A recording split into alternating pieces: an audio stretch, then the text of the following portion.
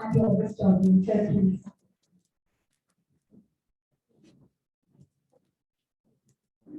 This is indeed a wonderful morning. Wonderful morning because having so many bright people in one room to deliberate, to discuss, to find out new things, and collective wisdom will always make a bigger difference. So this is really a wonderful morning. Welcome everyone. Dr. Siddharth Mohanty, I was just googling information about him. When I put his name in search engine, so much information comes about him.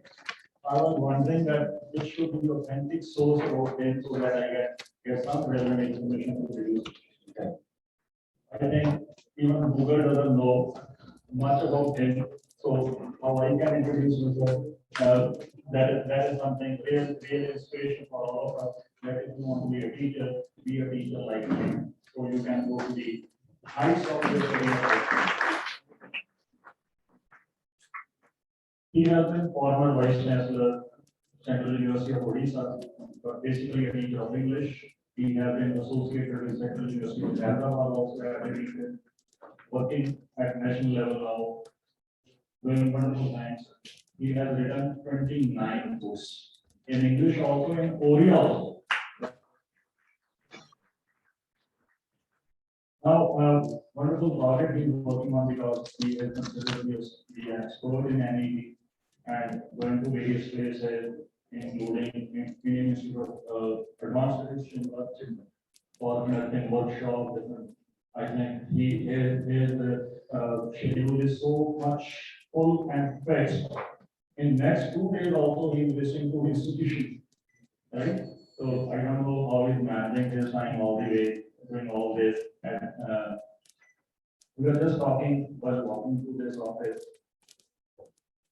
You feel old when you start thinking of it. And I'm sure you never feel that what's your age, right? So this is all to learn from you. Wonderful project is working on that, how to bring the school education and higher education, keep it integrated also. I think that is what is the biggest gap we have. The biggest gap we have is that the school education, then there is a gap, higher education, then there is a gap, the employer's expectations. These two gaps are very important. School education, the curriculum, the pedagogy, the kind of work culture, the kind of the students' output, the kind of students' mindset, and so on. That is not to work upon. That is still a work in progress kind of thing.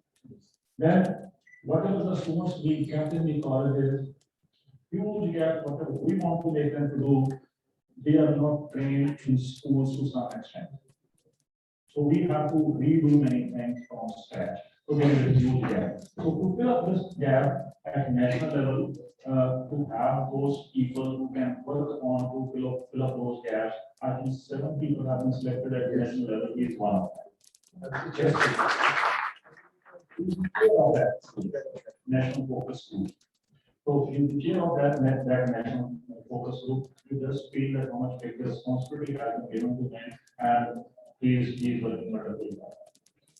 Then the gap comes that when the students passes out from the college and the university, the employer's expectations are what the skill set requirement, the attitude requirement, and so on. That is another level where the gap is still exists. The students say, the youngsters say they don't get the jobs, and the employers say they don't get the right people. So this gap has to be filled up.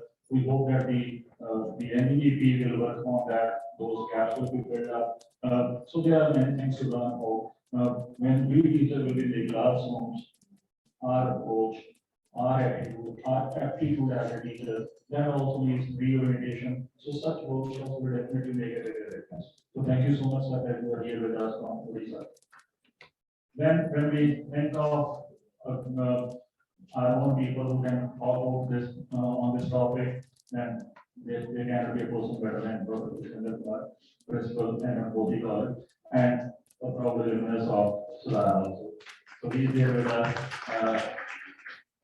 He speaks, he compels us to listen to him. That is best introduction I know about him, that whenever he speaks, we have to listen to him. So thank you so much, sir. I know that your schedule is also busy here, but for this important workshop, you are here. Then we have Dr. Kripta from Lopum College. Leaving the principal office is very tough, I understand, but you are here with all of us. Thank you so much, Mr. and Mrs. Angela. Thank you so much, sir. You are here with us for all the day. And then the Vikram are also with us. Thank you so much to all. And there are some delegates from different colleges also who are with us. Our own faculty members, our own students also sitting here. Especially the students who are sitting here, you are lucky that you will be getting the word of wisdom, word of commitment, word of learning from this one, and the people who are here in this room, especially the students, you are really lucky, because even if one point of learning you carry home, that will make a very big difference in your life. So you are going to learn a lot all the day. Thank you so much once again. Welcome everyone, Professor Sundar, Dr. Pragat Singh, it's a wonderful team to work with, all the people who are working for this one. So, welcome once again, welcome once again, welcome once again. Thank you so much.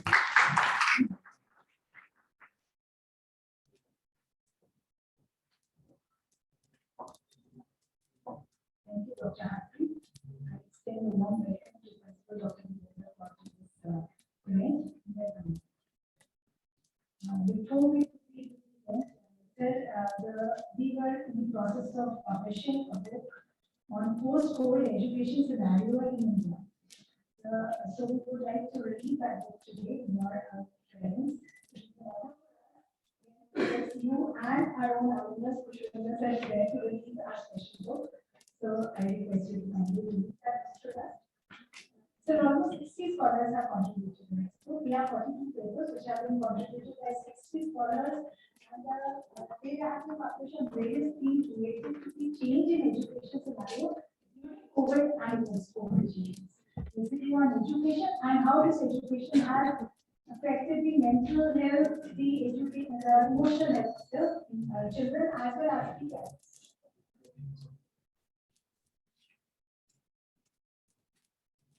I request Dr. Jaswant Singh, Dr. Anu also to come forward to convene of the Dr. Sagera, Dr. Chitra, please.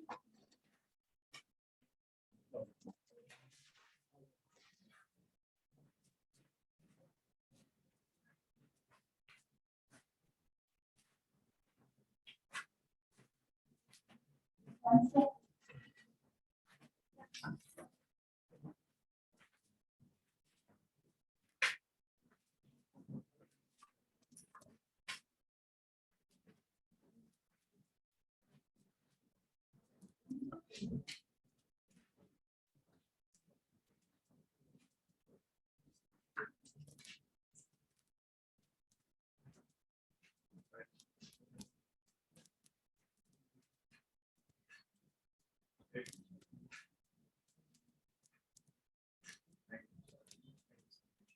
So besides that, our college has been publishing a research journal, G.H.G. Journal of Sixth Thought. It is in regular publication since 2014. It's a biannual journal. We take out 2 volumes in a year. I would like to release the volume of this year.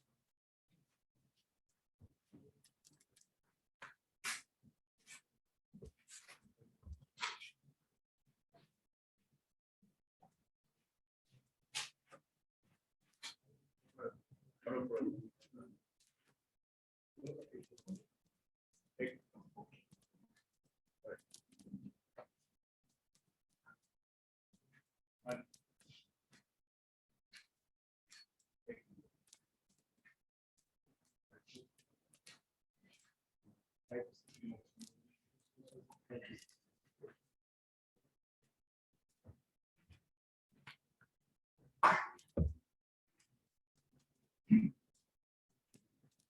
you all. Thank you. Now, not wasting much time and actually starting with the event. We have Professor Sachidanand Mohanty. Sir, Dr. Harpreet has already given a briefing, and I feel I need not waste much time in just giving his credentials. The list of sir's credentials is endless. I'll share it with you all in the group. I have it, I share it. I will not like to waste much time. Just in what I could, my lessons gave me was the first meeting with sir, and what I could gather, I just put up in two sentences saying that he is a man of humility, very modest, an extraordinary person. He's a wonder to talk to, and an ardent admirer of Sikhism and Punjab. That's what he conveyed yesterday. A vivacious and extraordinary portion of knowledge, wholeheartedly dedicated towards education.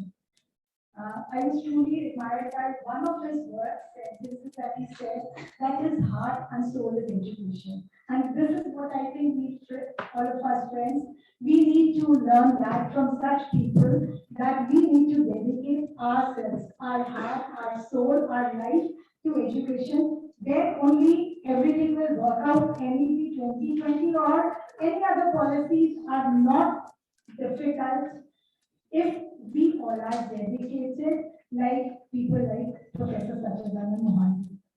So once again, welcome to this college, sir. We can proceed, sir. So I hand over the line to sir. Okay.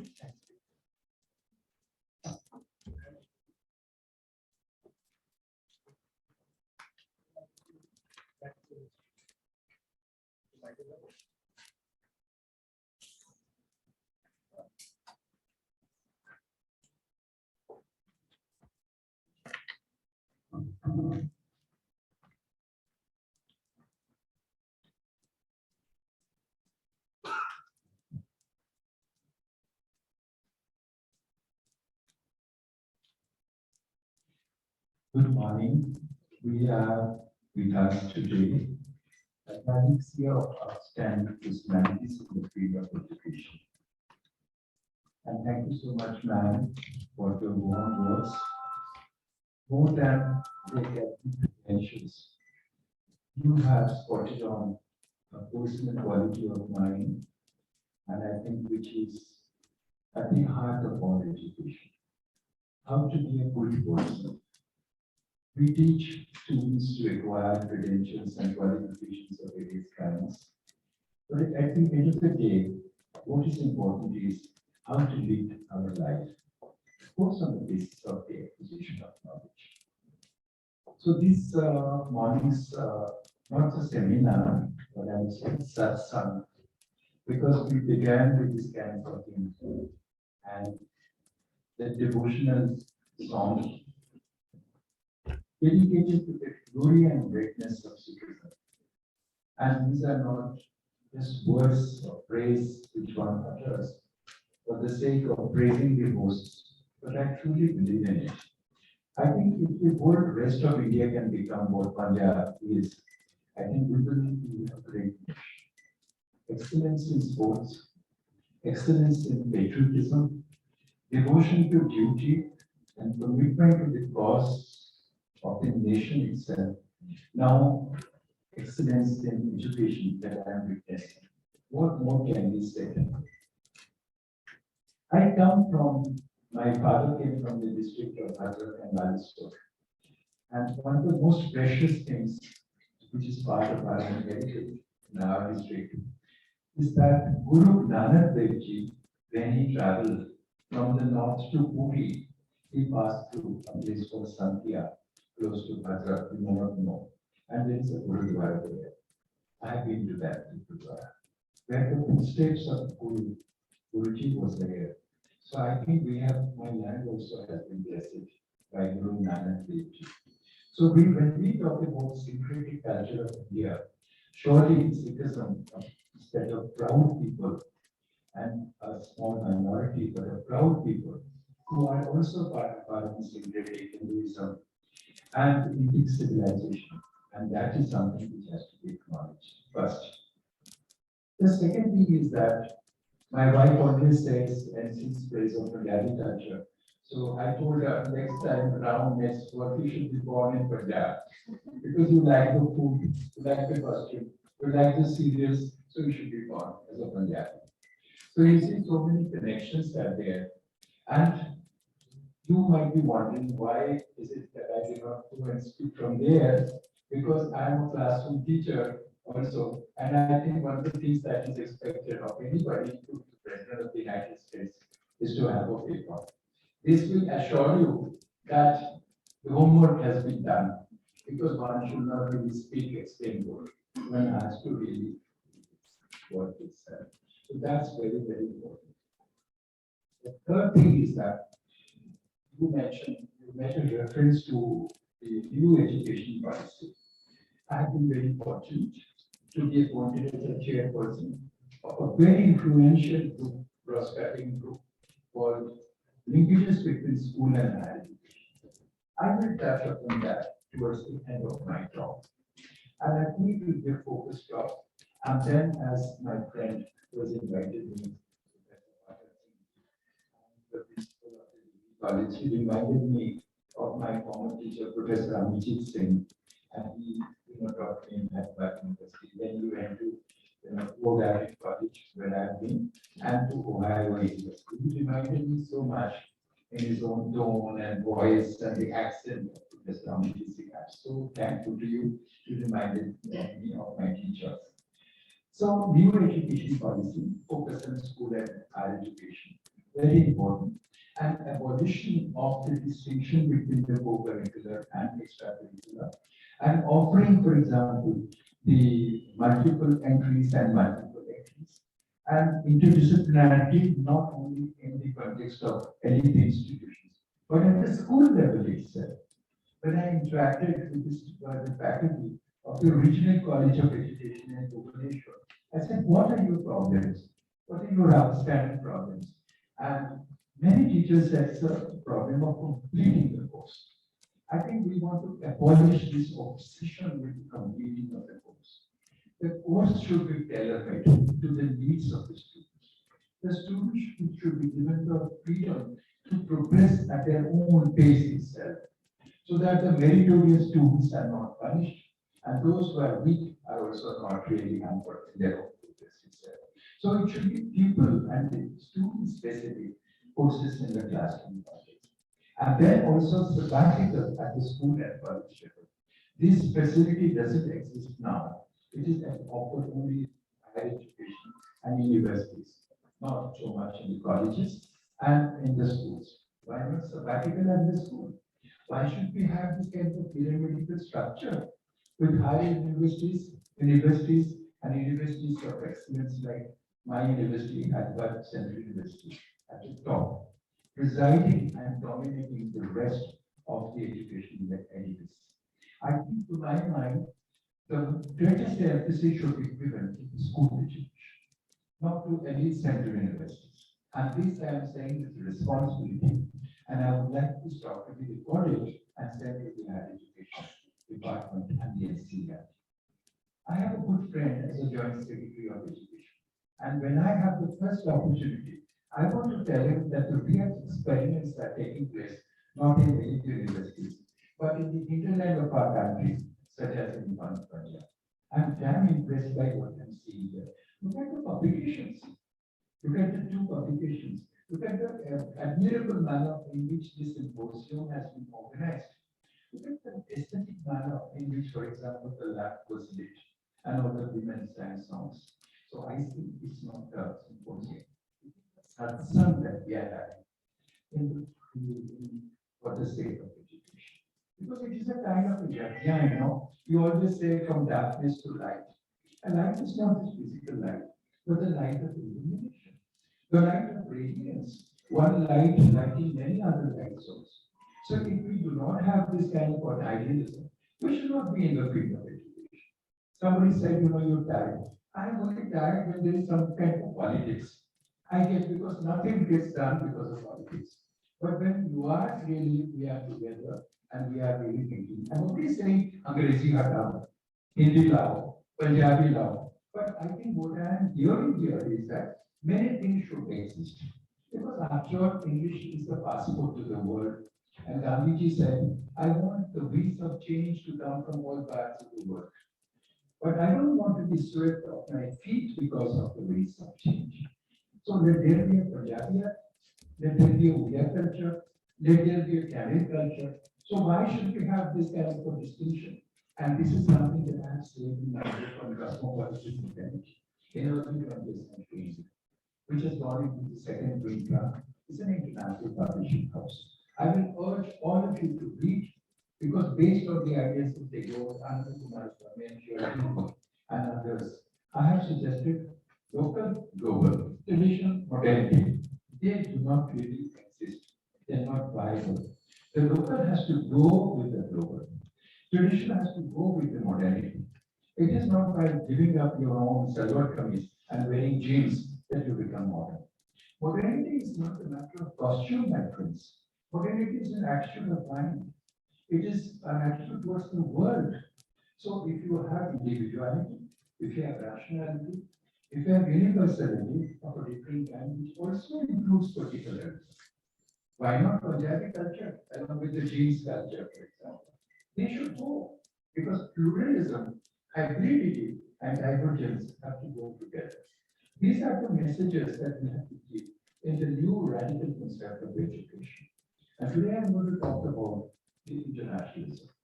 So from the Punjabi culture, let me come to internationalism and how to internalize the campus. One of the important components which has been proclaimed in the new education policy is how to internalize. Apart from, of course, infrastructure, apart from the faculty development, and this is being done so admittedly under the faculty development program also, a new education policy, faculty development program, and of course, degree college and education. T.S. Eliot, the Nobel Prize winner of literature, and I'm crisscrossing disciplinary boundaries, as you can see, from education to post-cultural studies, to English studies, to history. And T.S. Eliot had once said, very memorably, that criticism has ceased as inevitable as breathing. And may I say that education is as inevitable as breathing, because the victor of the Pacific War during the Second World War, and somebody who was an architect of the Korean War, and I'm referring to General Douglas MacArthur. And MacArthur, on the occasion of his 75th anniversary, he said, youth is not a matter of red lips and white cheeks. Youth is a matter, it's an attitude of mind, a quality of the soul. You are as young. You can be a young person at the age of 75, but you can be an old person at the age of 26. If you have no thirst for knowledge, if you have no desire for curiosity, then you become an old person. You become fossilized. As long as you are young, you are learning, in our own knowledge society. So long you cannot. So this is my message to the younger generation, my friends. Don't be old at the age of 25. Don't be old by ceasing to learn and to acquire knowledge. And this is the kind of a dominant message in the new education policy. How to have a lifelong education? How to abolish this distinction between the co-curricular and extracurricular? Why should you think that culture is something which happens at the end of the day? Kuchipudi, Bharatanatyam, Bhangra, etc. After hard-boiled days of deliberation on literature and sciences and physics and strategic studies. So culture is an entire gamut of life. The entire semiotic of this class, this seminar, also constitutes an important aspect of culture. So our own definition of culture and education have to become wider in the interdisciplinary context. Anthropology, sociology, ethnography, philosophy, discipline, literature, everything have to come together in the interdisciplinary context. And can we talk about internationalism without interdisciplinarity? Can we talk about internationalism without rapid transport? Can you talk about interdisciplinarity without necessarily improvement of the Indian higher education? Today, we don't figure in the top 200 in the Times kind of a rating. Or, and we have something called NIRF, National Ranking Framework, for example. Some people say that, it's a backdoor entry of our own kind of ranking system. Because we don't want to fight at the national, international level. We said we can say that, we know, I mean, there's a certain amount of unfairness. We can't really read Nobel Prizes. We only, 1 or 2% of 2% have got Nobel Prize. I'm not talking about S. Chandrasekhar, the physicist. And he was, of course, an Indian, but Indian overseas. And he got it. And then, of course, Rabindranath Tagore. But how many people have got Nobel Prizes? And Aurobindo says that is because of the poverty of thinking, a lack of originality. A lack of originality, that is why we don't have a kind of recognition at the international level. So we don't get recognition at the international level by doing anything to the United States or North America. I mean, I wish them good luck to go and really have a foothold. But I would urge that we should really get a place of our own under the sun in the field of intellectuality, in the field of academics, in the field of scholarship, in the field of creative writing itself. Those are the areas. And happily, increasingly, more and more young men and women are occupying seats of power in the intellectual world, in the West itself. If today you look at the South Asian departments in many parts of the world, and in NASA and other places, Indians are also there. I'd like to see the day when more and more young people go to the West, not just for the sake of earning money, of course, because you can earn money and then you are forgotten immediately.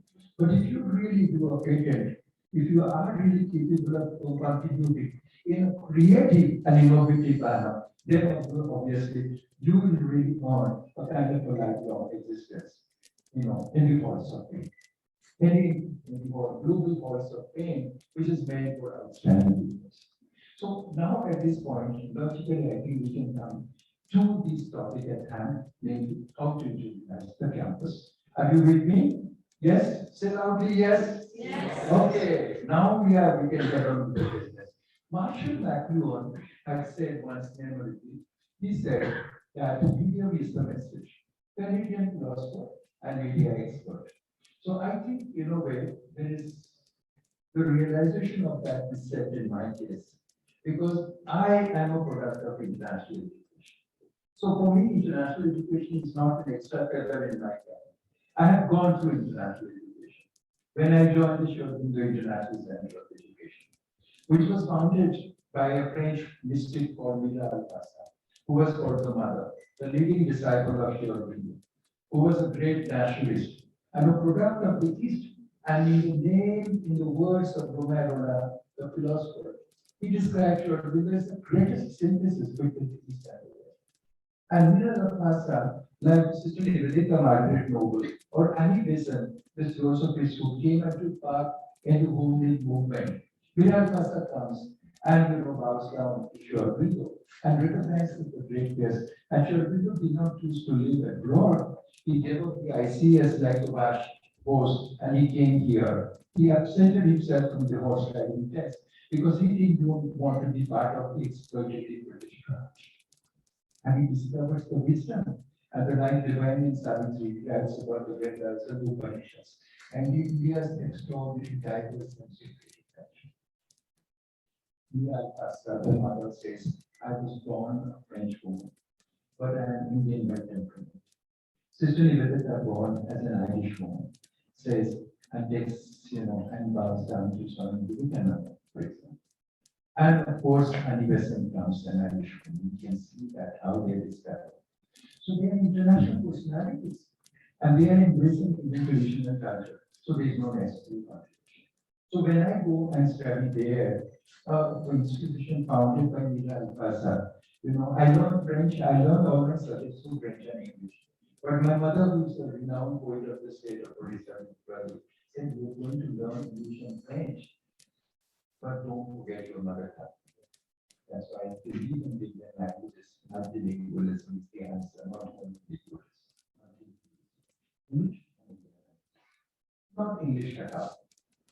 English is a gift of Goddess Saraswati to us, as K.S. Srivastava. So international education, it should become part and parcel of our own existence. So today, if you go to any alleyway, any part, you have an international school. Of course, it's only a misnomer because it is group of international. It is a trick to attract parents to put their children there. So what is meant by international education? How can we have internationalization of the campus? In many elite universities like Hyderabad Central University, we have what is called Study India program. Because we invite students from the American university campuses from North America to come and do courses which are very expensive in the United States. And I think it is being considered in many quarters as a means of generating revenue itself. When I was chairman of the NAC team, NAC, which is steering committee in Hyderabad University, I asked for some money and the vice chancellor granted, our own Study India program. Because Study India program had generated 2 crores. And the vice chancellor, Professor Ramaswamy, said, let's get money from the Study India program corpus to organize the NAC. So it's a money spinner. But is international education a money spinner alone? Is it primarily a means of raising and generating revenue? Not quite. I think it is far more radical than the source of generating revenue for the universities, and far more radical than enabling students from abroad to come and do courses which otherwise would have been very expensive in the United States.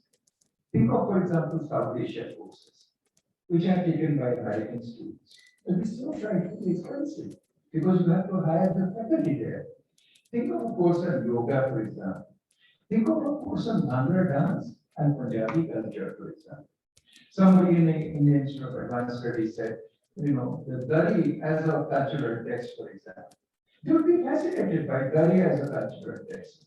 So those are the kind of things which are done and which are fascinating and which are really the in thing in the field of, the courses for the international students from abroad. What is the success and failure and limitation of the Study India program? They have succeeded. Can we learn? Can we have fundamental lessons in the field of the Study India program?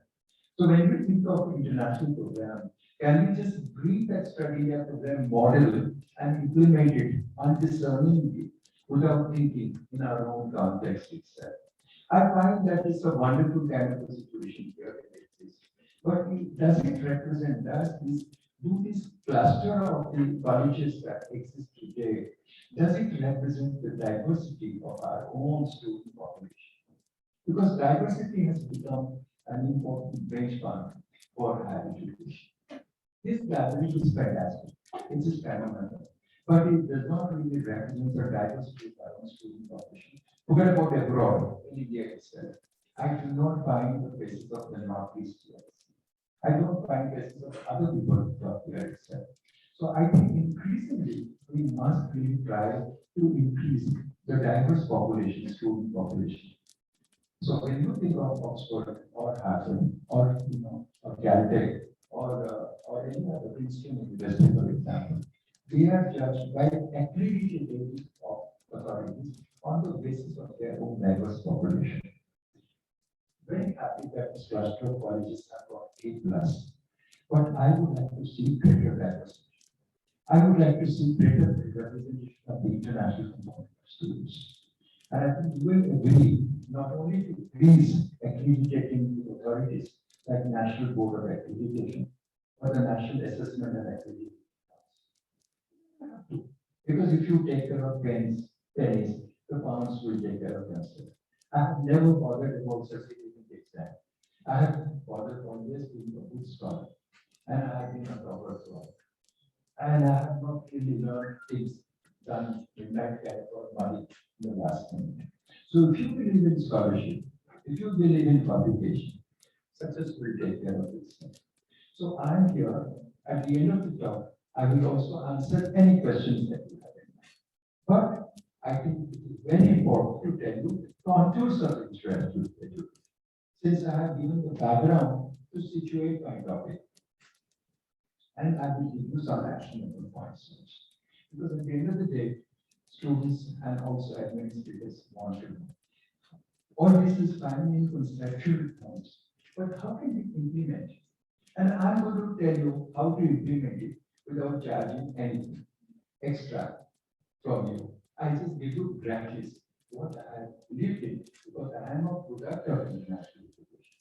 I went on a Fulbright scholarship twice, and Fulbright scholarship is a badge of international honor, like Rhodes Scholarship. It was set up by the J. William Fulbright, an exchange program, which is operating in 130 countries. People elected, selected at the national level, at the regional level, national level, and ratified by the J. William Fulbright Scholarship Board in Washington, D.C. So many doors open to you. So when I got to Fulbright, one of my teachers said, previously he was half bright, now he has become Fulbright. I said, no, that doesn't mean. Many it is set up after the name of J. William Fulbright.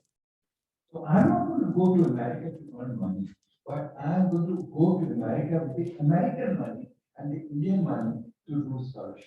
And I'm not going to stay in America. I had many options because I love this country. I don't want to invest my own energy abroad. I want the betterment of this country. That is why I chose to return. I think returning is very important. Brain is bad, but brain going there and learning and coming back. And that's my mode of international education. When you go abroad on an international exchange program, come back to India. Why should you not come back to India? Because I have been born, I've been fed, I've been sustained by the wind and the culture and education and money of this country. Why should I go and give everything abroad? It is not just a question of emotionalism, it's not a question of passion. It also makes sense in economic terms, financial terms. So much of investment has been made to me. My parents sent me to that boarding school. I mean, it gives so much of support to me. Foreign languages, swimming, gymnastics, all the kind, diving, everything. And then I go to Hyderabad University, I go to IIT Kanpur, I go on an exchange program, and then I go abroad. What kind of international program is that? The international program that I have in mind is that the nationalities should acquire knowledge from their other countries, and also it should be plowed back, it should be invested for the benefit and welfare of the own country. If it doesn't make sense to my own country, to my own province, to my own community, for me, I can tell you it has absolutely no value. It has to make some sense to our own context, our own community also. Now, let me tell you about a few features. What do you mean when you think of international education? One is broadening the worldview. One can take down also. Very important, broadening the worldview. And knowing different cultures firsthand. That is not like a museum activity. Culture, which is part of your synthetic part of your own lifestyle. Intimate aspect of your own habitat. That you know firsthand by going to a different land. Then, very few students with better career opportunities. Because at the end of the day, students will, what is there for me? There is something. Your career opportunities also will be increased. Then, complementary and accelerating fluency in speaking, reading, and writing foreign language. Today, because English is not so extensively spoken in many parts of the United States, you'll be sorry to know, surprised to know.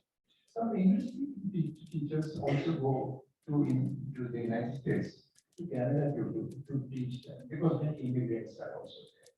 So international education, we learn many foreign languages. Those foreign languages are an asset to us for job opportunities. Then providing opportunities for leadership, because the Rhodes Scholarship, the Harvard Scholarship, the Fulbright Scholarship are trying to create leaders, for example. Certainly, the people who are sitting out here are thought leaders. They are opinion makers in the community itself. And then it is not happened accidentally. So much of investment has been made to them. And many of them will go abroad also. The Fulbright program has provision for educational administrators. I will urge them to apply for that program. Because you can go to the leading centers of excellence in the United States. You are thought leaders. You are opinion makers. Then provide opportunities for personal growth and development by gaining self-confidence and experience. Of course, you gain self-confidence and experience through international education. Then the world of international education is a melting pot because you don't think about Punjabi, Odia, etc. Because although you retain your own particular experience, you become part of a larger whole. How to become part of a larger whole is very important. I mean, you might be from Gurdaspur, you might be from Hoshiarpur, but then you are also part of Chandigarh, you are also part of, Amritsar area, then you become a Punjabi, then you become a Punjabi diaspora, then from a Punjabi diaspora, you become all India kind of, affiliation. And then you become an Indian, then you become a world citizen, you become a citizen of the globe itself. So there are multiple allegiances and the virtues that we have. Today we are pitted against itself. Are you a Hindu? Are you a Sikh? Are you a Muslim? Yes, or of course we all are. So how can we really create this kind of multiculturalism? That is the goal of internationalism. And internationalism is not globalization. Globalization is propelled by America, the American multinational capitalism. I'm not talking about global model. I'm not talking about global capitalism. I'm talking about internationalism. When I'm talking about internationalism, I have in mind Vasudeva Kutumbakam, the Vedic principle. I have in mind the Upanishadic principles. I have in mind the Guru Vani, for example. I have in mind the brotherhood that Islam teaches, for example. The kernel of the truth behind all religious and spiritual experiences, not dogmatic religion and religiosity that divides the human race. That is my concept of it. That is not the global model, which is prepared by America and multinational American capitalism. So let's really keep it away, like in the beginning itself, through a series of qualifications and barriers.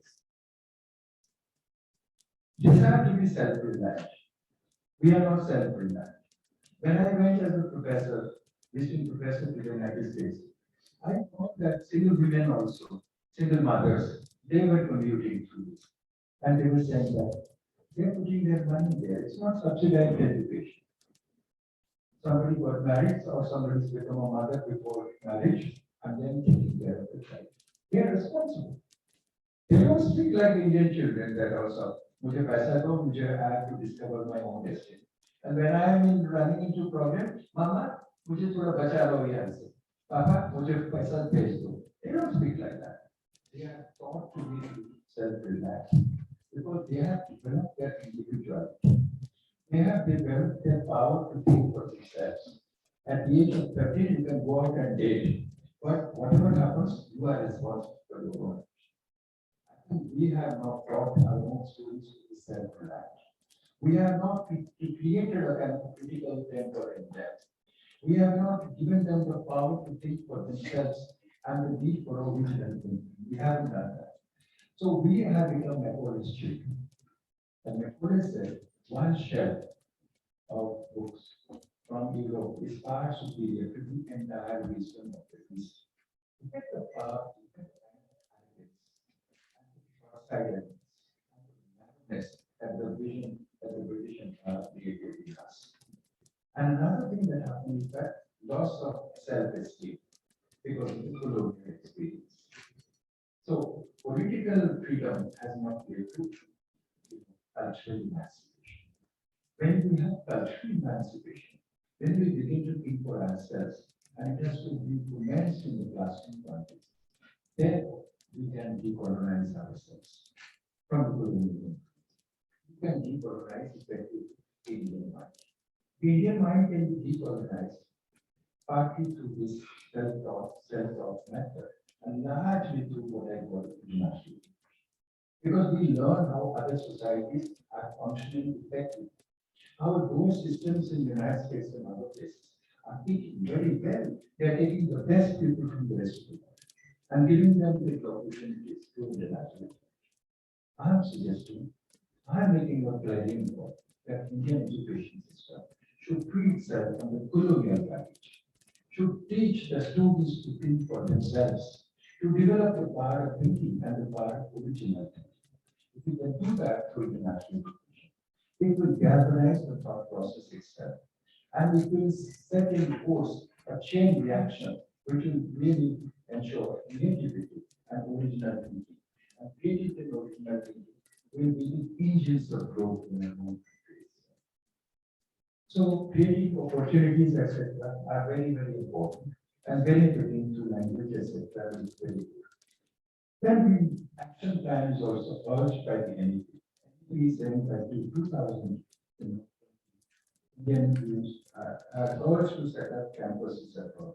Select universities from abroad will be permitted to set up campuses.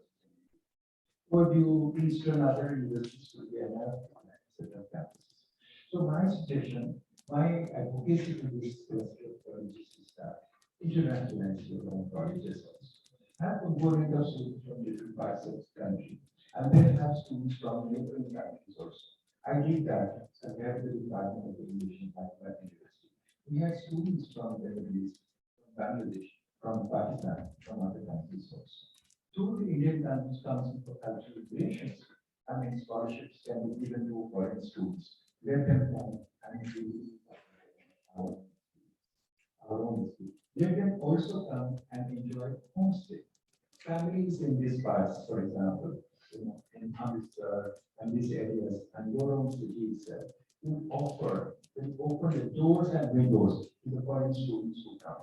I'm making those concrete suggestions to all of you, that let us invite students from the neighboring countries, from abroad also. Let them be part of this wonderful city, and let them be homestay. Let them also increase the cultural quality of the classroom. Then,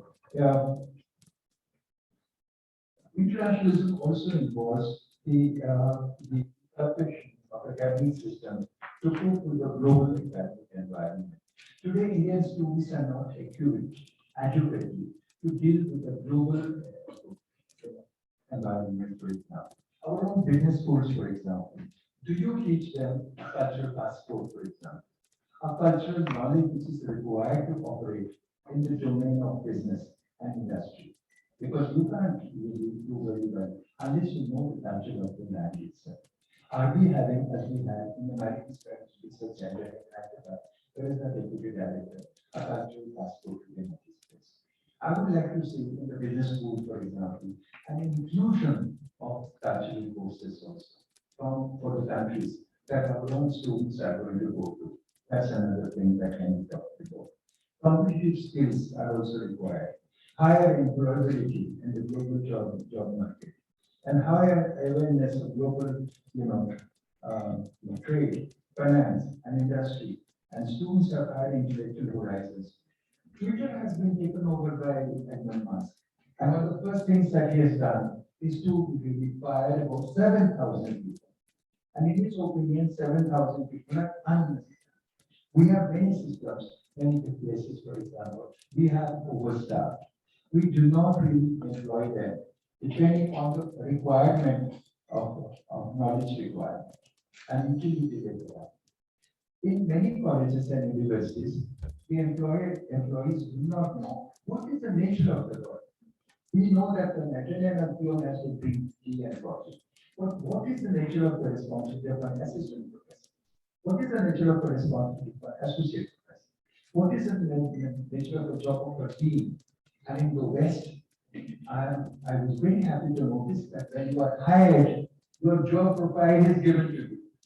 So the next time you can say, मेरा काम ये नहीं है, photocopy करना है, मेरा काम खाली चाय डालना है, आपको photocopy करना है करो. You should say you are a multi-task, employee. Your job is to do various things. You can't say photocopy नहीं करना है, चाय लाना है, chair नहीं उठाना है.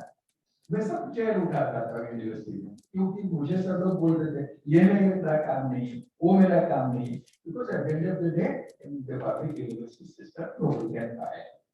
So nobody ले लो, after that stop doing the any work.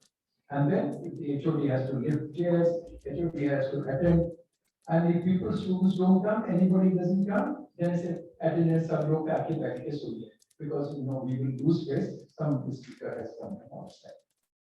So I'm saying, when you are learning, when you are really doing international education, we must have, you know, some exemplary practices also.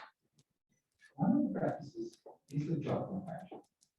And I think we should really think that everybody, when the time of recruitment, I'm suggesting to our respected principals of the degree college and our mentor in India, give them a job profile. This is your job. And if you don't perform, then you will be sacked. Or you will not be given a time to be sacked. And you did right in itself. No moral thing is not exhortation is going to work. And then ability to attract foreign talent. If you are not good, nobody is going to come and buy your thing. So education certainly is a noble profession, but education also, you know, it should have some kind of a market value. At the end of the day, if it doesn't have a market value, then what good are these products?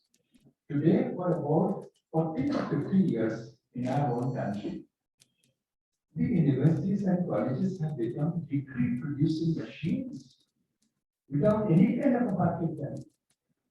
We have MBAs who do not know how to speak.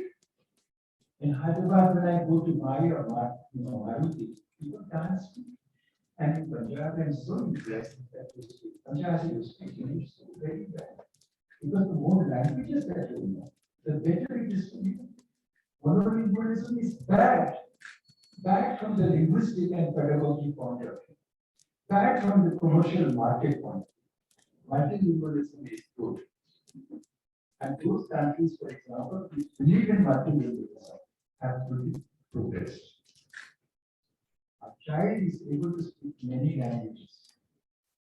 It is a tragedy of our own times that we do misplace obsession with, you know, language being equated with this art. Certain languages become synonymous with power. That is wrong. A language having prestige value is wrong. Language is a means of communication, yes. And more languages you learn, the better it is. And if a language is lost, the culture is lost. That has happened to Java tribals of Andaman and Nicobar Islands. That is happening to many languages of our own country. So when I'm talking about international education, I'm not talking about the primacy of only one language. Today, English is dying out in the United States. The plain language is spoken. Two languages are swiftly advancing on both sides, from Boston to San Francisco. And I'm referring to Spanish. Spanish is spoken in bulk of the Latin American countries. Barring one country, Spanish is spoken throughout the Central and South America. And that country is Brazil, which has just gone to Portuguese and Portuguese is spoken there. Spanish is really advancing, and we call it Hispanic, the Spanish-speaking people of the United States. From New York and Boston to San Francisco on the West Coast, for example. Spanish is advancing and rapidly. English is being defeated, for example.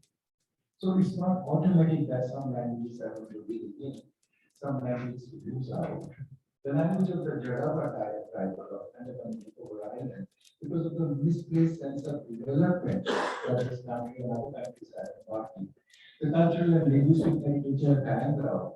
When I'm talking about internationalism, I am not talking about the decimation of the languages. I'm not talking about the destruction of the languages, which have perished. So the United States, the nation is giving the carrying ball for the preservation of the animal species. Okay, more than the animal species are as important as the animal species are our own heritage of languages. Heritage of cultures of the world and diversity in languages and diversity in cultures. In conceptual terms, must go hand in hand with our own aim and advocacy of international education. So international education of the global model are prepared by American multinational capitalism. That's not what we have in mind. Internationalism, international education must also have capitalism, but must not be captivated by the United States. Where, for example, there should not be asymmetry, inequality in terms of the power, economic, and capital relations. Today, there is a gross asymmetry in terms of economic and political terms, for example, between India and the United States, between the developing countries and the developed countries and the underdeveloped countries.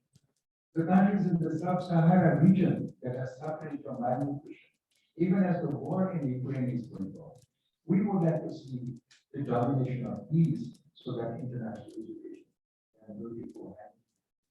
And international peace is essential for the interaction of international. And we must really remove this kind of asymmetry in terms of the power and the economic and cultural relations. So then, what do I mean? Finally, let me say some. I think the time has come. I began, and I think it's important to recapitulate in the classroom context also. What is it that I began? I began by really celebrating the Sikh culture. I also drew a kind of an anecdotal reference by saying that so much before I came to Punjab, I had inherited certain vital and capital aspects. And then I began to tell you about the new education policy, where international education and internationalism in the campus is a cornerstone of the new education policy. And I began to really tell you, chart out the contours of the new education policy. And I said I'm a product of international education. And the international education that I acquired, it was based on the thought and philosophy of Tagore, Anand Kumar Swami, Guru Nanak, and everybody else. And that is something that we are increasingly losing, and tragically losing in our own countries because of domination of one superpower, the United States. And that should be like us. That it's a monochrome, there's a monochrome, there's no diversity. That's not the concept of international education. And I'm saying that we've had good experiments and models of international education in the form of study India program. Can we learn from the study India program? Yes. Are there limitations? Yes. Are there success stories? Yes. Can we learn the success stories and go ahead? Yes. And then in conceptual terms, international education doesn't mean, I said, the primacy of one language or one culture, because that will lead to monolithic. And uniformity is not needed. In diversity. The recognition and acknowledgement of diversity in terms of languages and cultures is very important. Also, as I said, our own students in the classroom should be equipped with the skills that will really enable them to be part of the labor force of the international competition. I see clusters of colleges of this kind which exist here itself, which are doing otherwise very well in an admirable manner, can do better by internationalizing the camp. Thank you very much.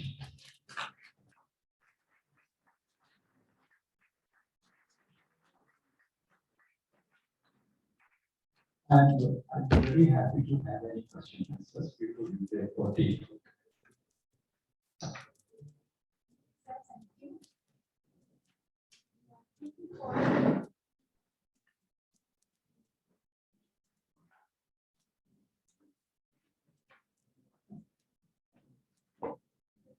Fortunate and blessed. Thank you, sir. Thank you so much. Yes, sir. Truly agree that we need to connect locally and globally. The idea of internationalization of higher education caters to mobility of students, faculty, programs, and institutions across the country. Thank you for your comments, sir. Dear friends and other students, I think it is high time and we need to follow sir's sermons. Stop ceasing to learn, march forward to eradicate the poverty of learning, efforts to earn a lifelong existence, and I think multilingualism is imperative for existence. Sir, we surely try to invite the success mantra given by you, become self-reliant, and inculcate this self-reliance in our future generation.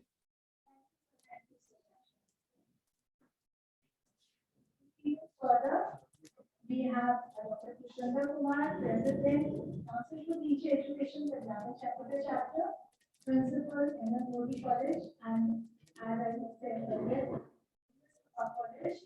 Again, as I said, same for Dr. Gurusar Sadhar, In fact, most of you know him well. His list of professional and academic credentials is endless. Dr. Pushpendra Kumar is genuinely a learned man, an acclaimed researcher. We know Sir very closely. He was a part of us, and I proudly say that I learned a lot of research ethics from Sir. I owe my research qualities to Sir to quite an extent. Although I am not even a friend of him, but yes, I owe that to him.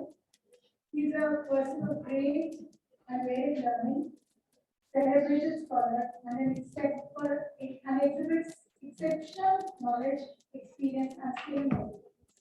So you're a wonderful guy.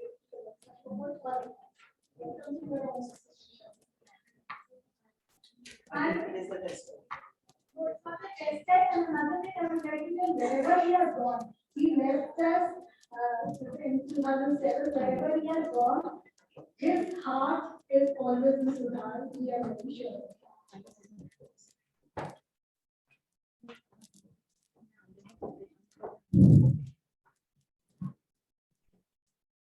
Thank you, Dr. Ram.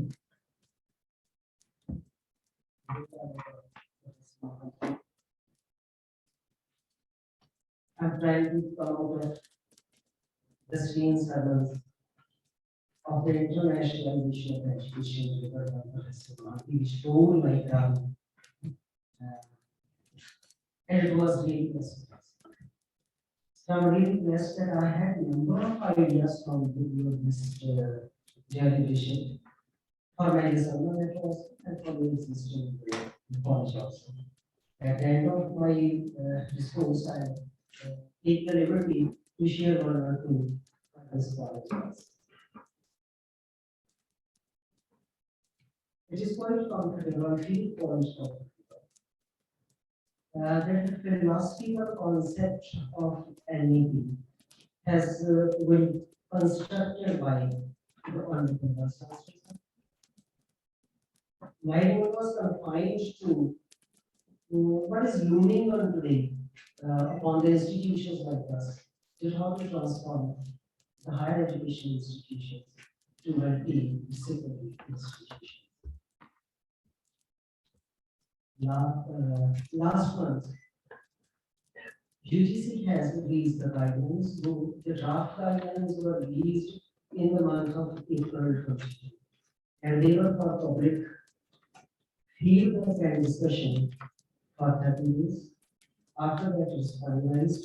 Though once again, for last few days, it is brought maybe some changes might be there, but in broader sense, what was the draft guidelines and what are the final guidelines?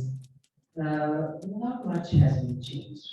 So I gone through this when the draft was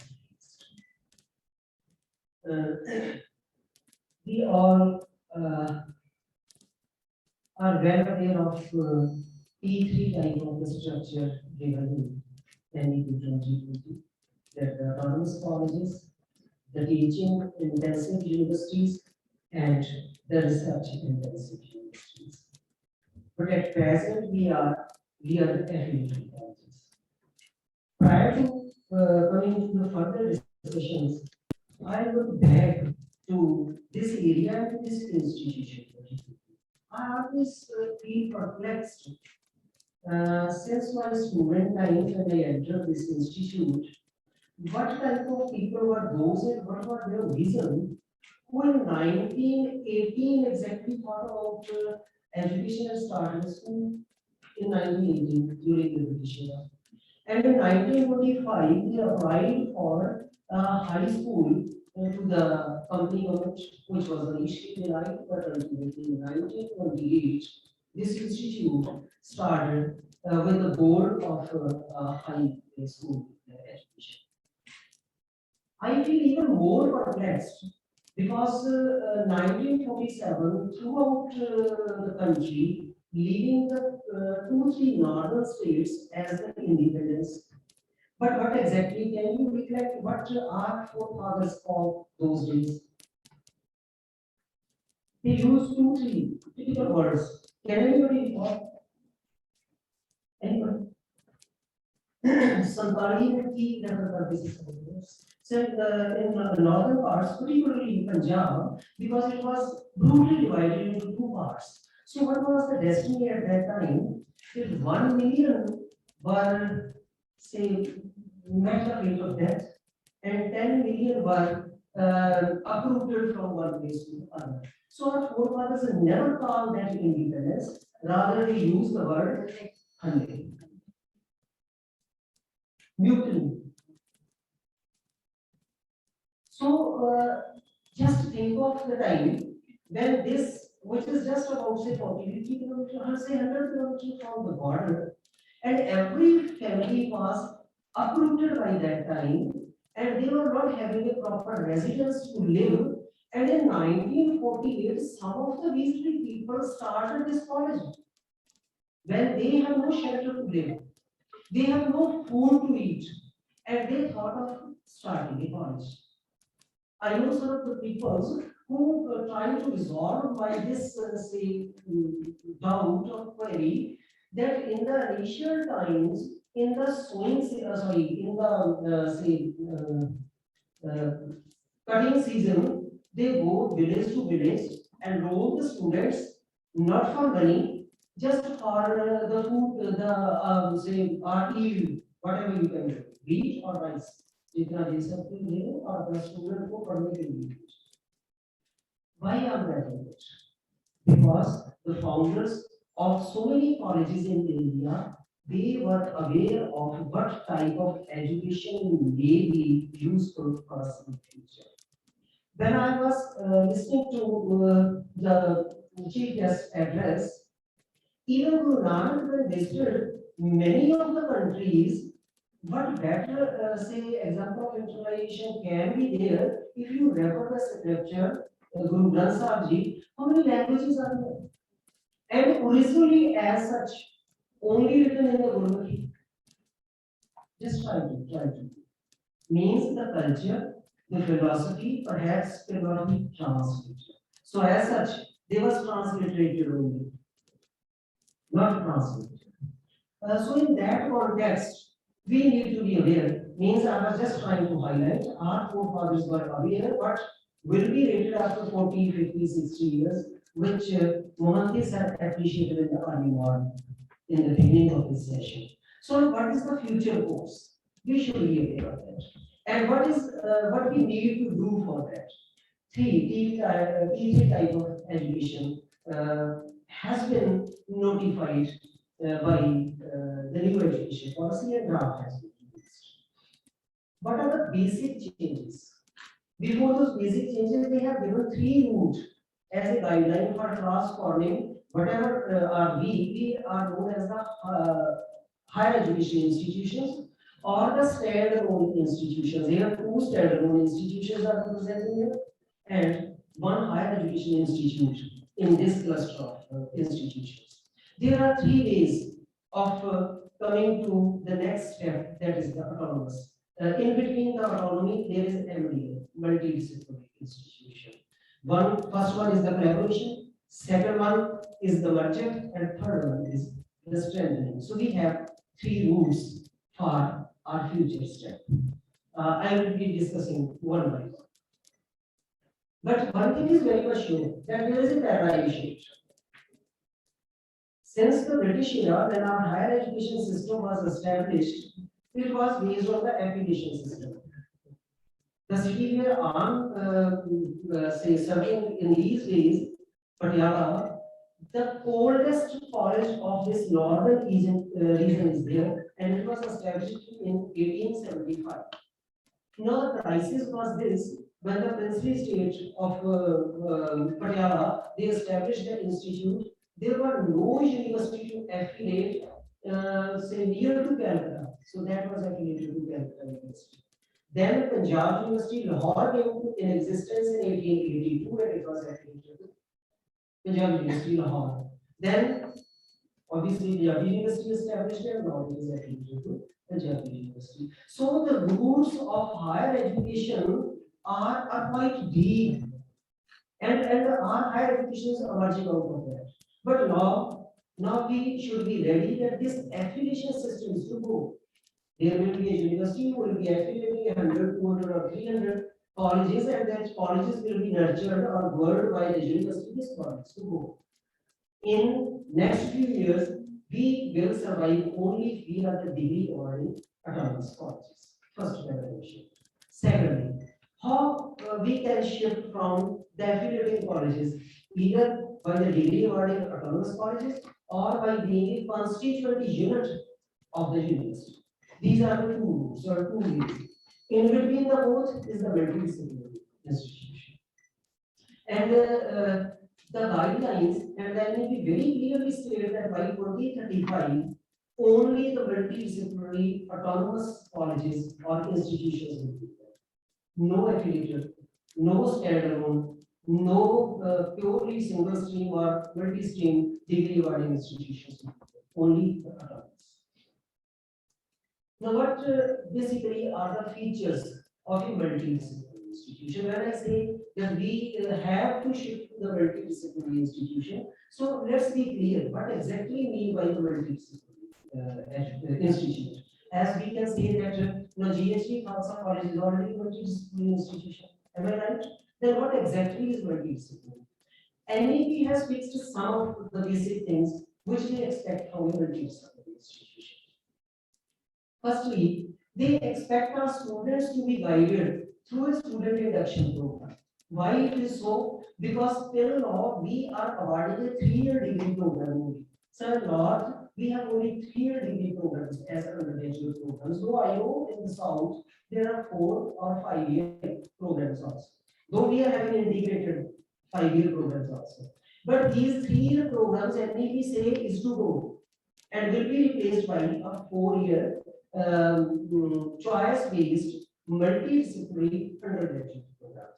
So we need to acquaint our students with what are the basic expectations and which they have to choose and how they have to choose. 3 basic things.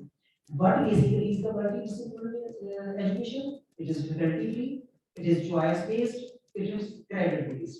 As sir are talking about, that the programs should be say managed by the student, prepared by the student and self-governed. Why we are just concentrating and putting all of our energy on syllabus completion. If the syllabus, the curriculum and the program contents has been chosen and designed by the students, then they will be motivated. I'm taking one example. How many of our students you think after graduation they are well conversant in English communication? What is the percentage by year? May I say 50%? Or even lesser? 20%? Or even lesser? 15-20%. But just think of that. Every nook and corner, even this small town has about dozen of the IELTS training centers. And whenever some kid had been, some auntie, uncle, some sponsor say, you can come to me in Canada, that student took only 2, 3 or 4 months to train himself or herself in the English communication. But plays the motivation. So it means if it is intrinsic and the student is choosing on their own, I wish to do this thing, and I'm speaking in that state where indigenous skills in agriculture, I think known as jugaad. I think every of the say person of my age experience this thing. खेत में गए थे वहां breakdown हो गया tractor और any of the equipment और instrument did we call the expert or the mechanic over there? No, we managed them there on our own. The typical example, whosoever have the experience of irrigating their fields with the generator set and the pump set, whenever that pulley went wrong, what we were doing? Broja होता था, nut bolt होते थे, उसको वहीं पे चलाते थे, कुछ नहीं होता था, we attached with the tractor and we managed to get them there. But somehow we lost one thing, the dignity for labor for our next generation, and we just gave them a cozy environment, a closed classroom, which we were missing. I missed that. I never had my own personal classroom to study, but That made a loss because I thought my son or daughter should have a cozy class, personal room to study, and I never allowed him or her to come outside and mix with the students and play in the ground, etc., etc., etc. So we divide the students, our next generation, from the practical, from the life, and confine them to the curriculum only. And when sir was saying, why the curriculum and co-curriculum, can we divide this life? That this part of mine is the outcome of the curriculum, and this one is the outcome of the my left brain is so and right brain is so? No, not at all. The harmonious development, it will be through such type of say choices which the student have. Then multiple entry exit. We have to give that. Suppose a student wish to do for 6 months only, as it is an open secret. In these days, in first year, almost 25% of the students are taking admission just to show a continue because they are waiting for the study abroad file in the embassy. It is the situation in Punjab. So if they wish to exit just after 1 year, like the DO courses, they are of 1 year each, and there can be the 6 month courses also. And now the authorities, UGC, etc., they are giving us liberty designing your own course, your diploma course, your certificate courses, and offer. And depending on the local requirement and the needs, we have to. But again, we have to struggle for it. I'm giving one example, sir. In Punjab Pollution Control Board situation in Patiala, we designed a B.Ed course, which was the industrial waste treatment technology. And it was sponsored, it was guided. The curriculum was, say, input was by Punjab Pollution Control Board. And the Pollution Control Board gave us guarantee that for first 5 years, 4 of your students will be consumed and we will be giving them the employment. Because we assured that for the first year, they will be trained for the air pollution, second time for water, and third time for the soil. So after 3 years or even 1 year, they will be able to. But unfortunately, the skill certifying council for last 6 years couldn't provide you any skill certifying university who could evaluate their practical competence. But I think with this NEP, now we will be free and need not to look upon the skill certifying university. We on our own will be evaluating our students and certifying our students, and the linkage which sir talked about, we need to develop the linkage as we did with the PPC and with the industry also. And if government is making it mandatory that every industry might be having some expert person who will be taking care of its say water emissions, its air emissions, and its soil emissions. I think the scope is there. So we have to guide the students for multiple entry exit, for the credit systems, and for the academic bank of credits. I think 2 days earlier, you also got the message from our DPI that we have to enroll, am I right? We have to enroll all of our students of this year, first year, on DigiLocker. On DigiLocker, we have to make ID of each and every of our student. This circular has been issued by the DPI colleges 2 days earlier. And I had a meeting with the DPI also regarding MDI. I'll be going to that later on. Mobility of credits.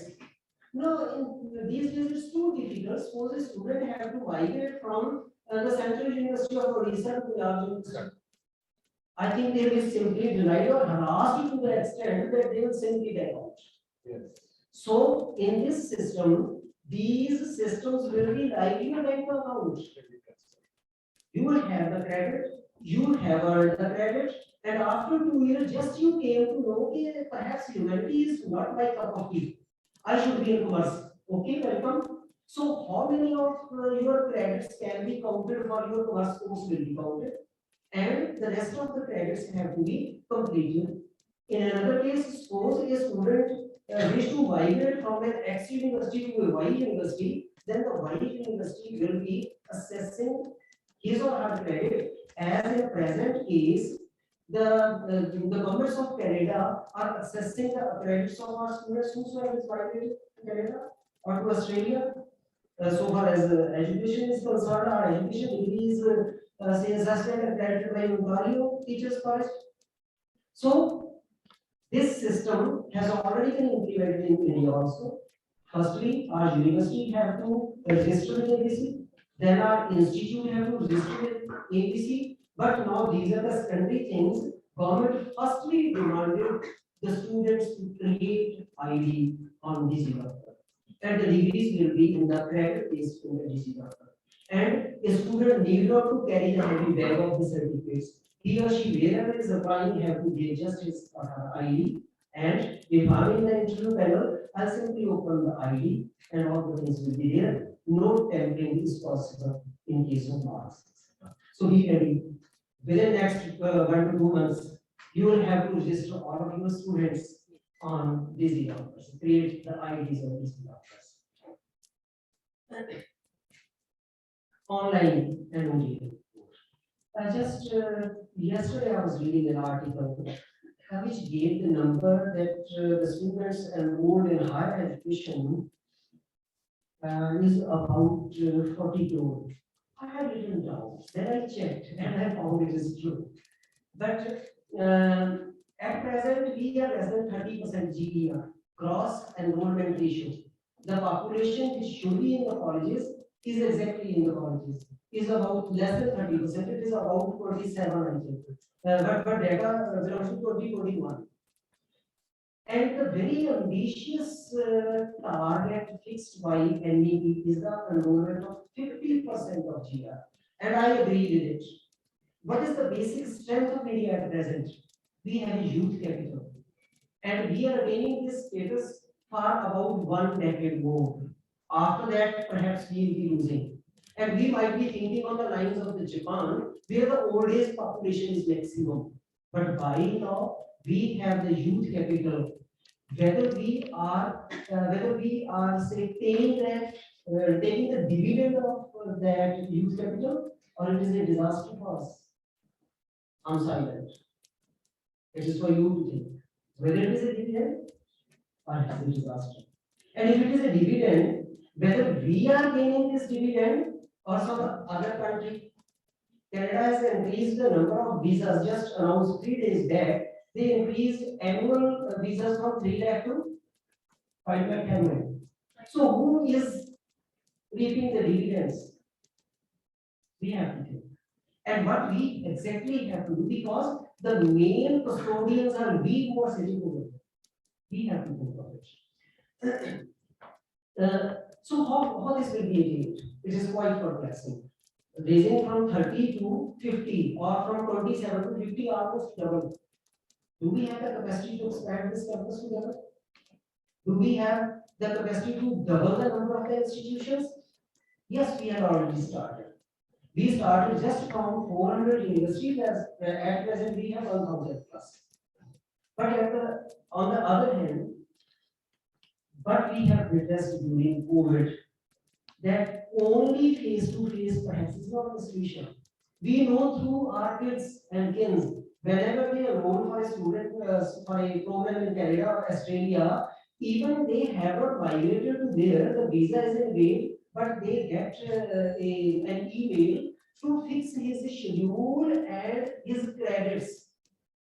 And they fix their schedule. I'll be going to the campus just for 2 days, 4 hours each, and then I will be in touch with my mentor for the 6 hours for clearing my queries, and then I will be appearing for examinations for these 2 days on these 4 hours. Rest are my own hours for my learning, for my livelihood.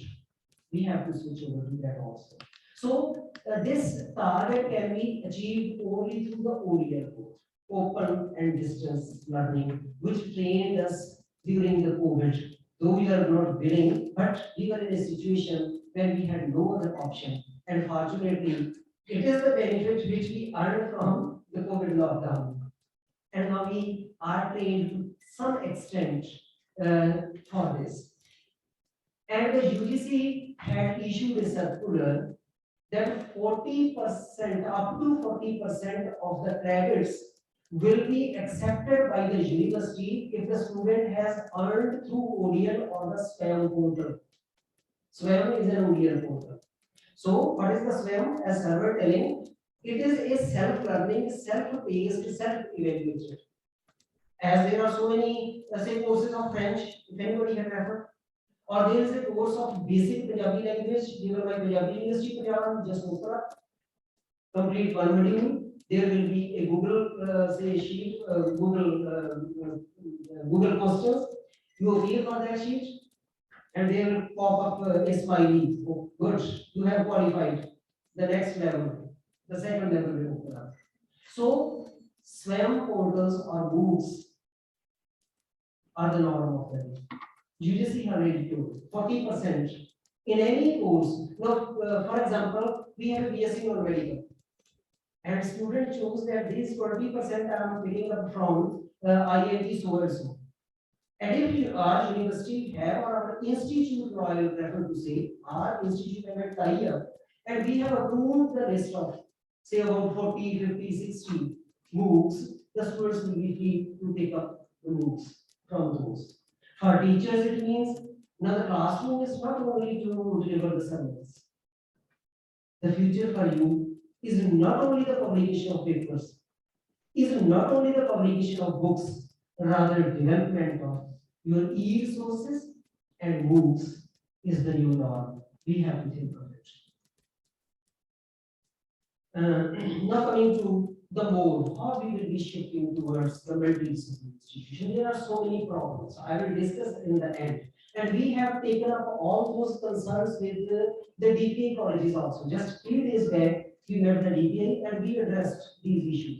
And they take up very willingly. And they are ready to do some of the things which may be helpful in solving it. The first way is the collaboration. Collaboration between two different institutions. Now, for example, the collaboration with between the education college and this degree college, the pharmacy college and this degree college, and till now you are offering the 1 year or 2 year programs. But NED very clearly stated that now onwards this program will be a 4-year program, and after 2030 no degree will be accepted which will be less than a 4-year program, ITEP, Integrated Teacher Education Program. So what is a teacher education program? It is an intertwined program. Means the basic stream and education will go hand in hand. Am I clear? Means say in 4 periods a day or in 4 hours, 1 hour will be, for example, per se, will be of education, 3 maybe of the sciences. So this type of program can be between the two collaborating institutions. Second is the collaboration for 2 different programs. For example, if there is BA and MBA, so we are tying up with another institution who will be offering MBA, and firstly in 3 years we will be offering the undergraduate program, and in the 4th year the student will shift to that. As there are a number of programs in our Chakkara University and BU where the students take admission and they spend 2 to 3 years in the Indian campus and 1 or 2 years in the campus abroad. Similarly, it will be for us also. Means if the students of MBA are aspirant to coming to GHG college, then we can have this tie-up with some management college. So this is the second type of collaboration. Now the cluster of colleges. So I referred this term, cluster of colleges, and I am happy they referred this for our in our case that this cluster of colleges. So it is not a collaboration; it is a cluster. Now just look into, although it is small, that's why look into it. When we refer cluster of colleges, means there might be some undergoing bodies also. Then they need 3 bodies in common, then a common body, and all other will merge for that. With common minimum program, with common interests, a law college, an education college, a management college, a pharmacy college, maybe various different, they can be into cluster. Another good example of cluster, You know, our universities are having the neighborhood campuses, regional centers, constituent colleges.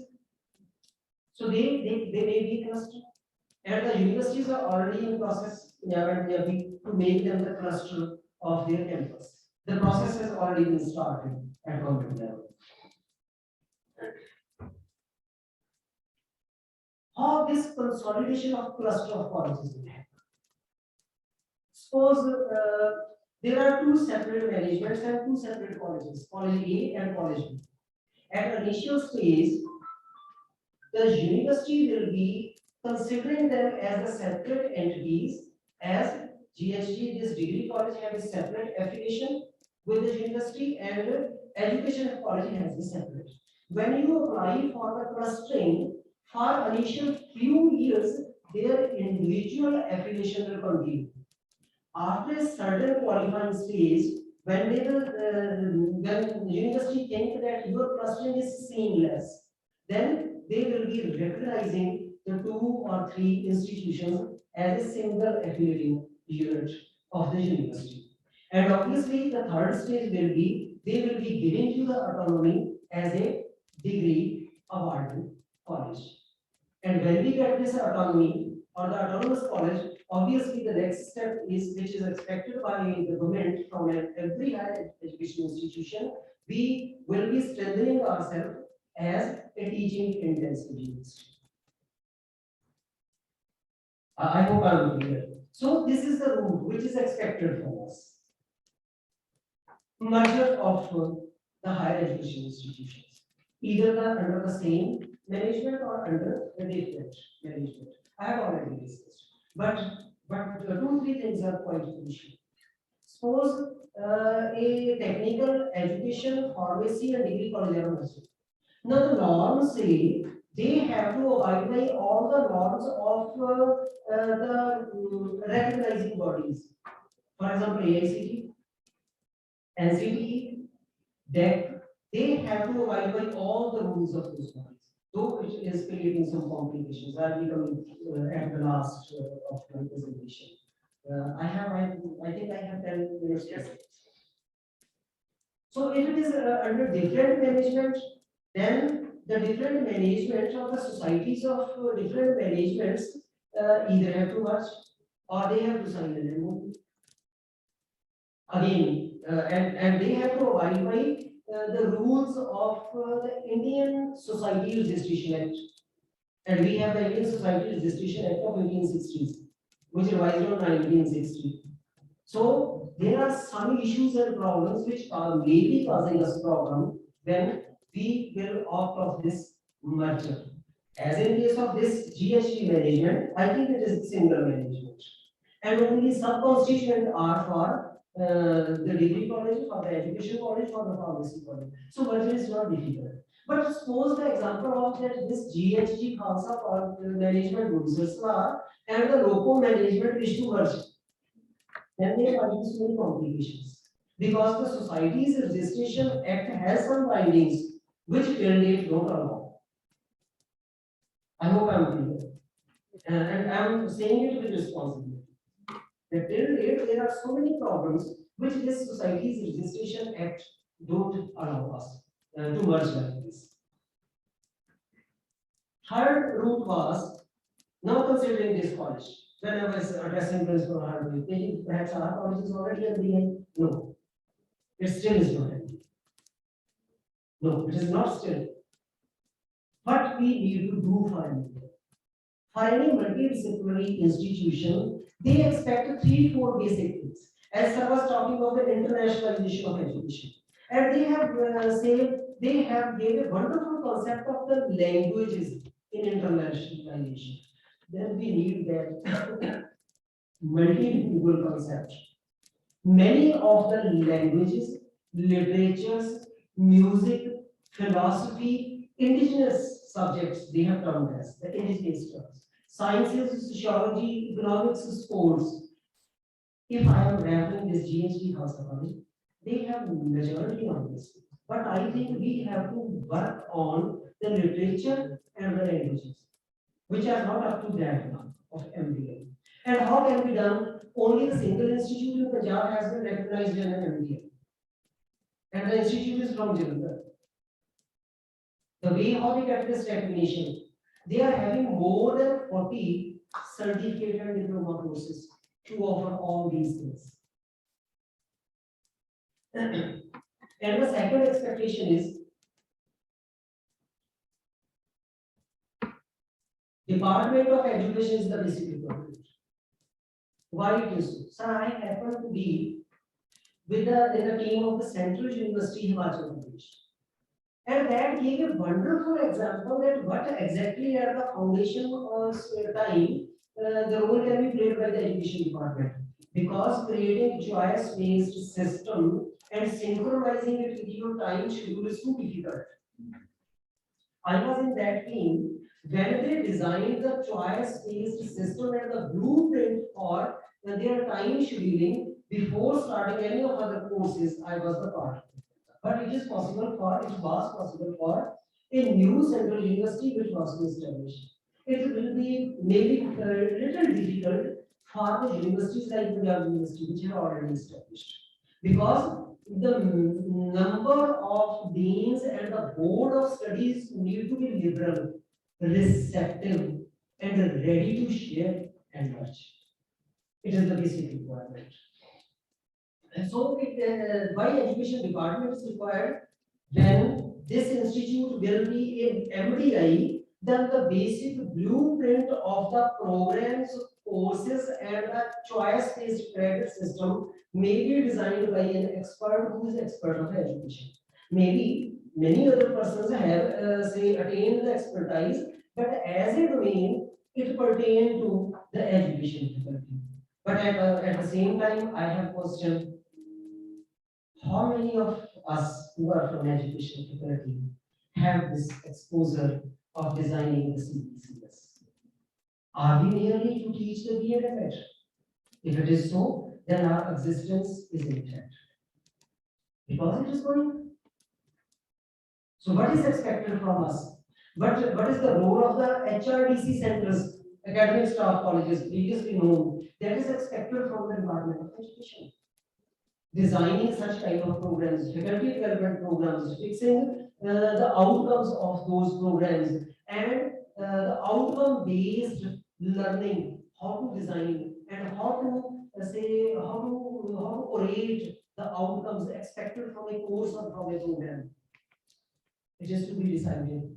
And the education department can be of help for this. So that is why this policy say that education department is the basic requirement and integral part of any MBA. So these were the three things how our institute can do and transform into a multidisciplinary institution.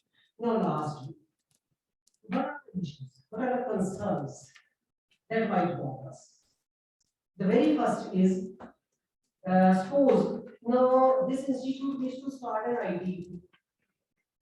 Then the policy clearly say we have to have comply by the rules and regulation of UGC for the basic BA and of the NCT for B.Ed program. If in case we have to integrate and collaborate the pharmacy department with our traditional department, then again we have to abide by the rules of the UGC and AICT. Am I right? AICT, PCT, TCL. And if there is some technical course, then with AICT, it means an institution need multiple affiliations and multiple regulations. Now here is the main hurdle. The major objective with which NEP started, that was NHERA, a single regulatory authority at national level, and the same single regulatory authorities will be at the state level. So I wish it to be established as early as possible. If it doesn't happen, then our institutions may be in fix. Managing so many recognitions. How to manage?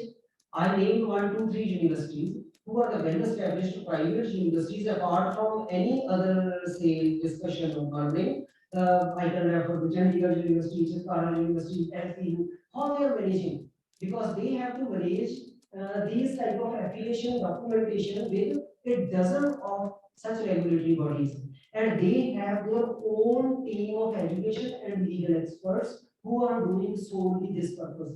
Is it possible for us? So that is the major issue, and that is the major concern. Another thing, does our Punjab government allow at present to affiliate simultaneously with the existing sports university, Maharaja Gopendra Singh Sports University, the Central University of Law, and the Punjab University? I have addressed this issue with the DPI, and they have accepted to start this group that perhaps we will be looking into it and we will be putting this proposal to the secretary that we need to allow the multiple affiliations. But what will be the next step? We need one or two expert persons who will be looking after the affiliations. Coming to the second issue. In case of the merger, as I already told, suppose two different societies, managements wish to merge, then the existing society registration act don't allow. Because they don't allow to altogether change your initial documents submitted, memorandum submitted at the time of registration of the society, bylaws submitted at the time. And if those bylaws are to be revised, it is a rigorous process. They allow but to a rigorous process. Third thing, if different say governing bodies try to merge, obviously there might be some clash of interest. I wish to be more clear with an example. Suppose there is a board of governors of the government college, government boys college, SCD government college in Ghana. We somehow managed to merge with them. Now they have a different type and structure of their management, board of governors. We have a different, and the city university, or say they have different. Now, when I say a clash of interest, I very likely will try to say, do we think the interests of the management of city university and a philanthropic GHG management or the board of governors of the government college, they have the same interests? So obviously there might be some clash of interest. Though this problems may be at later stage, but we have to discuss. These might be bothering. Suppose somehow I manage to tie up with some such institute, then how to go ahead? Lastly, our government tried to make a cluster of the government colleges in Ludhiana and Patiala, because Patiala is a hub of education. I repeat, Patiala is a hub of education in Punjab. Though there are misnomers about the cities, because they have 4 universities, state or central universities, 2 private universities, and a dozen of colleges, and you name any stream, it is in Patiala. NIS, National Institute of Sports, the only institute in India, the Punjabi University, the Ayurvedic University, though it is running in administration in Hoshiarpur, but its main departments are in the Ayurvedic College, Patiala, the Sports University and the Sports College, the Law University, Central University of Law, it's an open university, Gurusar Sadhar. So you name any type of education. And coming to the colleges, the government medical college, Rajendra government medical college. So in that is Thapar Technical University, I named the two, one of those is Thapar. So Punjab government to in I think it was 2020 that they tried to create a cluster of the government colleges in Ludhiana, government boys college, government girls college. It was I think government ITI and one more. They try to make a cluster of the 4 institutions. Similarly, I have raised the State College of Education in Patiala. So in Patiala, they try to merge the 6, create a cluster of the 6 government colleges, because there was no problem of merging their governance bodies. They are saying they are under the government. But what type of issues emerging? And this proposal is stuck for. The issue was the service conditions of the employees. Because there are number of categories, the regular candidates, the regular employees, the contractual employees, and so many, blah, blah, blah. There are so many categories. And if they are regular, then they are having their seniority for physical education, university and department, there is separately, for degree, we are separately, for education, it is separately, for medical stream, it is separately. If they are to merge, then how the service conditions, their seniorities will be merged in case of that. Similarly, was the problem of merging the constituent colleges, the regional centers, and neighborhood campuses. Punjabi and Guru Nanak Dev University tried to merge all these also. So it also is struggling to resolve such kind of issues. When I'm raising these questions,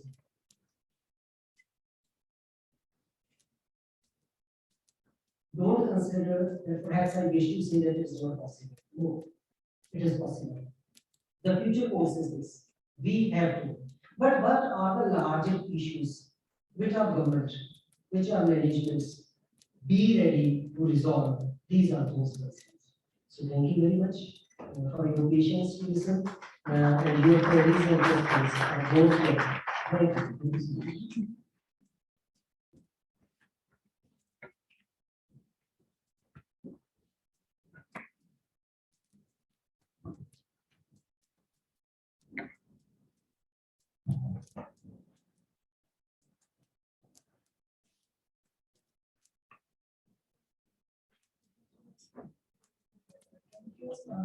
Thank you, Dr. Pushpender. Thank you so much. Thank you for throwing light on a very, not only an imperative issue, but sir, as you said, it's a compulsion for all of us that we all have to transform our institution, the higher education institution, into multidisciplinary institutions. And I truly endorse to this fact that if this jugaad, as sir had said, if that actually gets transformed into motivation, then all issues can be resolved. We need to get ready for them. I think higher education institutions can and will surely excel.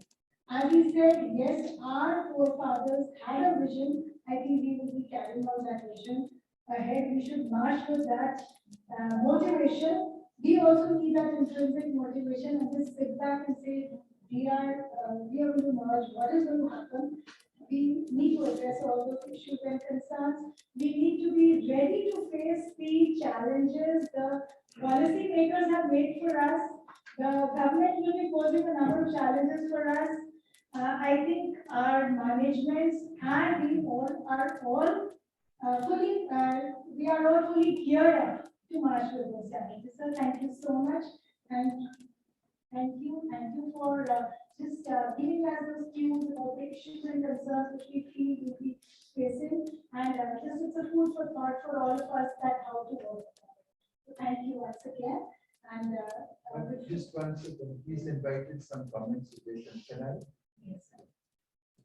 So we'll be having a panel discussion. Right, sir, sure.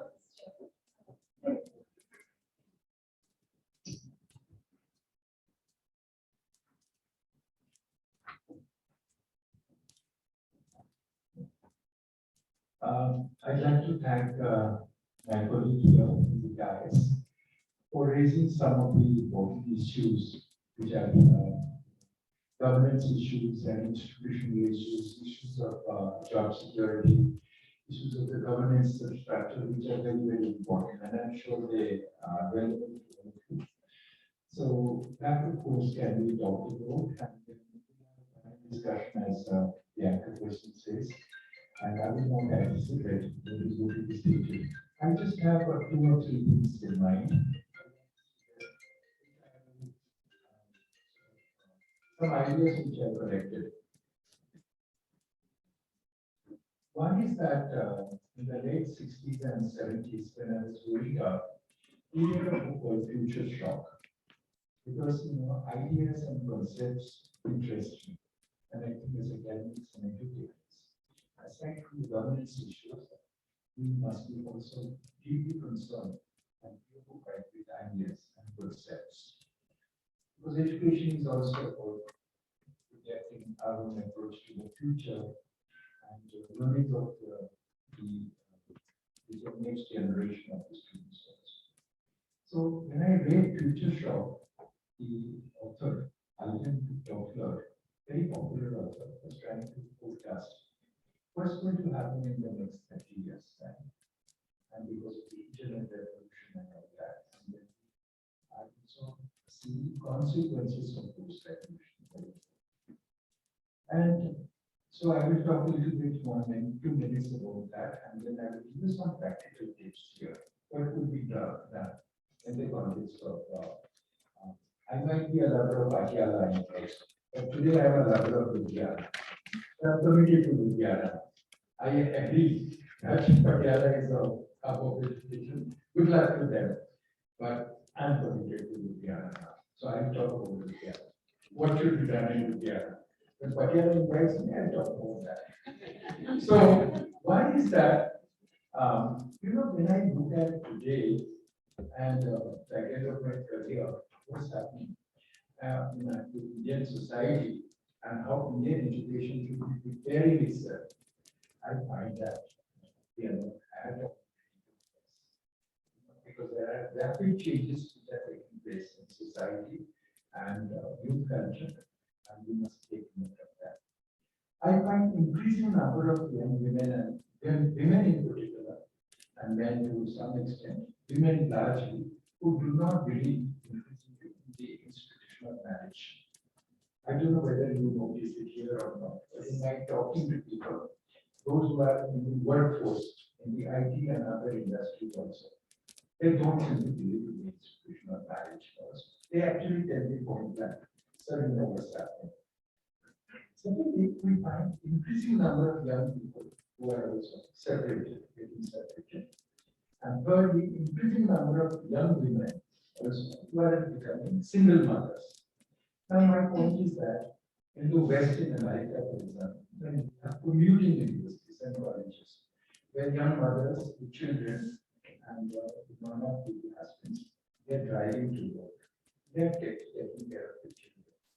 Do you have in India a support system? I don't think we have the support system to cater to those kids. I mean, I don't think we should make a moral response to it, that good or bad, because this morality doesn't exist out there. They are saying that the life is too short. If it's not going to work out, we want to move on in our life itself. Second, the question of saving money also doesn't arise for them for the rainy day, because for them, कल क्या होगा किसको पता? अभी जिंदगी को लेना हो जाए. The kind of a song which we heard now, childhood, right? But the today generation is living for the day, not for tomorrow, etc. Now, are we preparing our educational system to cater to the needs of the young? I think we should prepare. I don't think that. So the kinds of things that we are talking about, I mean, it sounds very good from the pedagogic point of view. Like, for example, multiple entry and multiple exit system. But I imagine that they are very suitable for today's, the generation of young, the men and women who do not know what they're going to do. So why should they be committed to 4 years, for example? They should be committed to only 1 year. And that degree or it should be shared if they want to renew also, rather than punishing people, either remain for 4 years or get lost. Instead of doing that, I think, sociologically speaking, this is very good, very appropriate. Give them, and today we don't really talk in terms of morality. We talk about environment and choices made by individuals themselves, their informed choices. We simply have to tell them, are you making informed choices? So that's one thing that I would like to say. Finally, I think there are 2 or 3 suggestions I would like to make. For this cluster of colleges in Indiana, and I'm suggesting, why not have a meeting with the civic authorities of Indiana? Why don't you have a meeting with the local chapter of the Confederation of Indian Industry? Or why don't you have a meeting with the PK representative? Find out what are the employment trade needs of and how best our own cluster of colleges, whether it's India and other two, how best we can really cater to the needs of India. I think Ludhiana needs English-speaking workforce. One, Ludhiana needs, for example, colleges, evening colleges, because yesterday I found very talented, aspiring young women, for example, working as lecturers. I feel that it is a crying shame that they are not being given an opportunity to do some courses after hours. I think these colleges should explore the avenues of English language speaking courses, for example, or courses in the evening hours, for example. CIA and FPP, talk to them, because today if you go to Mr. Jaina Paswar and say, give us the money, he would say, get lost. मुझे क्या मिलेगा उसमें? Are you really helping me, my own industry, etc.? They will say always. All the philanthropists, business houses will say, हम देंगे, but मुझे क्या मिलेगा? So I think you should explore a win-win situation. What the colleges can do for the industry, what the industry can do for the country. Think of the needs of the people out here, and then orient yourself accordingly. I think that's one way by which we can ensure the relevance of the local colleges. Thank you.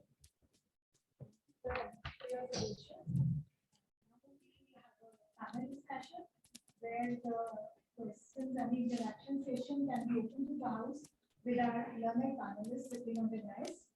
Before we start with the panel discussion, I would request all the participants to attend the session. So that we can proceed further. Yes.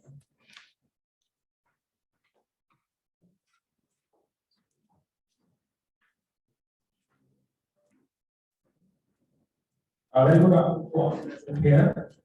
Without wasting a single minute of this academic discourse, with the permission of our Honorable Vice Chancellor, sir, we are starting the panel discussion. We have heard two sessions, one on internationalization of education and another how to convert the present higher education institution into a multidisciplinary institutions. So dear friend, there are many questions, there are many problems, but every problem is one opportunity also.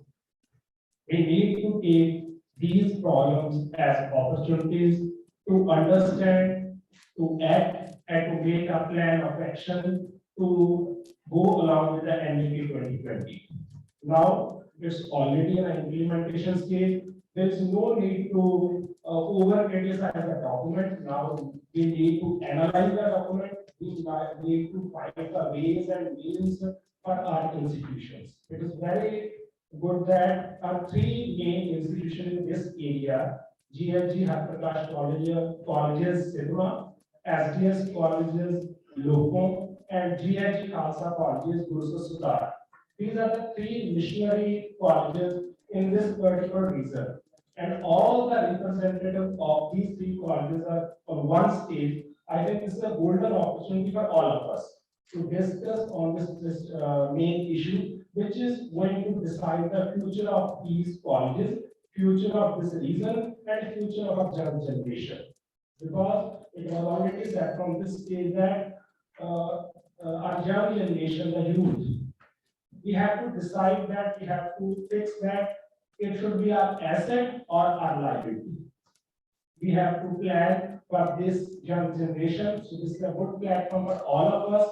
Any question in your mind regarding the conversion from the higher education institution into a multidisciplinary institution, and how can we become a multidisciplinary institution in itself? So the house is open, the platform is open for all of us to ask questions to our honorable Vice Chancellor sir and the expert in this particular field are today's resource person, the Professor Jacobi. So I request the audience, the respected principals of different colleges, the members of the management to ask any question to our panel. And for this panel discussion, I would like to request Dr. Pushpinder Kumar ji to initiate the discussion to Dr. Pushpinder Kumar. Sir, please.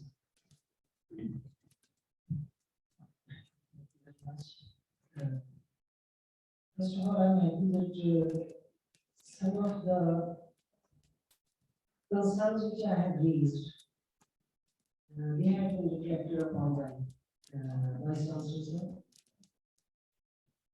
Though the idea seems remote, but it obviously is one of the ways. Many of the management colleges, Dr. Harpreet, Y.G.G, that they are working in the revolutionary scene, many of the management colleges. But now when we are in the era of the MBA, it is not only the agencies who are from management. Rather, we have attained that optimum level of delivering in the field of business through the management experts only. Now we need an amalgam, a multi-talented, multidisciplinary person in almost all areas. And if you look back to some of the persons who had some credit as an established businessman in India, many of them are known as a philanthropist or known for some other areas. As multilingualism was discussed, I reminded of Professor Sahib Singh. I think he is one of the well-recognized authority in the Guru Granth Sahib scriptures, explanation of those scriptures, and he was from basically from the faculty of chemistry.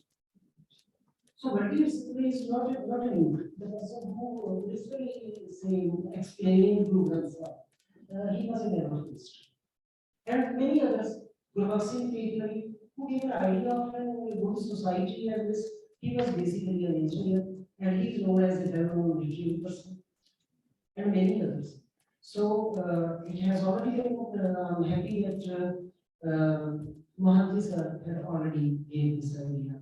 We have to collaborate with such agencies like FICCI, CII, even the embassies, even training our students for language requirements which are expected in the foreign studies. But I have one reservation. If we retreat back to the pride or to the common man of Punjab, I think only one image emerged. Any person in the international hockey is from Punjab. At one moment, if you can recollect, there were very few people from Punjab, and the national team lost at international competition, and one village team challenged that team to play with them. Sansarpur, if you recollect. So we were known for our muscular strengths. Do we have what we have today? We have to take that. Secondly, in football, we have. And another thing, look into the military positions. You visit any say city, whether it is Chandigarh or Ludhiana or Patna, every model town, in every model town, every street or every fourth or fifth house belongs to certain general, certain colonel, etc., etc. So what we are doing in these days, if we are not able to get a slot of those top posts, then we lack in training our youth, in educating our youth. Second, next thing, you look into the civil services, the PCS, the IAS, the IPS, IFS, just go through the statistics. What is the percentage slot taken by the Punjabi youth? And how many young students of Punjab are taking this challenge to appear for the competitive exams? And if not, then what is the solution with us? And if we don't have, then do we have the right, sorry, as seen little rule, then do we have the right to exist? And if somebody else, some other institution will be taking up or nurturing to these needs of the youth, obviously they will be doing here. Coming to the lowest level, if our student is ready to opt for a visa to Australia and Canada, it is more than happy to work there or serve there in a store, or to work as a plumber, or to work as a painter, to work as a mason, etc., etc., etc. Do we have some plan to certify some courses that after that our student will be able to do this and that? I think Principal Sir will agree with me, if we have to get some plumbing repair, it is the most difficult in Punjab. We never get a plumber. I'm trying to get a plumber for my college for last 4 months, and I'm not getting that. So I get an idea why we can't have certificate, skill certificate courses, not only single, but the biggest group. Which one is that? Do our youth have this mindset? Firstly, we have to work on that. Otherwise, whatever course we are going to design or say start, it may fall. So the house is open for any, say, viewpoints, queries, questions. I'm sure that they are ready to do this plumbing course and go abroad. Because this is one of the most, if you see ITI MOGA, which is the government ITI, this is one course where maximum seats are filled in the beginning itself. Why? Because they do it and they're ready to go to Canada, but they will not opt out here. I guess because there is no dignity of labor and Yes. the emoluments they are getting, it's hard for them to earn their living and run their Our household. main is dignity of labor, because when it comes to manufacturing, yes, sir. No, energy will be superman and, Yes. Because students might go for these courses only if they're in. So when our young generation is unable to meet the inflation and run their household, so what will they do with these courses? This is the major for a common man to live with dignity, to meet their needs. Actually, though government is doing this, that for labor, for daily wages, they are raising the better and better. But still, unluckily, it doesn't meet their requirements, their needs. So, it can't be done as long as we are paid. Another point is that India businesses, total businesses, almost 95% businesses are family owned. And hence, more than 90% employment is in unorganized sector. Our employment is not in organized sector. For example, if we are talking about number, same job, differential pricing, depending on the type of city, depending on the type of job, and so on and so on. The second thing, what Dr. Pushpinder sir was talking about, the collaboration with CII or TICI or CICU or anything like this one. The curriculum development and involvement of industry professionals, that's lacking in our area. In curriculum design, for example, border studies, many people from industry are really trained to be part of border studies. Even if they are invited for just their representation as part of the industry. But somehow that hand holding is still missing for curriculum design, one point. The other part is that the internship and all that process, that's not in almost, that's there in 20% of the courses. We are offering on something. Internship, even if it is mandatory, somehow the industry is again, we say they are so busy, or whatever task those industry people have, we do not have the half-trained people to join that industry. For example, if a person is joining, say, spinning industry for internship or milk-based industry for internship, the student is not trained to join that company in our classroom or in our labs. So there is a gap. So any company will have a person for internship, but somehow they don't know that whether that person will be useful to us or not. Otherwise, just feel if 2 months training internship, an industrialist gets so free labor, qualified laborer for 2 months, what else he wants? For example, in engineering, 6 months internship. For 6 months, he is getting free labor, qualified labor, but they are not ready to help out because there is a gap of learning. Whatever we are teaching in the labs and whatever is the real purpose requirement on the floor in the industry, there is a big gap. So that can be bridged with the say a very intensive involvement of industry in the board of studies. Another part is, for example, we are talking about multidisciplinary. Being an alumnus of EAU in BSc Agriculture, we studied 52 subjects. economics also, sociology also, English also, Punjabi also, and all sciences also, applied sciences, pure science, 52 subjects. But the best thing was, the teacher was the Sultan. Teacher used to devise, design his or her own syllabus. Suppose if any new technology is coming up, he has the right to incorporate that in his or her own syllabus. 100% freedom was there with the teacher. So in colleges, especially the affiliation system, this may not be possible. For example, if we are in Ludhiana or we are at Patiala, the requirements with respect to industry will be different. So the curriculum designing with respect to the Patiala industry and curriculum requirements with respect to Ludhiana, that liberty, that freedom has to be given to the colleges. Then only we can have that gap filled. I think that is also important. It's such a learning experience for me to sit here and to hear, ideas and suggestions given by respected principals here. Truly, I'm very grateful to you. Just 2 or 3 things I want to say. One, of specialization and so I have done some kind of institutional, the history of the rice and quality cities, rice and quality cities. There was a time we all began with the philosophy, then there was an emergence of various disciplines. At one time, it was political economy, around the preceding generation, the generation prior to me in the 40s and 50s, for example, Dr. Balakrishnan generation. In Australia and other places in India also we have political economy.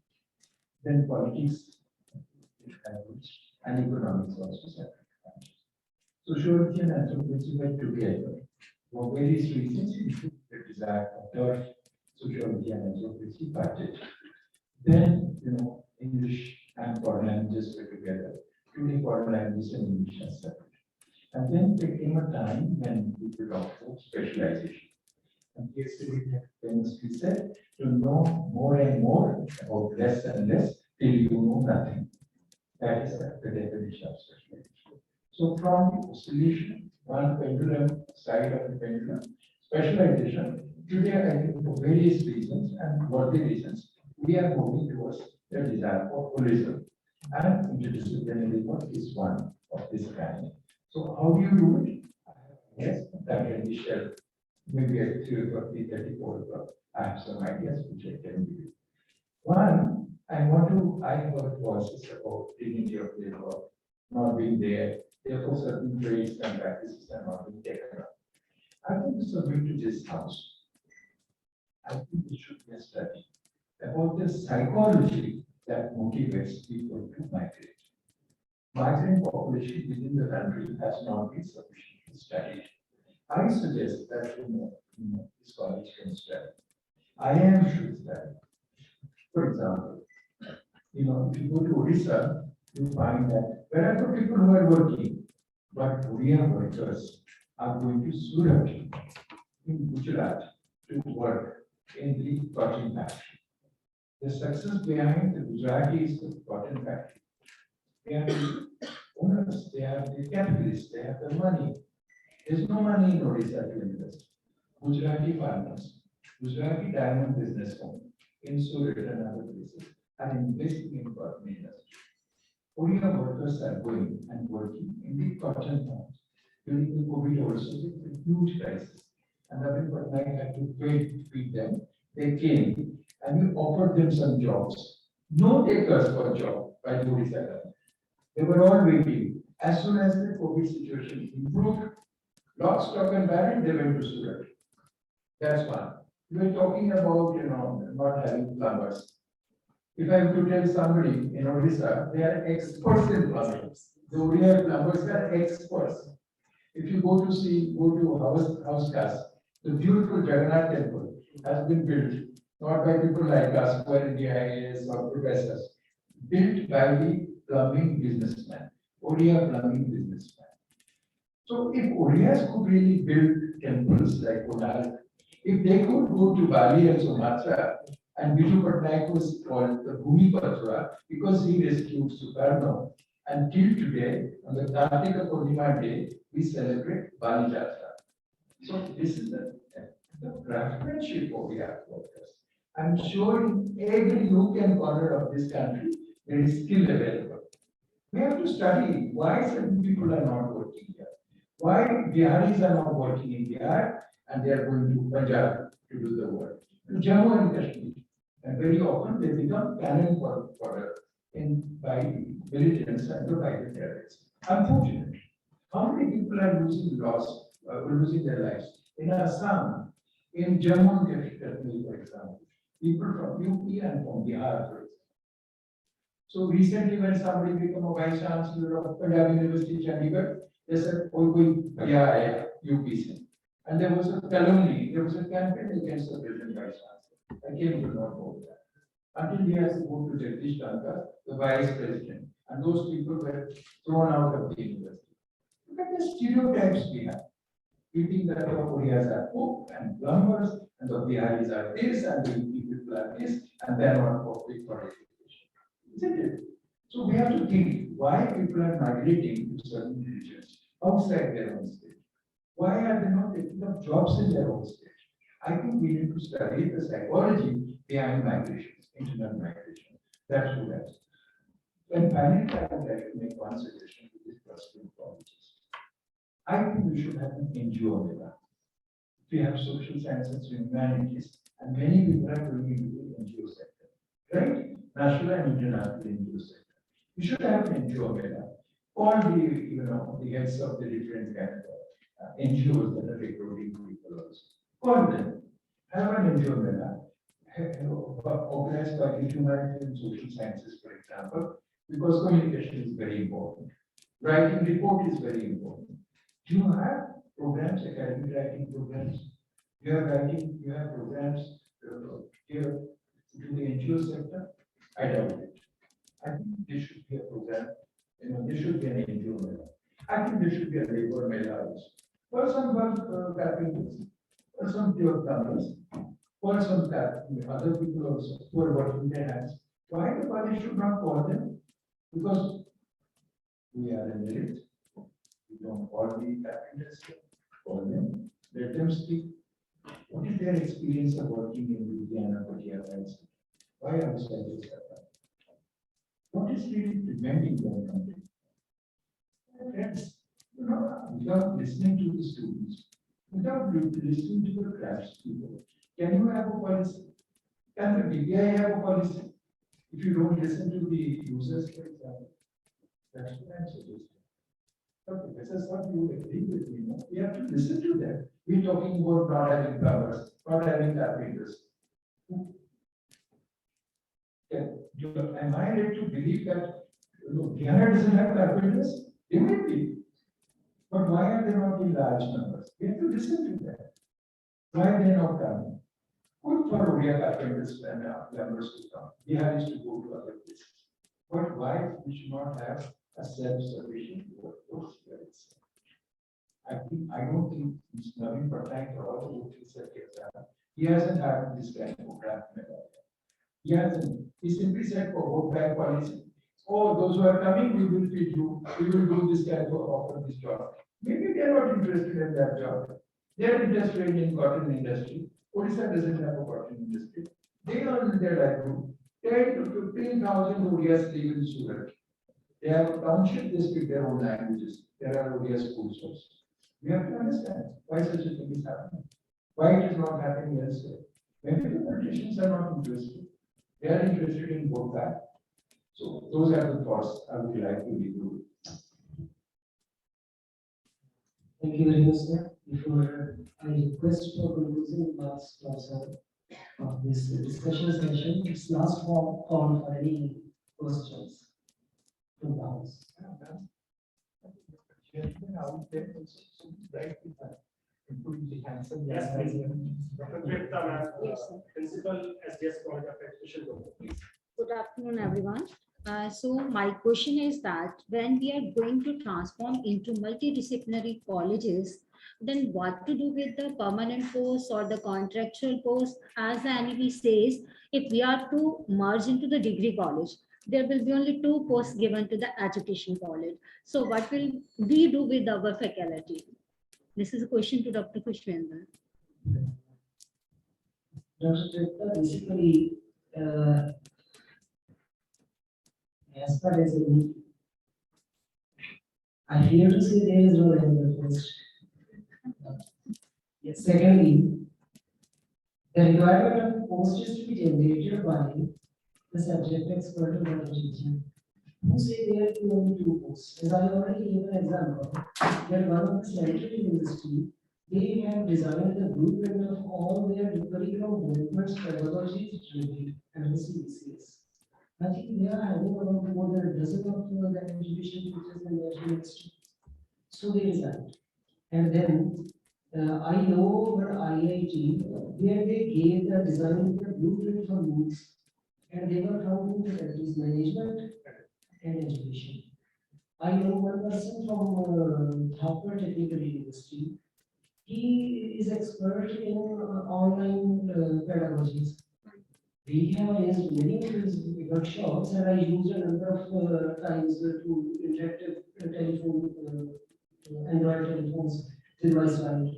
So We have in this, created that. this system, now the subject requirements are already told, we have to create. We have And if you think that just for a course of B.Ed, 2-year B.Ed, and the government will be creating the requirement, no, it is contrary. Rather, the government has announced that only 4 years IT. I have an answer, ma'am. I think there is some kind of misconception behind your question, if you allow me to say. Sure, sir. The idea behind any piece, ma'am, that some people are going to teach interdisciplinary courses, some other people are going to be hired to teach multidisciplinary courses.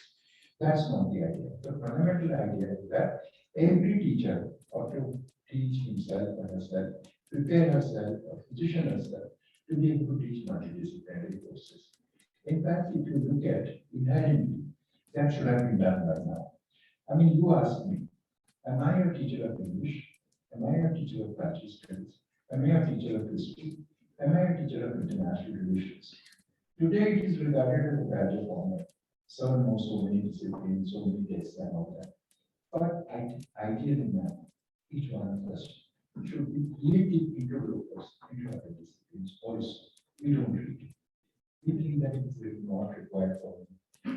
Supervisors have also not taught us, for example, how to broaden our own intellectual horizons. We only think we will know about current affairs only when we go for the job interview with the Indian Public Service Commission.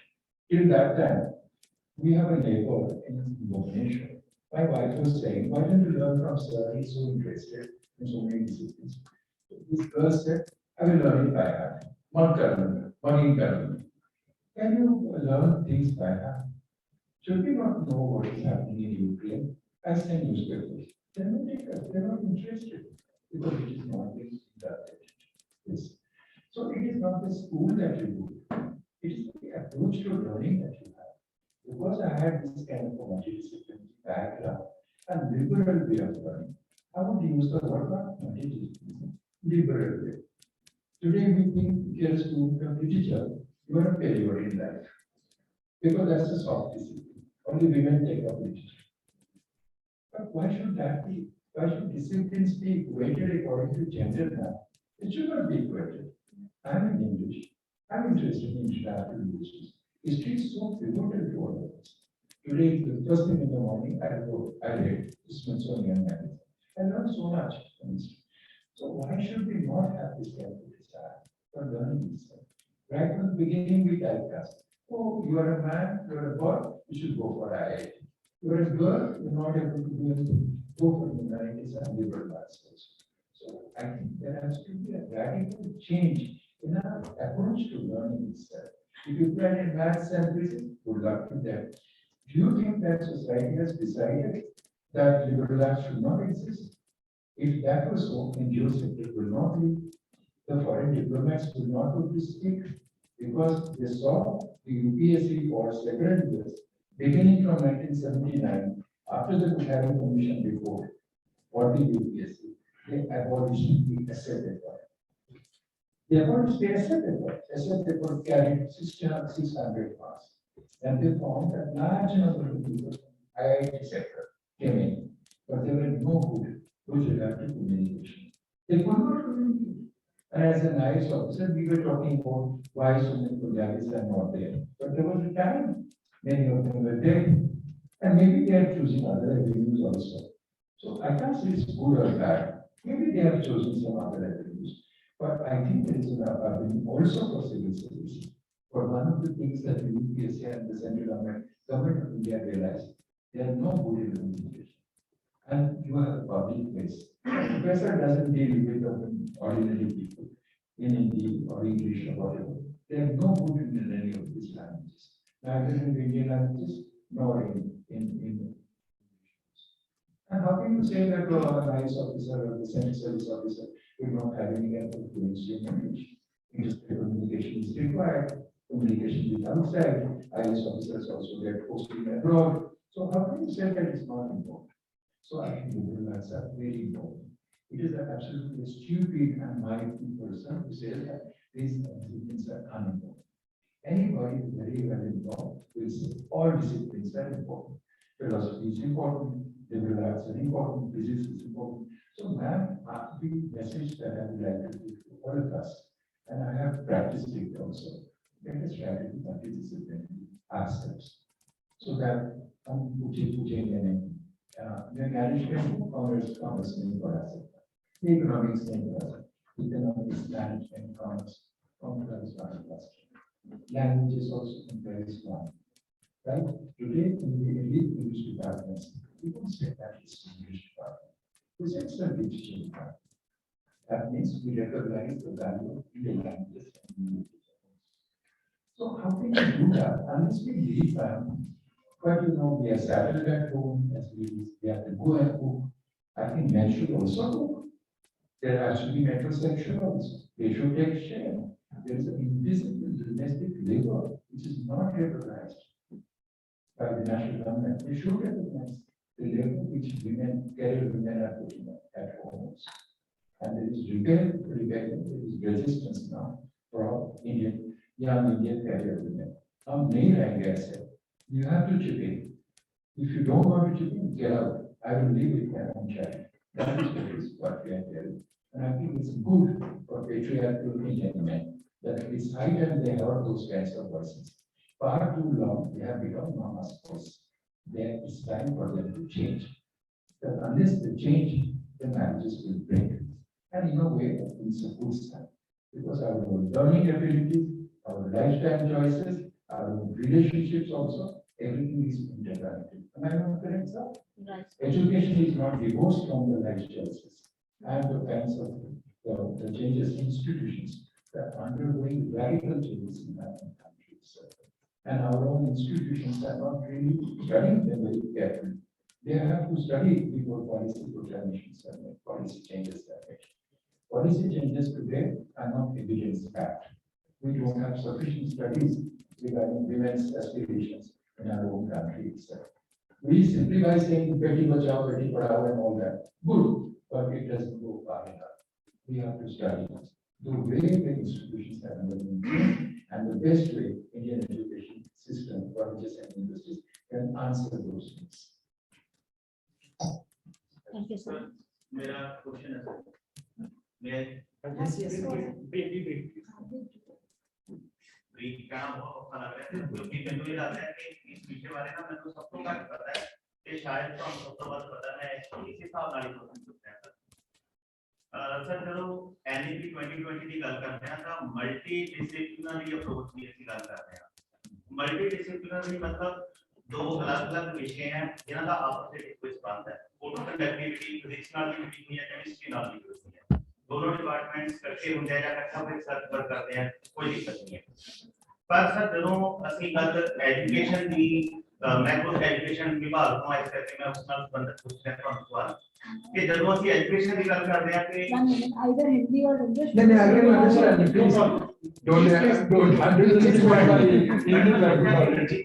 Chalo, Import part of बहुत अच्छे से unique pulling मालूम मालूम नहीं है मगर बोल पाता हूँ बहुत अच्छे से बोलिए बोलिए कोई भी language Punjabi so sweet sir education ਤੇ ਜਦੋਂ ਡਿਗਰੀ ਕਾਲਜ ਦੀ ਅਸੀਂ ਗੱਲ ਕਰਦੇ ਹਾਂ ਕਿ ਦੋਨੋਂ ਮਰਜ ਹੋਣ ਤਾਂ ਸਰ ਇੰਨੀਆਂ ਸਾਰੀਆਂ ਚੀਜ਼ਾਂ ਦਿਮਾਗ 'ਚ ਆਉਂਦੀਆਂ ਨੇ ਕਿ ਕੀ ਪਹਿਲੀ ਗੱਲ ਤਾਂ ਇਹ ਕਿ ਕੀ ਅਸੀਂ ਉਸ ਲੈਵਲ ਤੇ ਹੈਗੇ ਆ ਕਿ ਅਸੀਂ ਇਸ ਬਾਰੇ ਚਰਚਾ ਕਰ ਸਕੀਏ ਕੀ ਸਾਡਾ ਜੇ ਅਸੀਂ ਕੋਈ ਗੱਲ ਕਰਦੇ ਹਾਂ ਕੀ ਉਹ ਮੰਨੀ ਜਾਊਗੀ ਜਾਂ ਇਹ ਹੋਏਗਾ ਕਿ ਸਾਨੂੰ ਇੱਕ ਆਰਡਰ ਦਿੱਤਾ ਜਾਏਗਾ ਕਿ ਹੁਣ ਤੁਸੀਂ ਜਿਹੜਾ ਹੈਗਾ ਡਿਗਰੀ ਕਾਲਜ ਦੇ ਵਿੱਚ ਮਰਜ ਹੋ ਚੁੱਕੇ ਹੋ ਤੇ ਤੁਸੀਂ ਹੁਣ ਡਿਗਰੀ ਕਾਲਜ ਜਾ ਕੇ ਪੜਾਉਣਾ ਹੈ ਇੱਕ ਤਾਂ ਸਵਾਲ ਸਰ ਮੇਰਾ ਇਹ ਹੈ ਮੇਰੇ ਇੱਕ ਦੋ ਸਵਾਲ ਜੁੜੇ ਹੋਏ ਨੇ ਸਰ ਇੱਕ ਦੂਜੇ ਨਾਲ ਕਿ ਕੀ ਐਵੇਂ ਹੋਏਗਾ ਤੇ ਦੂਜਾ ਸਰ ਇਹ ਹੈਗਾ ਕਿ ਸਾਡਾ ਤਾਂ ਕਿ ਅਸੀਂ ਆਪਣੇ GHG ਖਾਲਸਾ ਕਾਲਜ ਦੀ ਗੱਲ ਕਰੀਏ GHG Khalsa college of education exist ਕਰਦਾ ਹੈ GHG ਖਾਲਸਾ ਕਾਲਜ ਵੀ ਐਗਜ਼ਿਸਟ ਕਰਦਾ ਹੈ ਅਸੀਂ ਮੂਵ ਕਰ ਸਕਦੇ ਹਾਂ ਤੇ ਬਹੁਤ ਸਾਰੇ ਕਾਲਜਸ ਐਸਾ ਹੈ ਕਿ ਜਿੱਥੇ ਐਜੂਕੇਸ਼ਨ ਕਾਲਜ ਹੈ ਉੱਥੇ ਡਿਗਰੀ ਕਾਲਜ ਨਾਲ ਨਹੀਂ ਹੈਗਾ ਤੇ ਉਸ ਕੇਸ ਦੇ ਵਿੱਚ ਕੀ ਹੋਗਾ ਸਰ ਇਦਾਂ ਦੇ ਬਹੁਤ ਸਾਰੇ ਸਵਾਲ ਹੈ ਕਿ ਜਿਹਨਾਂ ਬਾਰੇ ਸਾਨੂੰ ਪਤਾ ਨਹੀਂ ਹੈ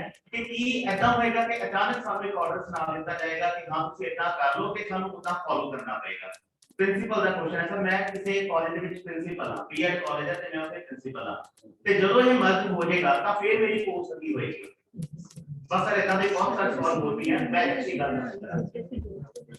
thank you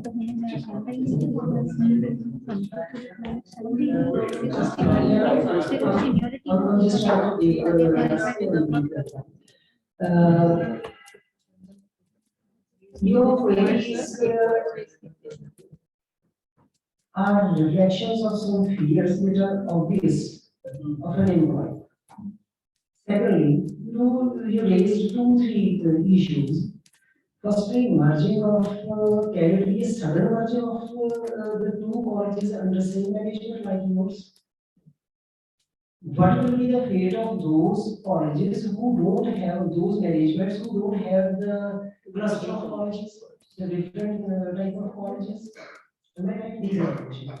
But I think as far as the policy says, when there is a policy, if I refer back to National Policy of Education 1986, they transformed the school system from 10+1+3 to 10+2.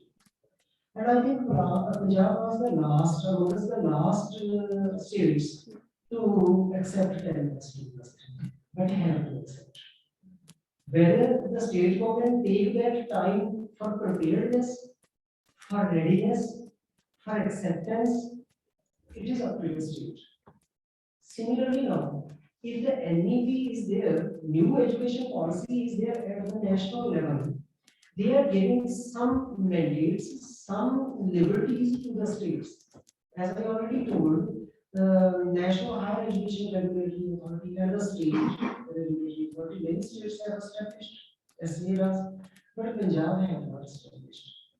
So whenever the state will be deciding some regulatory authority, what will be the mandates, decisions, regulations by that authority that may be binding on the institutes. The number of institutes who will be ready to comply and will be ready and for preparedness will be jumping to the next bandwagon. For example, if I refer back to 90s, in the northern states, particularly in Punjab, there was a sharp fall for the takers of science stream. And many of the rural colleges, Sadhar was one of them, there were very few number of students opting for the science streams. Is that right? And at that time, many of the colleges and the teachers, I can refer 3 or 4 teachers of that era who started popularizing physics and chemistry through their cars and vans, going to the panchayats, gurudwaras, schools to popularize. Professor Marwah is one of them. Physics teachers might be going from Chandigarh. They and they established Physics Teachers Association. Am I right? Yes. They are organizing the competitions. So that resulted in popularizing one subject.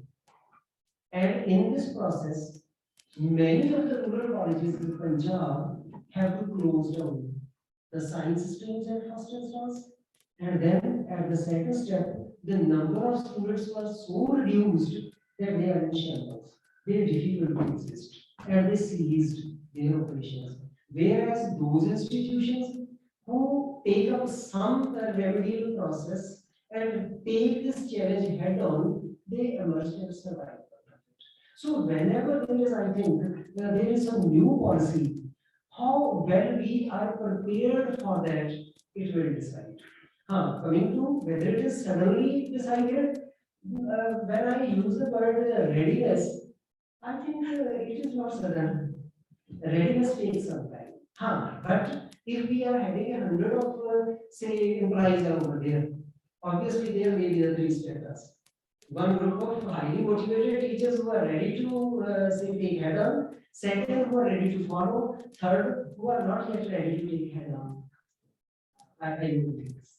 Can I speak in English? You can follow. Okay. Now, I'll give you an answer. I hope I'm not put it outside. I have tried to understand what has gone on in this area in our country for the past 30 years or so in the name of education. So by opening all these nearly 1,000 universities and any number of colleges, I think we have created an impression that education is a kind of a social service by the state, because there has been no accountability also. Today, the teachers are some of the highest paid in the country, and their own salaries can be compared with the IAS officers, who are really, responding around the clock. And in very difficult circumstances, the IAS and the IAS, we might envy them, but they have a difficult job. Yesterday, I could imagine what was happening in Amritsar with the deputy commissioner. I don't think they would have slept yesterday. So this is the scenario. When I began the service as a temporary lecturer, I got 1,000 rupees. And I would give on a jocular, on a lighter note, I would make a big flourish before my father and say, Dad, take 1,000 rupees. Then after a few days, they said, son, keep the money, because after 3 days, you will come and say, give me some money for the petrol. So you will end up spending 3,000 rupees and you're giving me 1,000. But today, the salary for a university college professor is very high, 1 lakh plus. The point is that, is there any kind of auditing, academic auditing, for the salary that we are getting? And, as a vice chancellor also, we used to come and talk about this career advancement, this, that, promotion. But very few people ever came and said, sir, can you give us a book grant? Can you tell us how I can get a better scholarship? Can you tell us how, what kind of recommendations I can have in the classroom? I think teachers as a whole, on their own, and they don't want to be really judged on the basis of their review, Every other journal is an international journal. I mean, you can have a Patiala Journal of International Relations or something like that, or Indiana, or around the, some kind of a small corner of the island. So we want to really value the standard. We refuse to be really judged and ensure accountability for us. That's what I like. So my suspicion and hunch is that I think the policymakers have realized, including the funding agencies in the country, have realized that Indian higher education or college education has not been responding adequately to the need of the global workforce. I think that is a realization. I think that is a realization.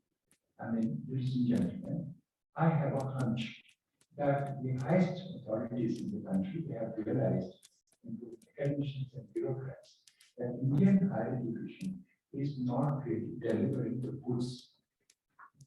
They are not able to be competitive with the larger international education in terms of producing the global workforce.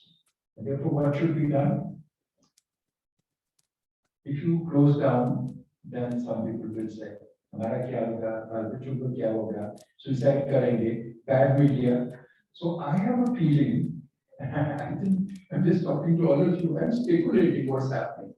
I think I have a feeling that they have decided they will allow all these kinds of, colleges and universities to remain, but with a rider, they will not fill up the costs.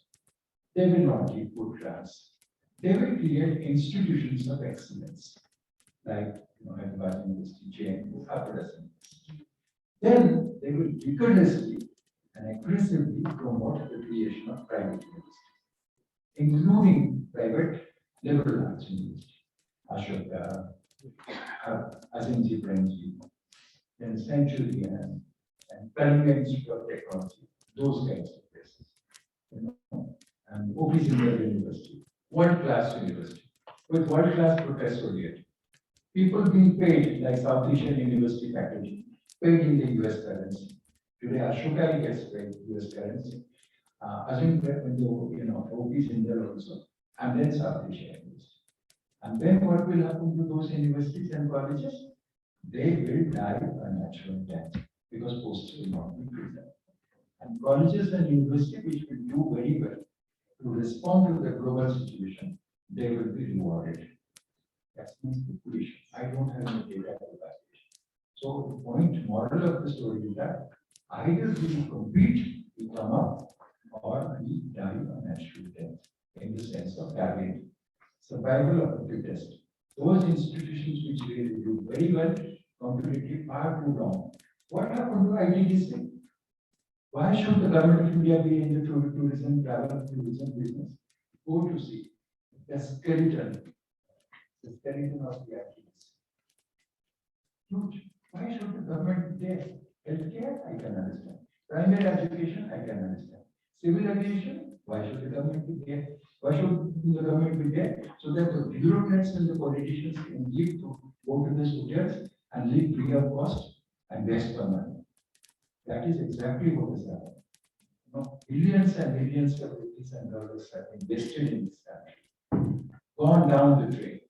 And education, I believe, should not really become victims of this.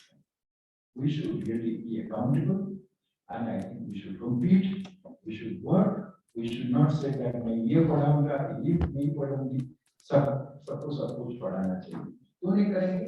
हमारा merit और meritocracy का distribution कुछ भी नहीं है। मैंने तो I have so much of anger. People who are really doing well, they are not being rewarded. तो किसी को रिवॉर्ड करने से पॉलिटिक्स शुरू हो जाएगा, दूसरे लोग बोलेंगे उनको क्यों इंक्रीमेंट मिला, क्यों हमको नहीं मिला। That's why private sector is good. You perform, you do well. You don't do well, we will show you the door. In a way, I am a believer. I believe in this kind of meritocracy, especially in the field of education. Not affirmative action needs to be given to those who are needed, but not across the board. I can't claim that I am really backward. In what way I am backward? Maybe my father came from the village. I am not backward. I went to a good college. Many children are going to good schools and colleges. So why should they demand that there should be a lowering of academic standards? There shouldn't be a lowering of academic standards. We are very well off, ladies and gentlemen. We are very privileged. We can fly, we can wear the dresses of our life, we can go out to the restaurant, our children are in good schools, we cannot complain.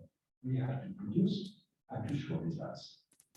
On that note, thank you. Thank you very much. I think it was almost concluding answer all the questions before taking this last question. I think it was very elaborative, conceptual and anticipatory answer which has been given. Maybe majority of the say questions can be merged into this answer. Before I hand over the mic to Dr. Mani, it is the last Observation question. I will say one minute. Because I don't know whether I'm asking a question which is relevant for this podium or not, but still I want to ask.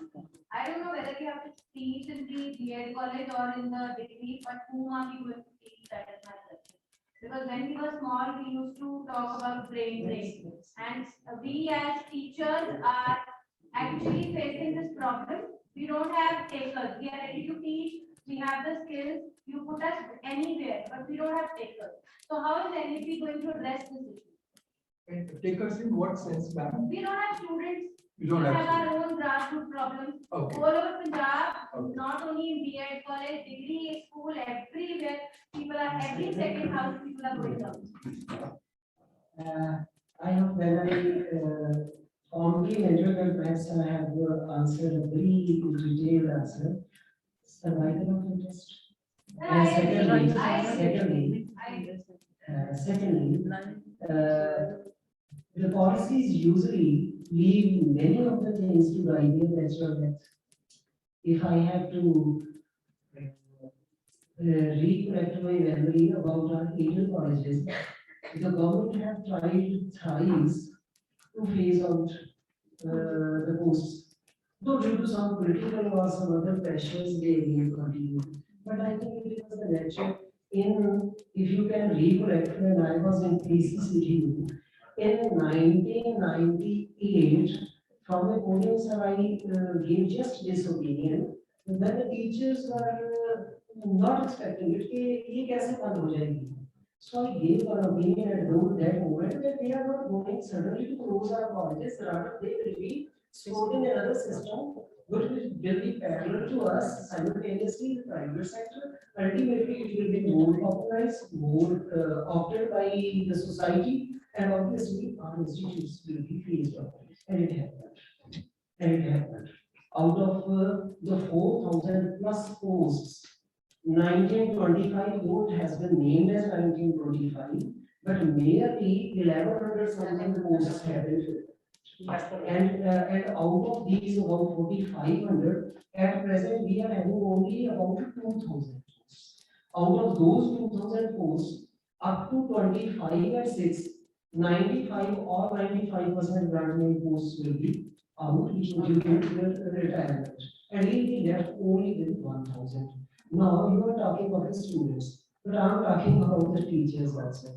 We don't have teachers. We have to experiment with the multidisciplinarity. We need the highly motivated and highly accountable system as the teachers. And on other side, the state had decided not to support the institutes through the granting system. So I think the science have concluded that it is the natural. Natural. It is the But Madam, I'm on your side. I'm on your side. If you can just sit down, I'm on your side. Let me phrase the answer in the following manner. Today, I'll let me give you an example from my example as by chance, Central University Police for that. Or at the time of the entrance exam, before the CU came in, we used to have entrance exam. I introduced also for the first time in multiple centers. Can you imagine the entire university put together? The number of applicants in all science, engineering, etc., science, IT, etc., computer science, all put together. How many applicants were there for the entrance exam during the time that I was there? All put together, 8,000. The entire university. And for the 2-year B.Ed program, 50,000. Demand, huge demand. Why would they not go to private colleges? Because they do not get the kind of outstanding facilities which the Central University offers. When UGC Inter-University program, one program is running in Shimla Institute of Advanced Study. They would not go to Pune, Bhubaneswar, they would come there. How much is being given by the institute itself? How much is being given by UGC? So much. Can you imagine the facilities of Indian Institute of Advanced Study, which an associate, UGC associate is getting? So they will go. They will go where they are going to be benefited. Students will go. In many parts, including Chandrababu Naidu's regime in Andhra Pradesh, undivided Andhra Pradesh, they decided humanities, social sciences, history, everything on come. They closed down from the colleges now. Today, the private universities that I am talking about, Ashoka, OP Jindal, etc., and Azim Premji, some of the tuition fees you can't believe it in the relax. Students are flocking to those universities because they know that they will get their money's worth. I really like today's generation of students. They are not going to be motivated by piety. मुझे जहाँ मिलेगा मैं होकर जाऊँगा. And in America, when I was a visiting professor, before I was packing up after the Fulbright program, Fulbright visiting professorship, when जब आने वाला था, one girl called me and said, "Sir, Why did you give me a B plus? I said, because your performance was not so good. No, I demand an answer. And if you do not give me an answer in 24 hours time, I will consult my lawyer. So I thought, here I am from India, where I think Guru Shishya Parampara exists, including the fact that Gurus have freedom not to teach, and the right of the Guru to demand that the children's students should touch the feet, and all kinds of humbug that exist in the name of Guru Shishya Parampara, including exploitation of different kind. So I said, don't worry, because I didn't want to be behind bar, because everybody is suing every other person. If your dog is literally, you might be sued. If you go to somebody's house without knocking, you might be shot. So I said, let's talk about it over coffee. Why don't you come? So I came. So I said, how much would you like to be? I said, it should be A. So I said, I give you an A minus. But the fact that they are concerned about the grade and marks, because they're spending their money, they're commuting, they're taking care of their children, even they're getting separated. That's one thing great about the management system. Pay and demand to get the result. I think we are not paying. The tuition fees ridiculously low. In my university, 40 rupees, 50 rupees, and 5 rupees increase, and then the students will be up in arms. And every night they're going with their friends also. Relationship, they're spending thousands of rupees. So we have held the Indian state captive in the name of education. No accountability. Everybody should be doing the best. Career advancement. And then there is no mutual respect. मुझे तो मिल गया, उनको भी मिल गया, choice कुछ नहीं था, standard नहीं था, बेंचमार्क नहीं था, गाड़ी होने से क्या है? The other place, there is some kind of a selection process, some kind of filtering. Civil service is filtering. Let's face it. You have to go through the Union College Service Commission. Law Commission also have to go. And teaching is a profession. Should there not be some standard? Should some unwanted elements not be weeded out? I think there should be. We should not have the social service approach to education. I think there has to be maintenance of some standard. And therefore I think it's time to reflect. So I do not know, and whether I have been able to answer the question or not, but I have made a mentor. Thank you. One line observation. Sir, it is a fact that jack of all trades and ace of none is always doomed to fail. This is the policy this NEP is based upon.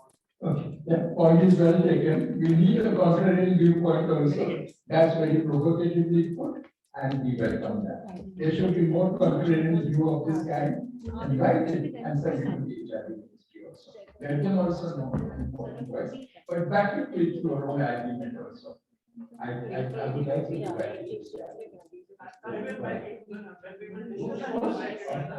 We welcome, and I think every seminar should welcome this kind of contribution. Which needs to be multidisciplinary. If the teacher should also be No, I'm saying, no, as a respondent in this seminar, you have listened to everything very carefully.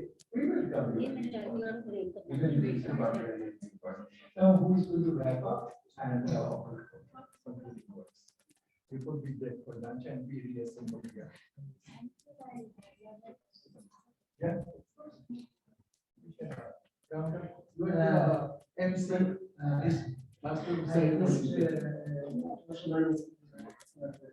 concluding and next stretch.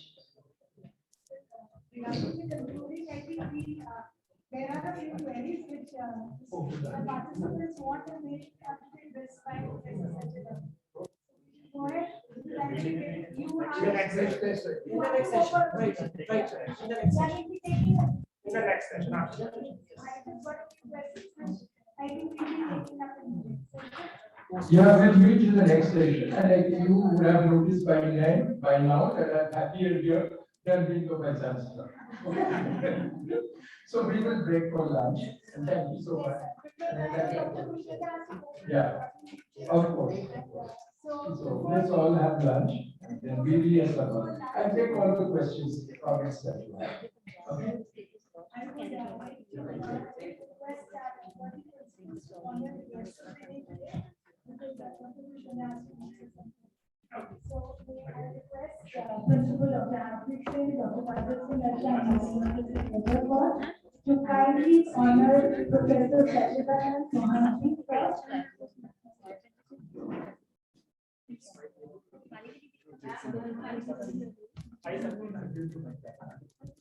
May I request Madam Simi to join, sir? Ma'am, we would just like to present a token of honor and love. Dr. Sarabjit Kaur to kindly join the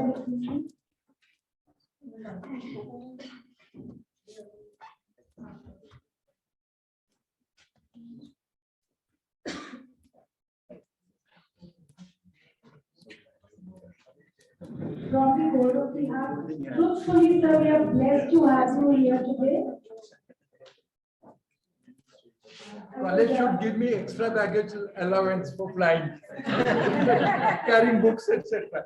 Sir, I would request Professor Sachidanand Mohanty sir to kindly present a token of love and honor to Dr. Pushpinder Kumar. Good idea. Thank you, sir. Thank you for coming to your own college and gracing the occasion.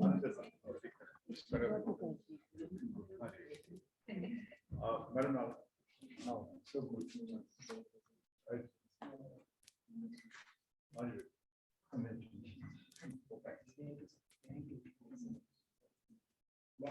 I would now like to present a small token of honor to My wife has come. Professor Sachidanand Mohanty. Thank you. Ma'am, welcome. Please, sir. Thank you.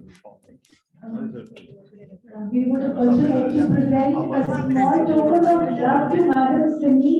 As we all know that she really likes Punjabi culture. She is a diehard fan of Punjabi culture. So ma'am, a small token of love for you. Very beautiful.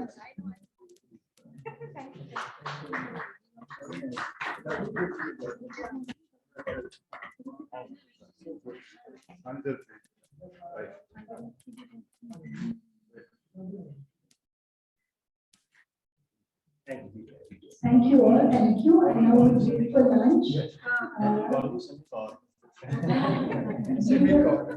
Yes. Simi Garewal. We'll be meeting here again at 2 p.m. But in the meantime, is my technical team ready? Can we have the paper presentations during that time? The online paper presentations and the technical team is ready? Dr. Raman, can we have it? The others will meet at 2 p.m.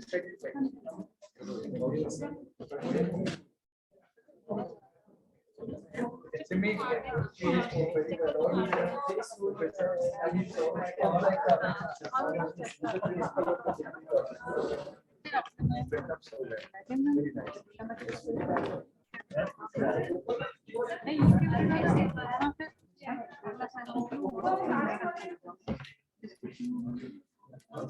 very well.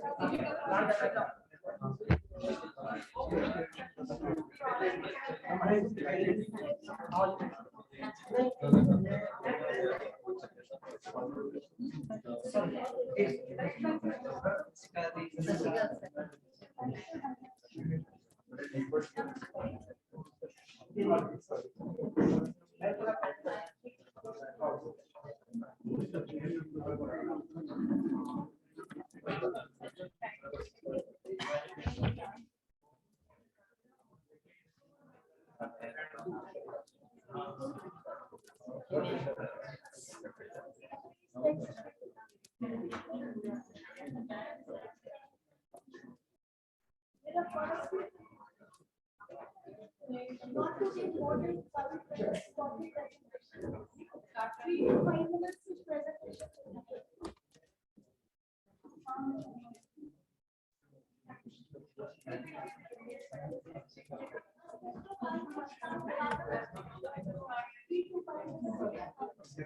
Next slide.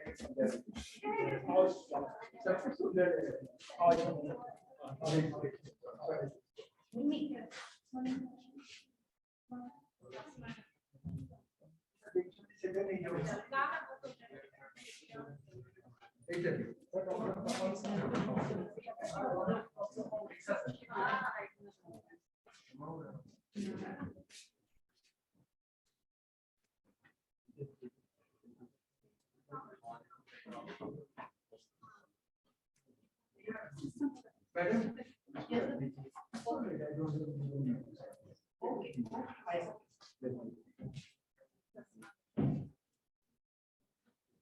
Coming back to this. Yes,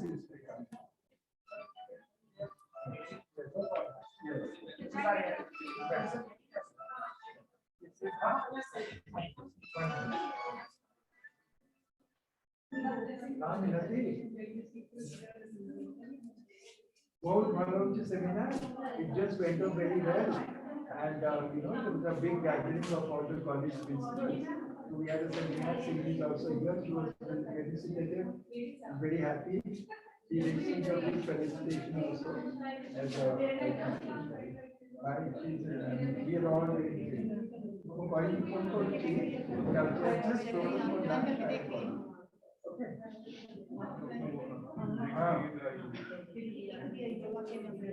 Okay, I'll call after this. Going on very well. Yeah, contract.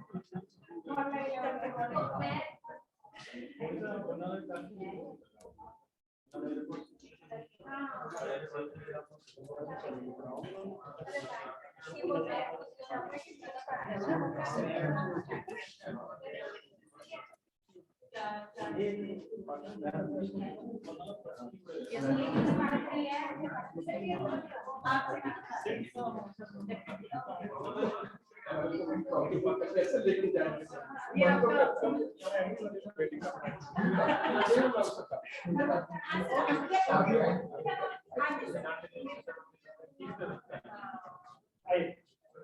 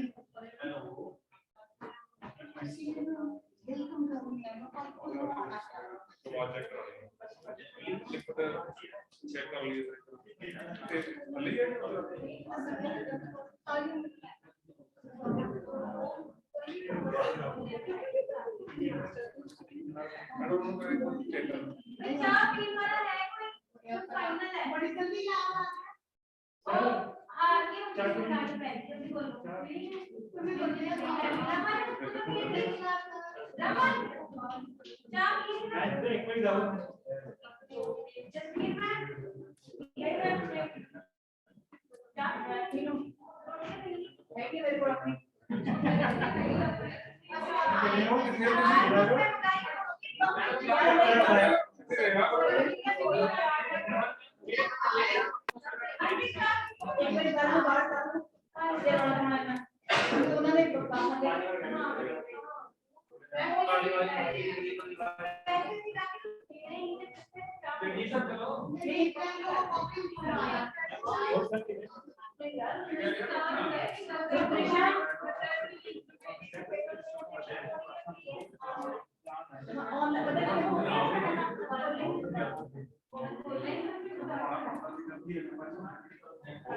Rashmi ma'am.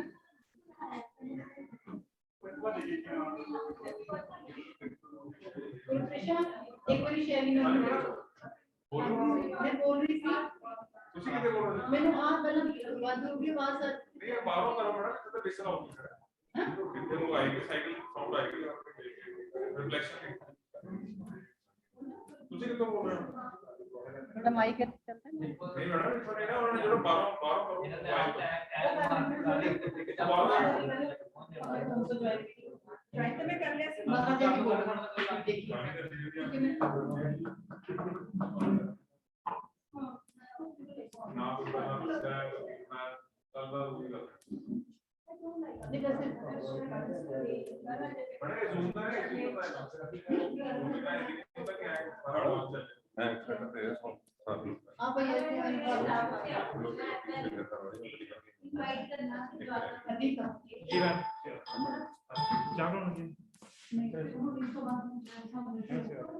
Hello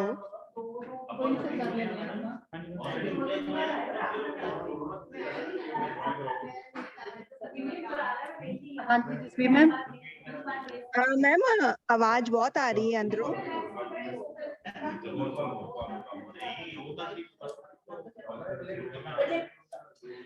please हाँ जी पता कि बाहर ले teacher ने आवाज नहीं आ रही तो कोई चेक कर रहे हैं तो उसको करवाना है प्लीज रिक्वेस्ट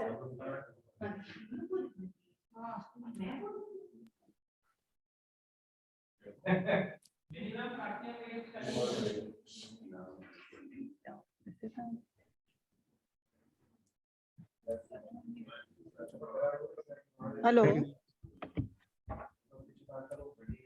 हाँ जी सरना मैम। हाँ जी हाँ जी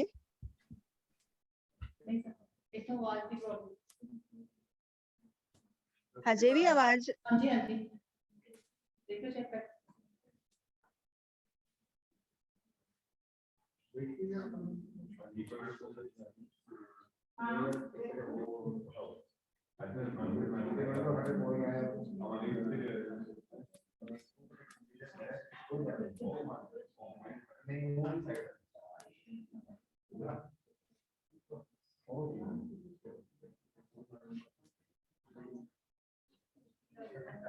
मैम आ रही है ना आवाज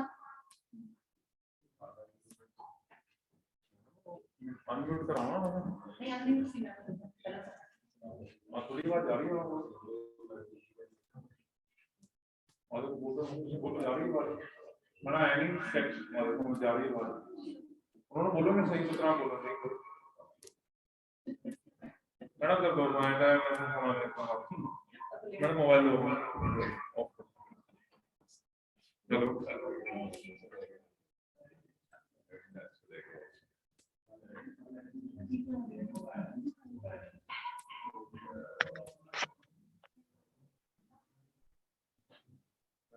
हेलो इधर आ रही है बात ऑडियो की हेलो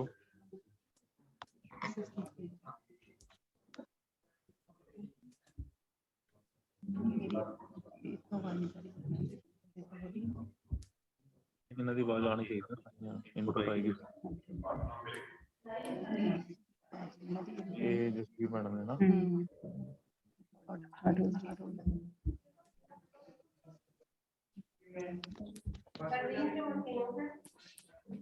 ਜਾ ਰਹੀ ਹੈ हेलो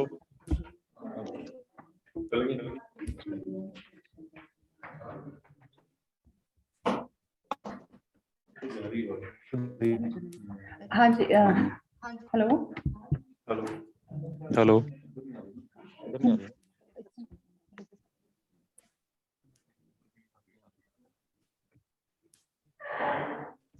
हेलो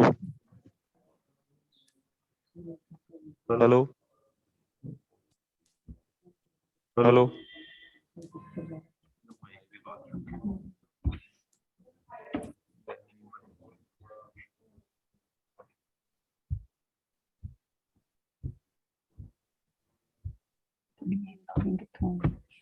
पता ही नहीं तो कर ली आधा नहीं होगा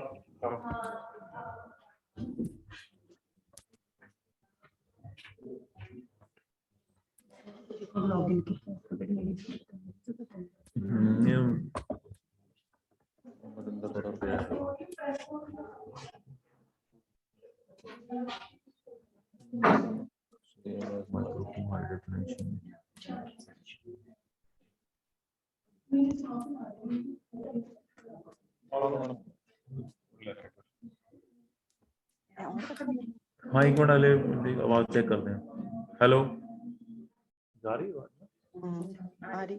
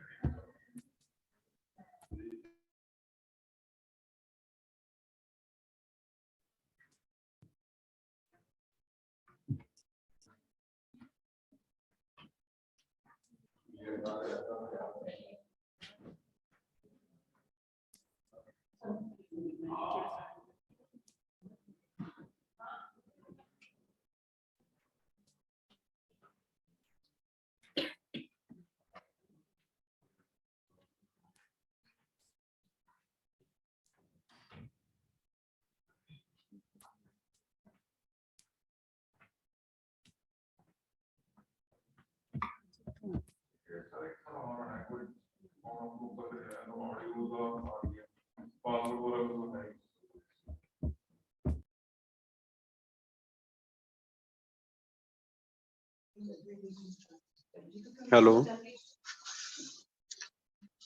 नहीं आ रहा हेलो हेलो ਇੱਥੇ ਆਈ ਹੈ ਇੱਥੇ ਹੋਣੀ ਚਾਹੀਦੀ ਨਾ hello testing 1 2 3 testing hello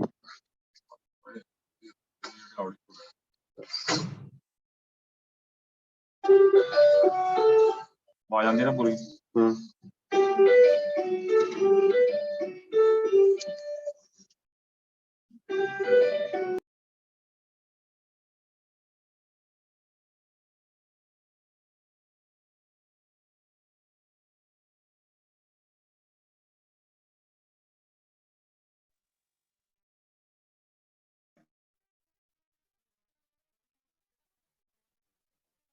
Am I audible to all?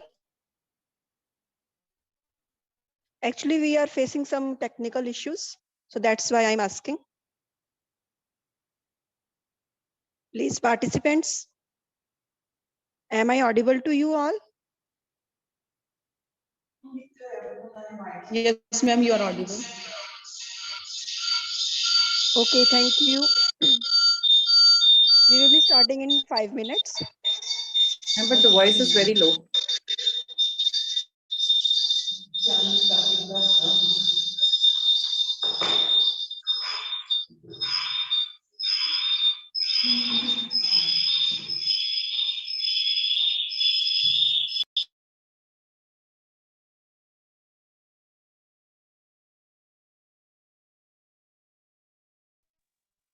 Hello.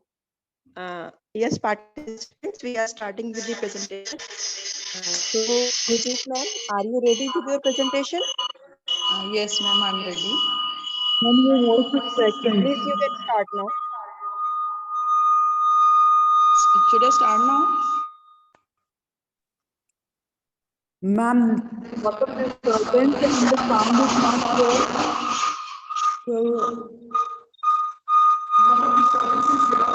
you're not able to focus.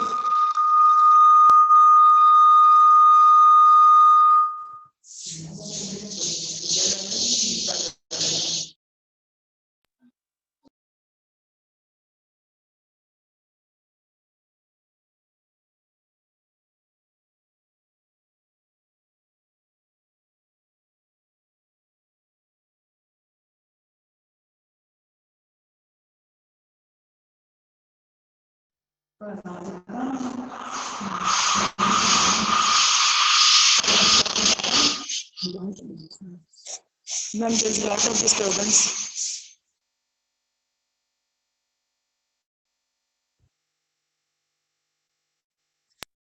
Can you please know you need to share my slide with you because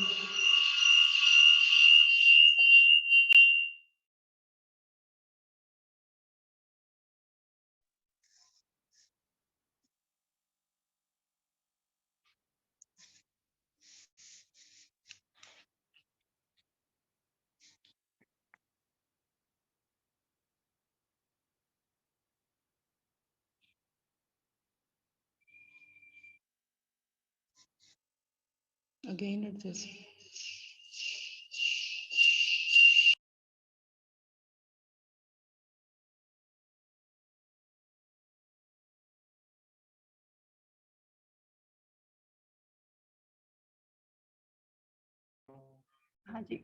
Yes, Gurjeet ma'am. Hello, Hanji ma'am.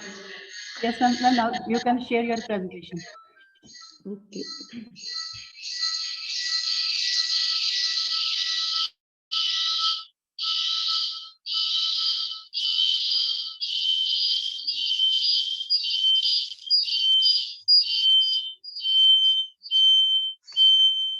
Bindu ma'am. Yes, Gurjeet ma'am. Yes, ma'am. I'm trying to find out my. Just a minute. Wait.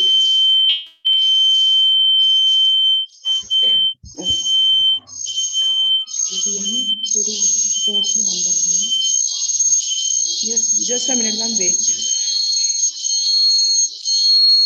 From where I have to find it, right?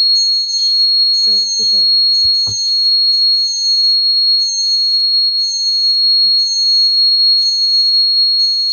Yeah.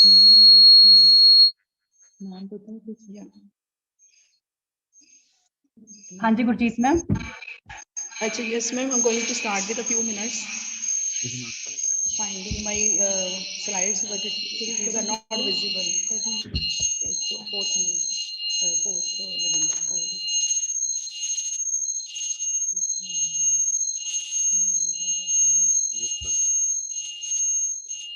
Ma'am, just a minute. Ma'am.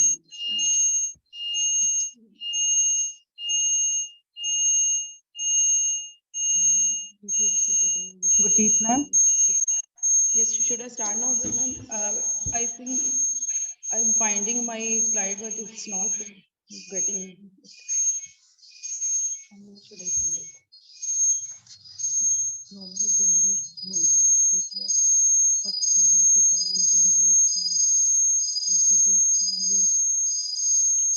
So I couldn't locate my file, ma'am. So I'm just starting with my presentation. The topic for my presentation is reimagining vocational education, the thrust area of NEP 2020. So, ma'am, as we know, the concept of vocational education is not new to India in educational system. In the Gurukul system, even we tried to practice this vocational education. In the year 1815, forward dispatch was emphasized on the need of vocational education. Even Swami Vivekanand, Swami Dayanand, Dr. Rabindranath Tagore, and many other philosophers like Mahatma Gandhi, they always emphasized on the need to provide vocational training to the students. After independence, we can have so many committees and commissions which they always emphasize the need to have vocational education in India. But we as all know that it was always emphasized after the secondary stage of school education.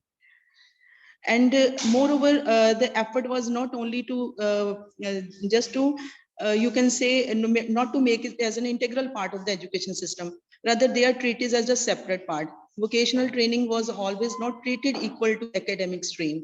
So in this, we can find out in even the UNESCO commissions, they always emphasized on the vocational aim of education, because when they have given the Delors report on, in this report, they have emphasized on the learning to do as a pillar of education. So why do we need vocational education? It's the most we want to have capable and human resources, and we want to have a skilled labor. But the thing here is not about the vocational training. It's about how can we integrate in vocational training with the academic training. So this National Education Policy 2020, it has emphasized on the integration of academic stream as well as the vocational education. So this is how we can reimagine vocational education in the 21st century. So this is the policy which has emphasized it, because we have a large number of population, but we are very less skilled population, as it is highlighted on the page 43 of the document, that only we have 5% of the skilled labor, whereas the countries like USA, Germany, South Korea, they have very skilled labor. So that's why we need vocational education in India. The very rightly it is highlighted in the policy, we need vocational training for the teacher, for the students. but how can we implement? There are several strategies. Before implementation of those strategies, there's need to work out the program. We have to chalk out the program. How can we do well in this vocational education? Otherwise, again, that will be a failure. Because earlier policies like Kothari Commission, for the first time, they have talked about vocational aim of education, and even in NCF 2005, they have also talked about the pre-vocational courses, generic vocational courses. But when we go through this policy, this latest document, that is National Education Policy 2020, they have given that vocational education should be implemented in a phased manner. It should not be implemented in a haphazard manner as it is done in the earlier years. So this is a good point that they have given us the certain targets. The first target they have given us that the 50% of the learners, they should be in the they should be as skilled labor by the year 2025. So 50% of the learners who are having education. Moreover, they have given us the point that it should be started from the 6th onwards. So earlier, from 6th to 8th class, the students will be given the general orientation with the vocational courses, and later on in the 9th and 10th class, they will be taken to the ITIs, polytechnics, local industries, and skill development will be given to them. So that will be the age when they will learn about the different occupations and vocations and different opportunities available around them. The system they will be taking up not only up to here, but later on in the graduates and postgraduates, it will be integrated with the whole higher education also. Even more, what they have given, then the national skills qualification frame will work in detail regarding the vocational stream of education. So this policy also highlights that the national committee will be framed who will fill the gap between the vocational and educational stream. And one more highlight of this policy is that whatever the students do in the earlier stages of their life or earlier age of their life, their credits will be used later on, and it is called as the recognition of prior learning. So this policy highlights the recognition of prior learning. So there are so many good points in this policy, but the thing here is how can we implement and what are the strategies about this. This is the main focus of this theory, and in the coming years we have to work a lot upon the program and policies. Yes, ma'am. Conclude, Karo, please. Hi, yes, ma'am. So that's I'm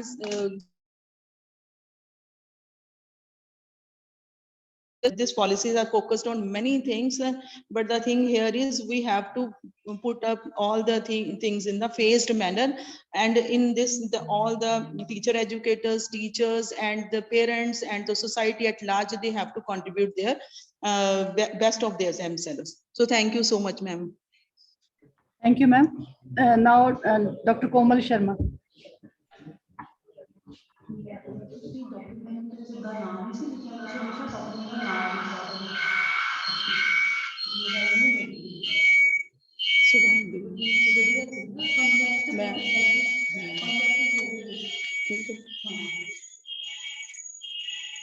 Jeet ma'am, please mute yourself.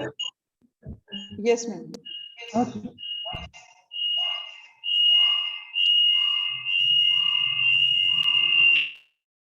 हाँ जी, मनिंदर कौर. हाँ जी, good afternoon, ma'am. Good afternoon, ma'am. Ma'am, you can continue. Otherwise, ma'am, manage कर लेंगे. Next, ma'am, तो कर लेंगे continue. Komal ma'am. Ma'am, Yes. I have shared my screen. I hope it's audible to all. Yes, ma'am. Presentation is also shared. Right, ma'am. So good afternoon, everybody. I am Dr. Maninder Kaur from Khalsa College of Education, Amritsar. I am feel privileged to get an opportunity to share my views on the topic issues and challenges in implementation of National Education Policy 2020. The new Education Policy 2020 was unveiled on July 29, 2020 to bring transformation in the education sector by making education inclusive, accessible, and equitable. The objective of the policy is to bridge the gap in learning outcomes, access, and participation in the school education. So this is an excellent policy in context of making education system more holistic, multidisciplinary, and flexible. And it also emphasizes on inculcating core values that have worn out over time. After having announced the policy, the real challenges before the government are its smooth and obstacle-free implementation, and universities and schools, they have to play a major role to play in doing the same. So educationists at all levels must be ready to play their part to face challenges in implementation in letter and spirit. Now, I would like to share some major features of NEP 2020 first of all. So NEP 2020, it seeks to positively upgrade the present education system. It is bundled with some very innovative and contemporary proposals. The policy foresees a model of all-inclusive learning that is immersive, consistent, and appealing. In addition to the art and aesthetics, scientific aptitude and creative thinking will be inculcated. NEP 2020, it seeks to implement both formal and informal education modes. Formal learning in the classroom is through the teacher's instructions and books. The policy endeavors to take learning beyond the classroom and inspires the students to learn from practical experience. From the preliminary stages of education, students will be exposed to multilingualism that will have a great cognitive advantage. A concerted effort will be put in to promote contemporary subjects such as data analytics, artificial intelligence, and machine learning, which are being touted as the career of the future. A student-centric approach will be developed to replace the current teacher-centric approach in which the students will have the choice to select the subjects they want to learn. So keeping in view the reputation of the rich cultural and the languages of India, Sanskrit can be offered at all levels of school and higher education.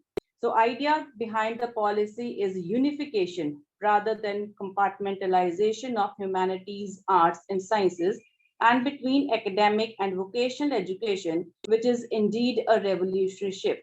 So the salient features or the recommendations of NEP are the multidisciplinary system wherein the subjects from different streams, that is sciences, humanities, and commerce can be chosen, which will focus on innovativeness, creativity, and ingenuity in the students. The policy emphasizes skill development, particularly of vocational crafts and life skills training. The policy also lays emphasis on determinative evaluation for learning vis-a-vis present cumulative assessment, and there is the flexibility to choose learning trajectory. Equal importance is given to the subjects from all the streams so that the students can choose subjects as per their aptitude and interest. Now, I would like to discuss some of the critical issues in the implementation of NEP 2020. First of all, NEP, it focuses on multidisciplinary design. So this contemporary system of education, it does not provide orientation and training in pedagogy for school and university faculty. This necessitates refurbishment of the curriculum strategy to make it flexible for empowering higher order foundational thinking and skill development at different levels of instruction. So in order to meet the necessary requirements, there is a need of high-level coordination and wholehearted effort amongst educational institutes, teachers, and administrators at all levels. Second main concern or issue is that e-resources in remote areas will be required because e-learning is the way forward. So in order to meet the requirements of NEP 2020 and overcome criticalities in classroom teaching, there will be a requirement of robust e-infrastructure to include multimedia-based audiovisual technologies, expertise-driven online resources, and digital classrooms. So this will be one of the major challenges in the times to come, especially in government-run schools. Third main concern or issue is change in outlook of the people. So the present education regime is the legacy of British era, and the transformation in outlook will involve multiple generations of students, parents, and teachers. The corporate sector will also need to change its recruitment and training strategies. So the generations after independence have been educated in an older system, and it has crystallized, which will take some time to align with the new policy and system. The government will need to put in efforts by implementing an awareness plan to educate people on NEP 2020 to successfully change the outlook. Then next issue is related to skill development. So one of the major highlights of the policy is skill development. Manager ma'am, please conclude the presentation. Okay, ma'am. So there are other issues also which are related to evaluation system. Then trained teachers will be required. Then management, it needs to be changed because NEP demands a value education system along with pedagogical constraints, and there are financial constraints. More fund appropriation will be required to overcome this major inadequacy. Then there are multiple exit point concepts. They are also to be held properly. Then there are legal complexities which have to be resolved also. To conclude, I can say that this policy or the vision as enunciated in the policy is aspirational and ambitious. Hence, a time-bound and well-planned implementation roadmap will decide if this will truly encourage an inclusive education that makes the students future ready. So, new education policy 2020 with all its idealistic and ambitious. Conclude your presentation. Thank you so much. Now, next, Dr. Rashmi Singh.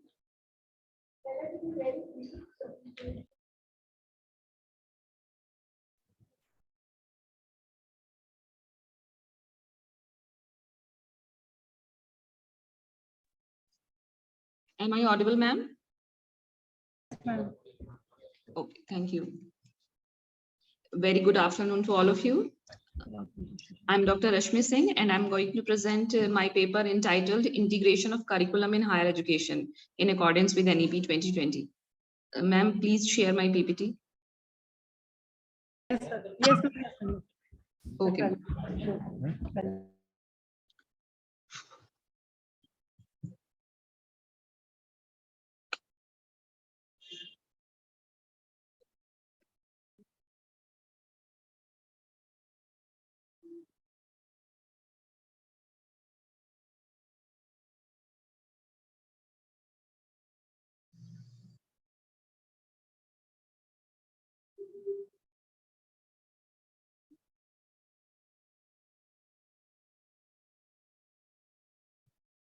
And it is on topmost integration of curriculum. This one, yes, ma'am. Ma'am, make it full screen. Thank you. Next slide, ma'am. Yes. If we talk about integration of curriculum in education in general or in higher education in particular, so we first of all we have to go back to its history. When we talk about its historical point of view, then we found that bringing various subjects together for learning is known by a variety of names such as interdisciplinarity, cross-disciplinarity, cross-curricular learning, and curriculum integration, and has a long history reaching back to the American educational philosopher John Dewey. In the 1970s, two prominent and influential English educators, Paul Hurst and Basil Bernstein, both wrote about curriculum integration, with Bernstein suggesting an integrated approach that involved the subordination of previously insulated subjects or courses to some relational idea. It was thought that linking subjects to a relational idea could be more engaging for students and provide a real-world stimulus for learning. In this context, curriculum integration is most often linked with inquiry learning. The logic here is that in an authentic inquiry, students need to draw on more than one subject to fully investigate a problem or topic. This is about history of integrated curriculum. Next slide, ma'am.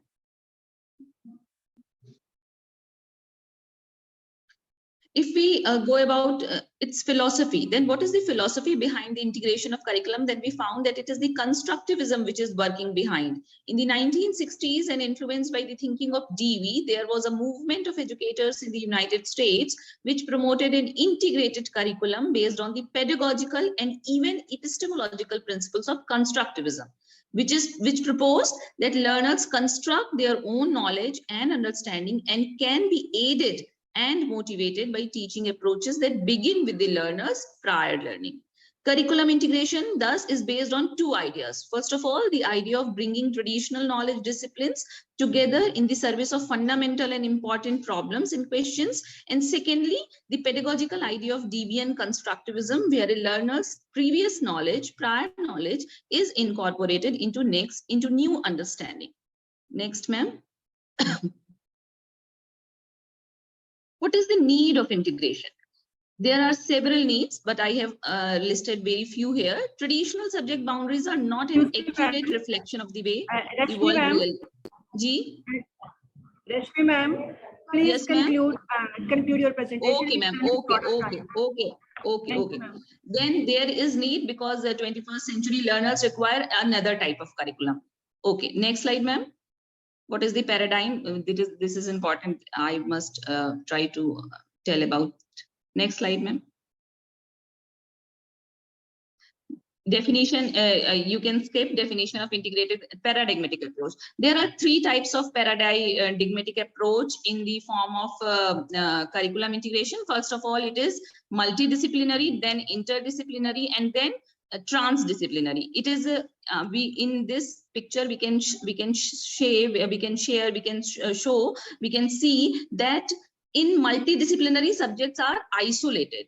In interdisciplinary, there is some boundary, some overlapping, but in transdisciplinary, we have connected with overall world too, outer world too, context too. So the hierarchy is multidisciplinary, then interdisciplinary, and then transdisciplinary. So transdisciplinary approach of curriculum is most, you can say, progressive approach of curriculum integration, and it is the need of the hour in the present 21st century world for the 21st century learners.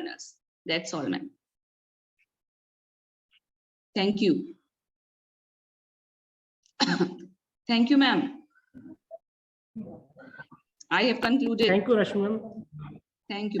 Thank you, Dr. Rashmi ma'am. Our next call is to Dr. Bindu, please.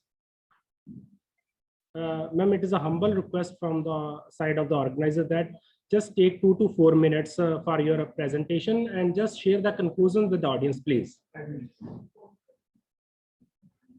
Dr. Bindu, please.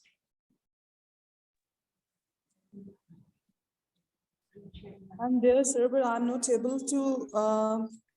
Yes. Yes, Good please. everybody.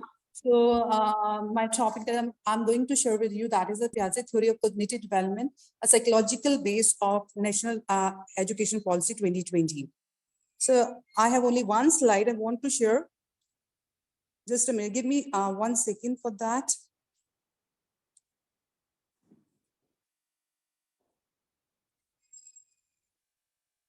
Yes.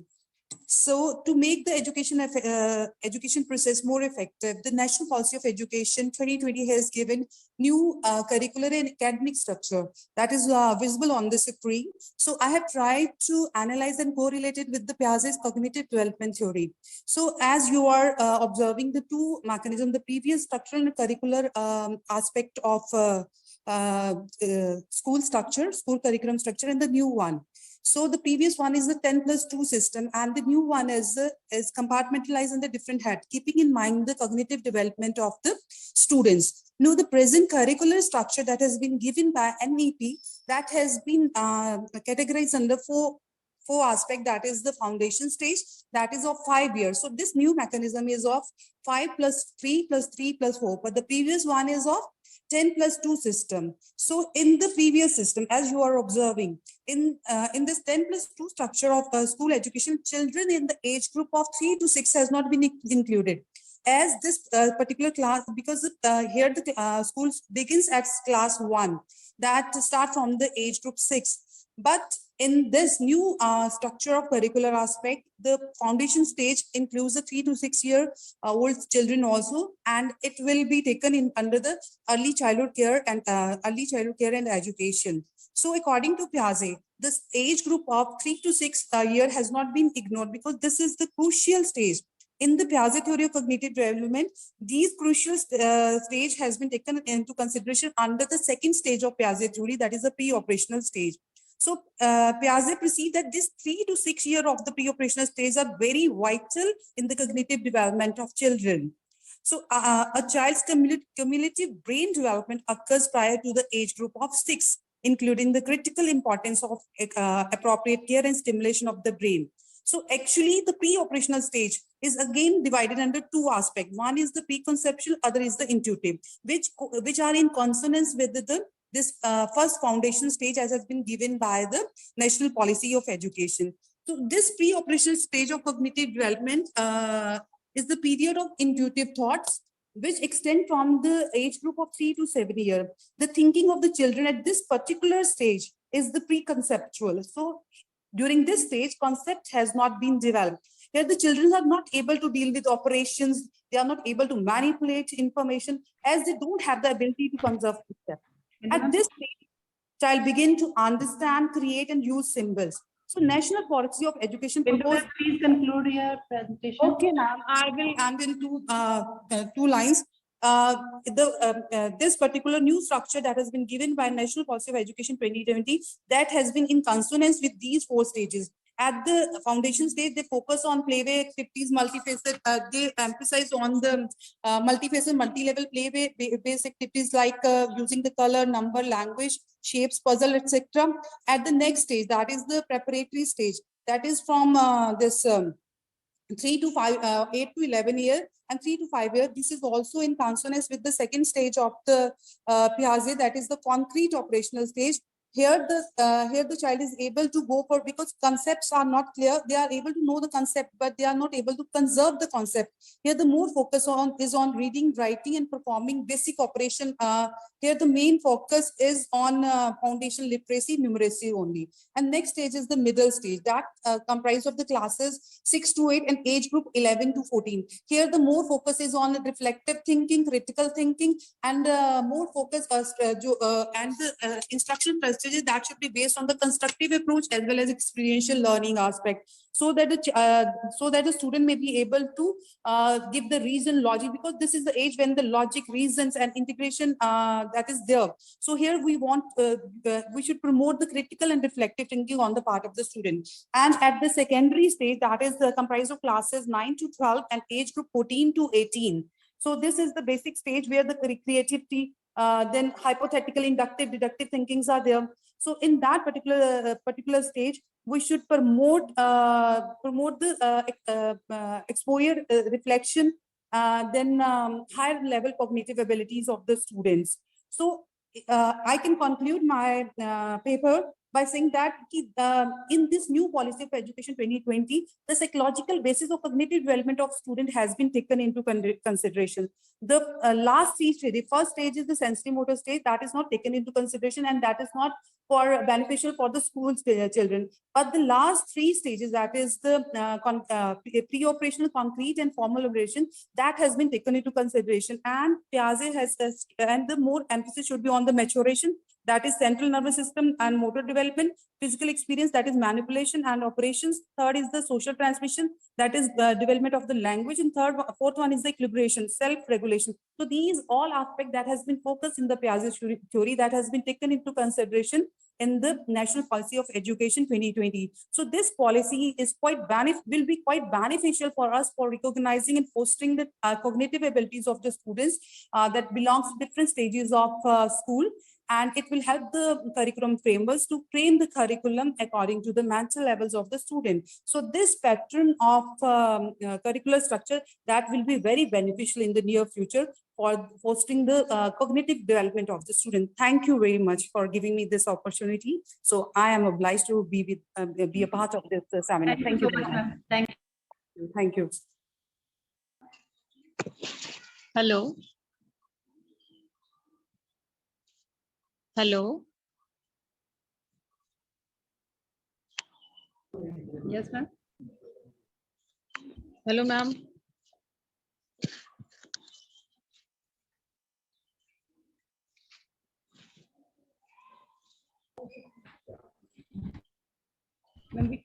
Yes, ma'am. Ma'am, anybody Ma'am, else? after 3.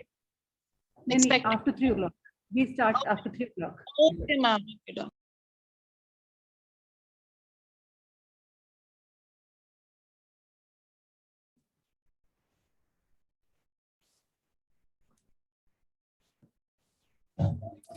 So good afternoon and welcome back.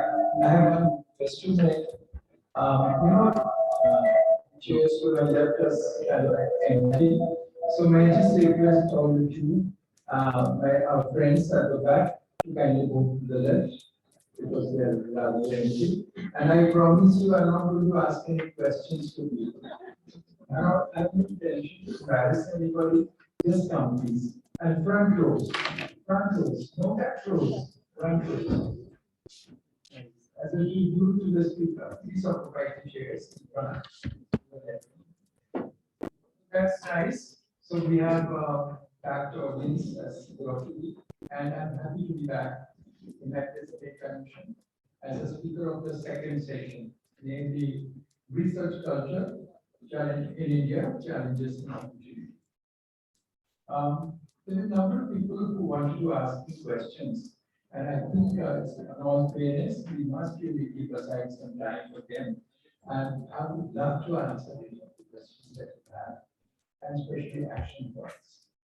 I remember that there is so much of exclusiveness in the academia, and people don't want to share it. And tips also. I've been there, and I would not like to sort of leave any tips to people. Also, they get similar opportunities.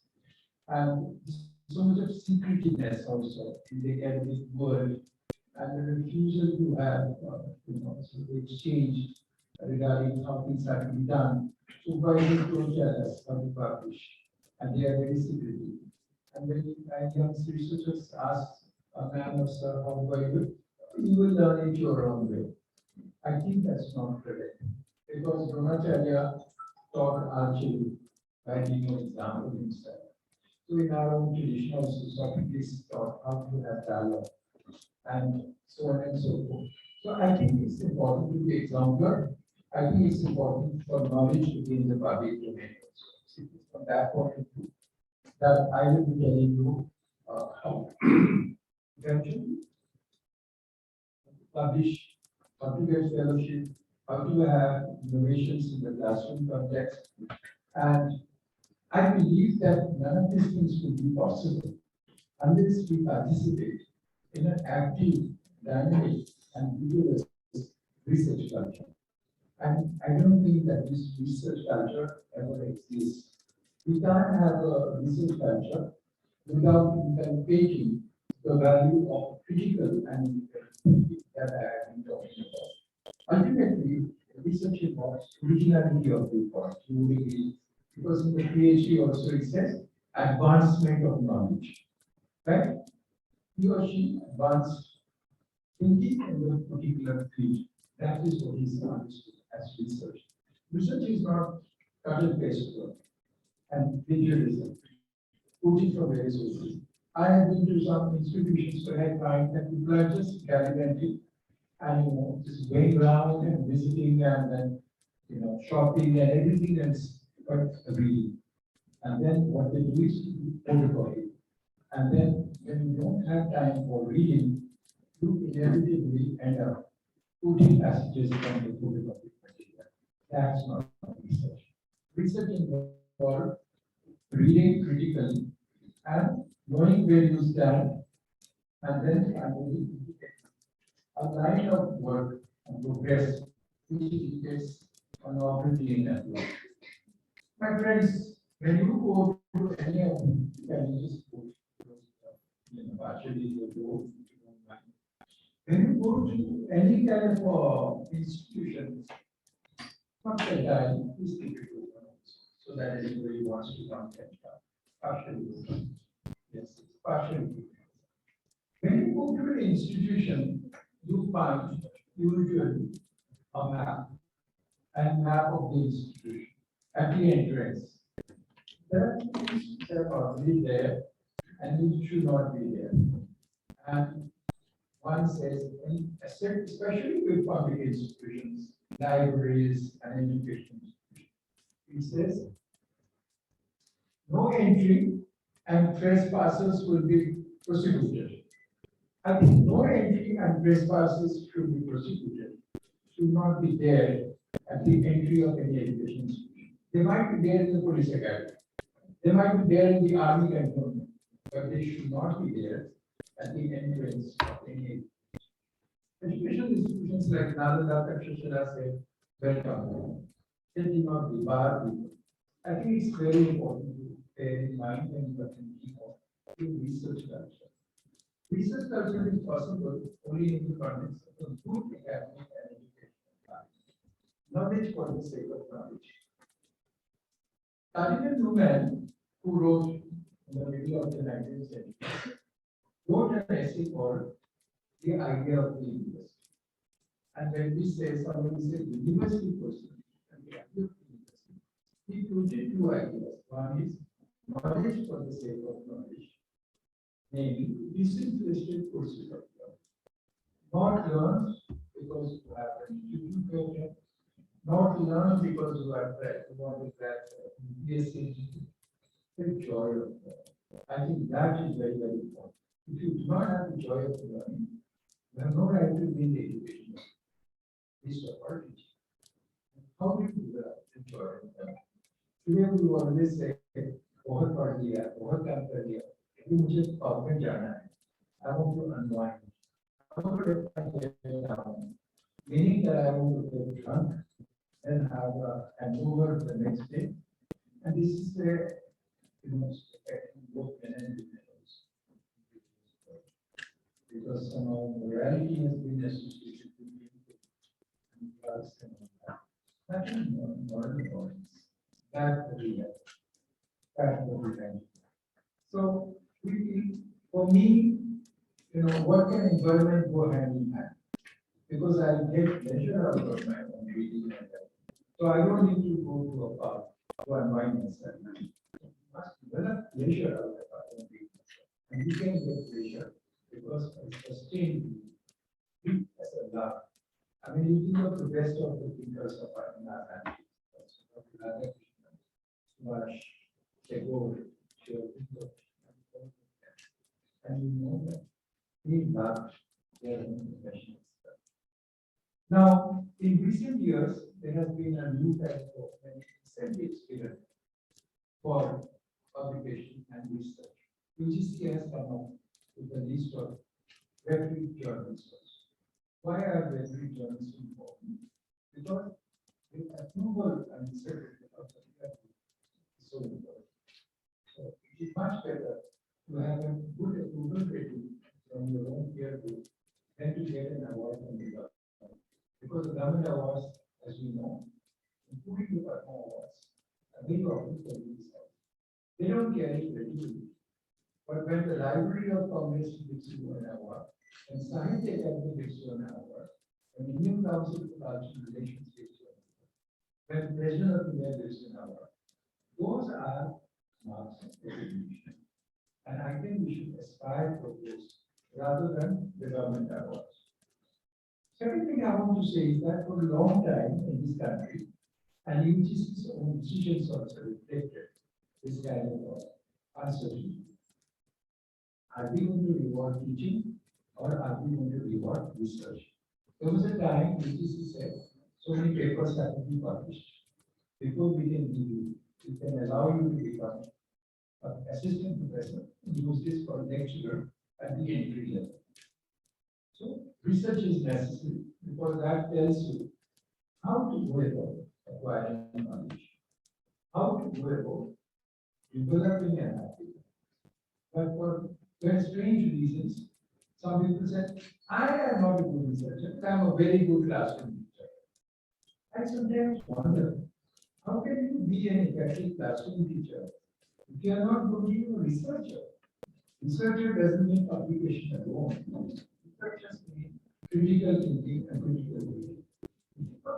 engage yourself with text in the manner of genealogy,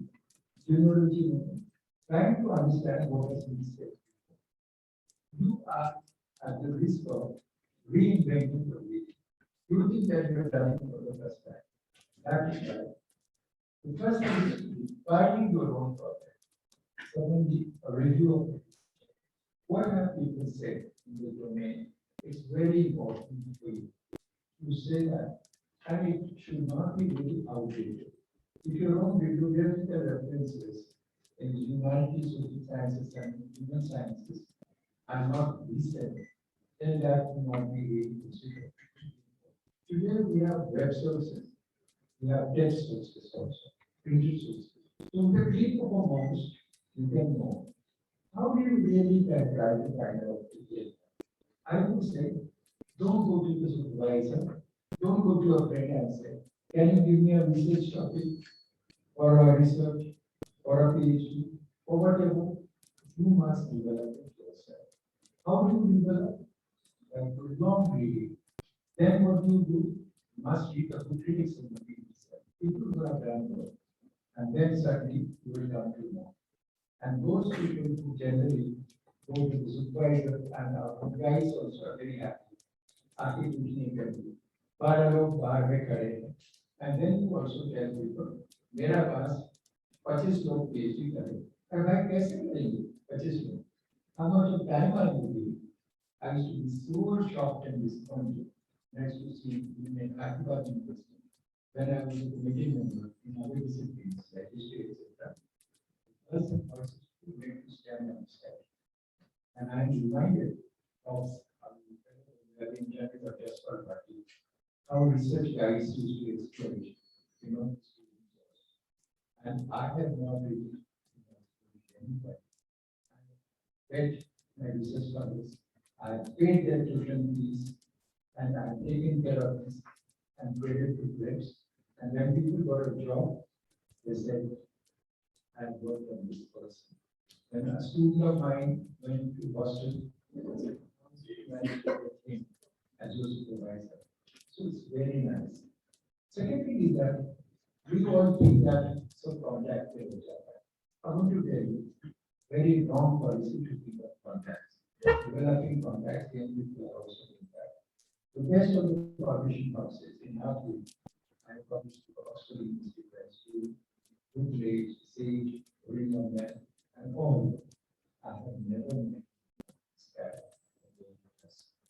send proposals to them, then abstracts to them, synopses, and build up their work. I met them at the time of the release of the book, and so in other words, whatever fellowship I will not grant, but the CEO is saying, I'm saying, you have countries. I have not spent any by trying to promote myself, but I have not spent any money to go as a I have used to write research. So I travel to the institution and I spent some money to buy some gifts for people back. And we should then at the state level, at the national level, ICSSR, ICHR, ICPR, we apply for the grants that much out. Secondly, you might be, there was a time in the 80s and 90s when people are big down. There was a big doubt about the future of the liberal. There was, I don't see, there was a time, but that got removed by the late 90s and 2000s. Because I think the humanities and the liberal arts humanities were really born. There was a time when people thought that science and technology are going to really rule the roost. But engineering colleges mushroomed. Very soon, some of the engineers started with book polish because they didn't have a job. Because many more people were yours. Today, people who at least other day, parts in this and other places. There are all this kind of skeleton life on the national highway, a friend from Orissa village. They thought they are no takers because more engineers than what the system can absorb. And many engineers and MBS who are really not employed because they have done all this cut and paste work and plagiarism. The time has gone in very making, for example. I don't understand how engineering students do all this. Because in my university, the most serious students were the science students. You have to be in the lab. Nothing. Student and go around, also having fun. So that shows that engineering is. So I think it's good for us that humanities and social sciences and those disciplines concern us, they have been reborn, reinvented, and I think they have been rewarded. And I think those departments have not really shot. English continues because we realize the importance of communication. With mass communication, and in your sector, the languages are also important. Today we are not saying Angrezi or Deshi Bhasha. We are saying also including the basic government. We are other Indian languages like Tamil are also very important. So they are important. There are academics for the pursuit. Punjabi is a very rich language. So we are very proud of that. And there is no false record. Either you are an English supporter or a regional language supporter. And the Gurno, I go to the all languages. And this is something that is recognized internationally. So we don't believe in linguistic shortenism and research in the languages. A lot of research is being done in the field of comparative literature. So those people who are in the regional languages, research and then. Second thing is that you must think of the latest approach to linguistics and language study. By saying that when you because we hold so far as a that will not work. You know, if you have to be of good publication, look at the journals also. Many of us are not looking at it. You don't have to keep up the physical journals because many of the first pages of the journals exist in the internet also. So there you will come or the editorial, the policy, for example, and to ensure anonymity. Now it's like a postbox. You drop, you are not ready to communicate. But if you communicate, you will know the name. Then so many times you will make calls and say, our QA is to come because they don't like how many calls you make. You know, but we are used to. हमको उनको मिलना चाहिए या ज्ञान dinner देना चाहिए gift देना चाहिए उसके बाद तो कम्युनिकेशन हो गया हमारा जो अप्रोच है so we would like to be in a bit right people they would like to be right personal and professional but before that you have to know what is really expected of us what kind of quality of writing is really expected that is very important. So I would suggest to you, I mean, I'm giving you do's and don'ts. Please write down. To identify the journal. And don't think of the first grade journal alone. Stage and literature and literature. Think of good national level journals, for example. Journal of Graduate Studies, Journal of Antiquity, Journal of Mathematical Science. And then I see before me, it will be so many different things also, you know. So it is as difficult to publish in journal like mathematics, like physics, and difficult also to English. They're not really easy because they are very scrutinized. And put your article to turn it in, the anti-plagiarism software. And then it is recent for review. So it's a review journal, etc. And so identifying the journal of your choice, identifying the theme that you have in mind, and devoting some time. You know, some people say either teaching or research, either homework, family, or publication. Why should that be?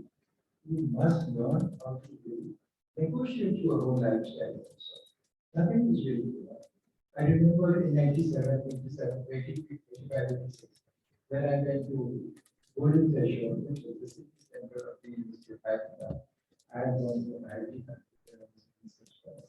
and this gentleman friend of mine, Sachin Gurusar the South Asian University, his retirement as vice chancellor. He told me such a one thing you have to do. You know, research should be a full time. It should be a matter passion. It cannot be a part-time. Today my wife is there, I can't give time, I have to give time to my wife. Tomorrow my wife is there, and so on, I have to be so desolate. मैं क्या करूँगा? खाना कौन बनाएगा?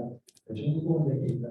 It's not that women are meant to have us, and then the men are going to do it.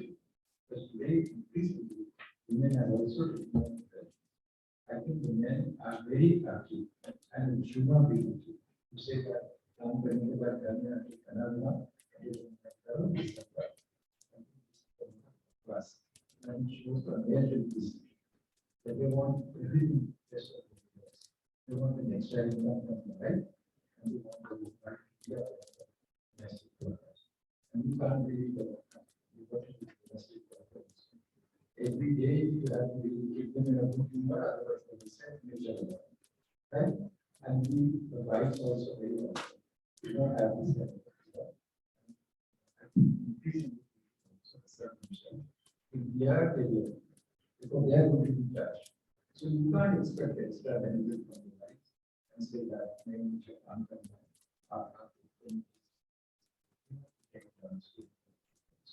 and I think if you see the men today, those who are getting married, and I think they are quite prepared.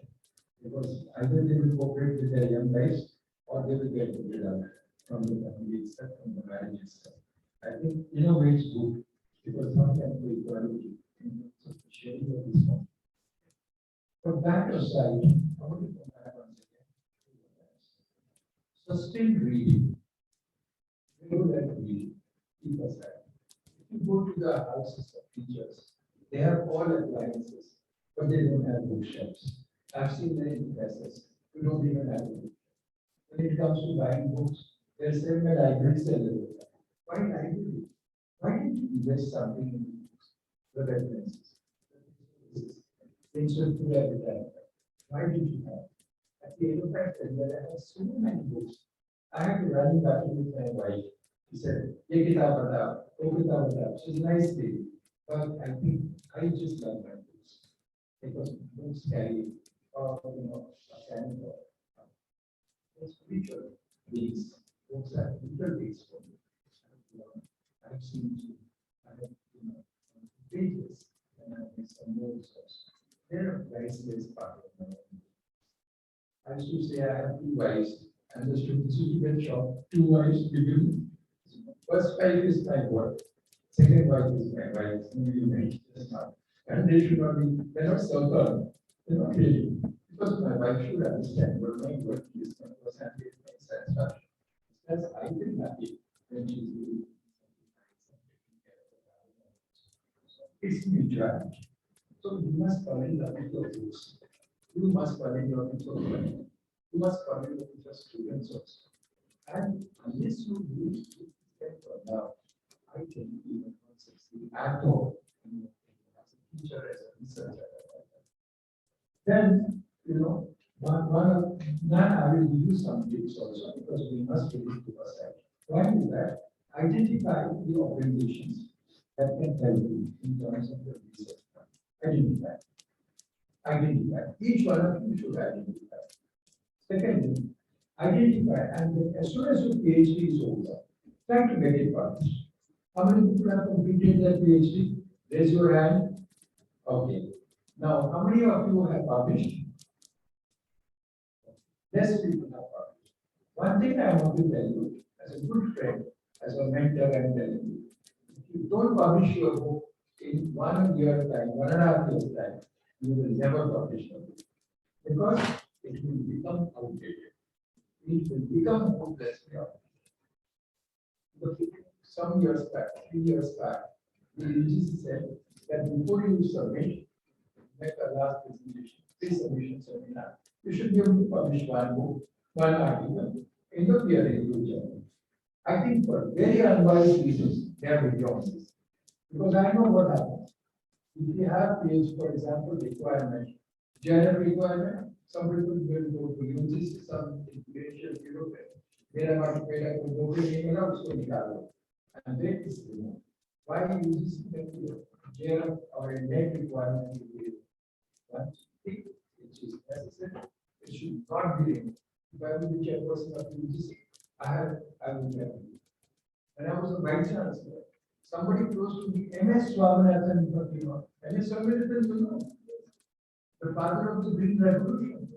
You know, Ramanathan, Swaminathan, she's now working for the WHO.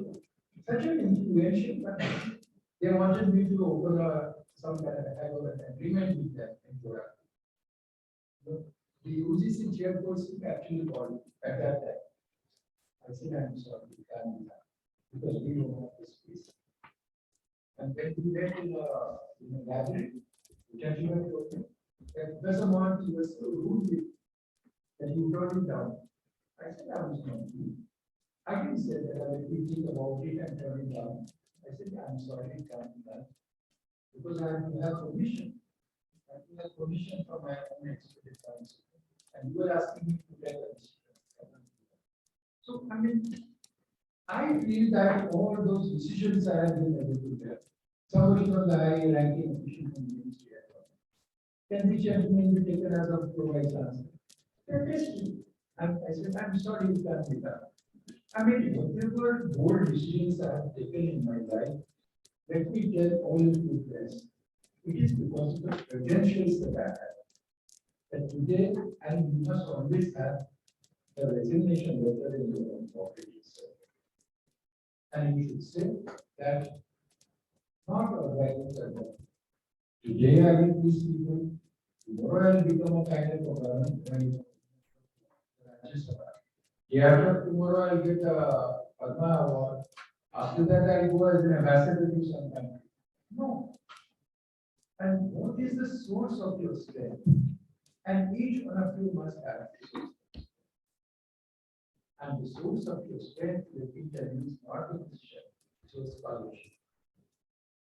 You have the scholarship, which is visible. Man said, I opened today, or somebody said, I didn't know what you should take or not to take. Because you don't have to make copies to distribute and this and that. So the sense of pride that you have, it is because of your scholarship. There are some people who say, I'm this and that. Somebody said from Jamaica. Because Morty said, I did this, and I was also a vice chancellor. Not that first thing vice chancellor. It's your generalism. The vice chancellor should come last. What should come is that I'm a scholar. And if you don't like to say I'm a scholar, and when you say I'm a scholar, तब खत्म कर रहा है अब तक नहीं खत्म किया managing answer. There are three questions somebody said. One is somewhat old fashioned. One is a man's wage is first. A woman's age, you should never ask. And research stage. Remember how nice a man's age. And the best way of really putting up a woman is to ask the age. Man's age, a woman's age. Don't ask why these questions are asked.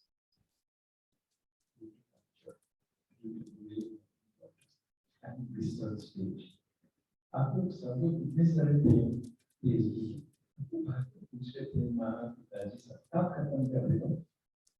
when are you going to get on with the real things of life that you imagine?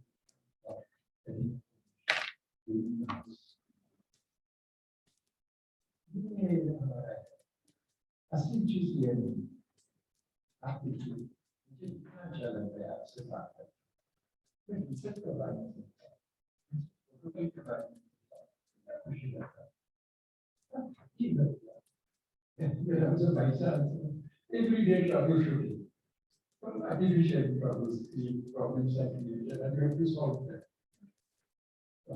fetching resources from the ministry, talking about people who don't get along with each other and writing notes to each other. Parents also writing, students are writing, finding something, and I have to read it and bring them together. Then I have to sort of come out. There's so much of the wastage of time also.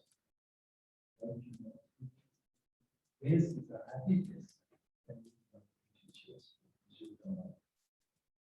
You know, गाड़ी को पीछे को step मारने वाले हैं. Because if I get a good thing, you learn good thing, and then so you learn. That's why you know we put up a notice. Bore nazar wale tere muh pyala. American to best nobody writes like that. Because jealousy. What is the same about the Nobel Prize? So is number 2 or 3 came out. In the media, it's reported. You don't have such a you don't have this. You have jealousy, pettiness, and all want. But I think I'm suggesting that this can be done. I'm sure this will be done. Because under Dr. C.G. and the best and your own principal of the degree college and the pharmacy college, happiness, helping. And this invited me. I had so many talks to offer. Because the thing said, we talk about such culture. Oh, I don't happy to come with them. So my friends, I'm giving you genuine tips. I give you some space, please. Okay? Suno bola? Suno kya nahi suno? Now just say 2 things. One, cash.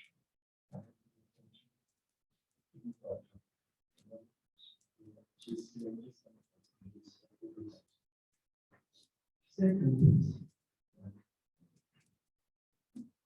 The world is preparing for a big change. Will you help? I remember in the late 60s. The world is preparing for a big change. It is the world is preparing for change for Hinduism, or Islam, or anybody. So the world is preparing for a big change. And the second thing she said, there are many things. She said, for second thing, that no words, acts. No words, acts. How nice, how insightful. हम इतने बैठ के बात करेंगे, but we know that the proof of the pudding is in the eating. जाने के बाद, हर एक person के अंदर में अगर ये ब्रेक होता है, रिवॉल्यूशन होता है, जो हमने सुना, हम तो रिफ्लेक्स करेंगे. कितने लोग आए हैं, गुरु गोविंद जी हैं, and नानक जी हैं, why Khalsa college is good. And they said because of the presence of the Guru. Today, Sikhism and Punjab have become an example, role model. Because आपने करके दिखाया, जो भूमि से रहते थे, आपने ग्रीन रेवोल्यूशन किया, आपने सिख रेजिमेंट बनाया, आपने ट्रेड में किया, आपकी हीरो का भी लिया, और आपके जो मोटे का जो आपने भी बनाया, कितने लोग बनाए? तो pride for the origin. I can't think of any race which is so friendly, so proud, and so self-respecting as the Punjabis in general and Sikhs in particular. So nice. And some people might think that, you know, I go to different places and I say good things about it. It isn't so. But they say, can you think of the economy of Odisha without the Punjabis and the Sikhs? Very useful. And this trip, I have realized how outstanding they are also in the field. And thanks to that, you know, films like Bollywood, you know, the Punjabis and the Sikhs have been portrayed in a manner and absolutely wrong. Bollywood has done what it could, but Bollywood has done what it now, and creating stereotypes about Punjabis and Sikhs in particular. But those of us who know how outstanding they were, do you know I'm going to see Arora? I met General Chico, I met Sam Manish, and when I was studying in international, and we met in 71, 72, and there's Lieutenant General Technical. He was the hero of the Bangladesh war. How proud we were for this. And the value was in the late life. And now this cluster of institutions. तो मैं आपको जैसे अमिता बोल रहे थे ना जिसमें network मैं कहानी सुना and stories and we all fell in love with Amita and Veda. यदि कोई चाहे जीना है वो magnetic he was. So mother said that when you teach students in the classroom and Professor Singh was telling you, so can you tell us about your educational experience? मैंने पूरा कुछ बताया अभी एक बता रहा हूँ. She said one who doesn't have a self-control should not become a teacher in the classroom. One who does not become a teacher, one who does not have self-control over anger, jealousy, partiality should not become. तो हमारी class में कोई मार रहा था in our time बच्चे उसका हाथ पकड़ लिया and she said माता जी मारने के लिए मना किया. She was the head of the national.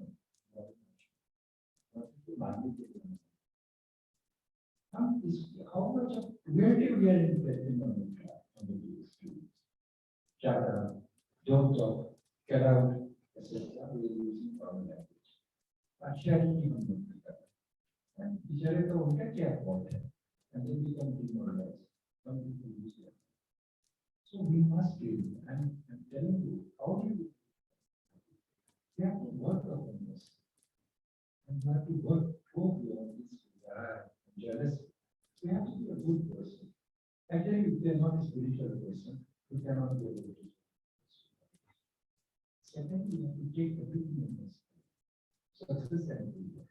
One thing I have liked about the American journals and magazines is that when you send an article and it is rejected, they will say, what are the good things about that? We are not published.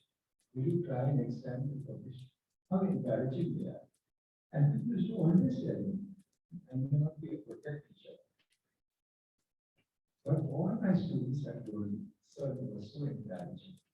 We have to take that. You're a good person if you want to help them. मैंने आपको बताया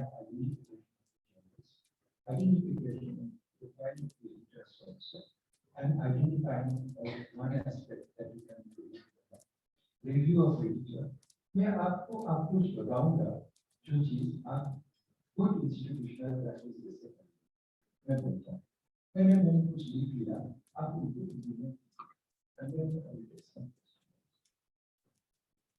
One is that after PhD program in the head, you have video.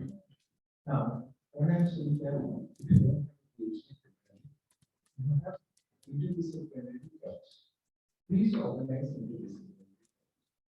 Next time, after semester, we have term paper on that. The term paper also by students. Special credit to papers that bring in interdisciplinary concepts.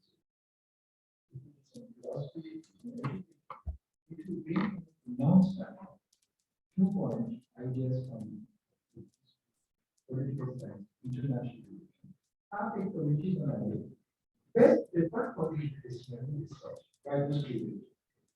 How about that, Professor Singh? Best paper for interdisciplinary research by the students and scholars.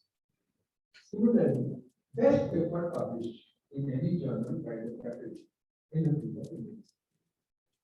Therefore, submit to the committee.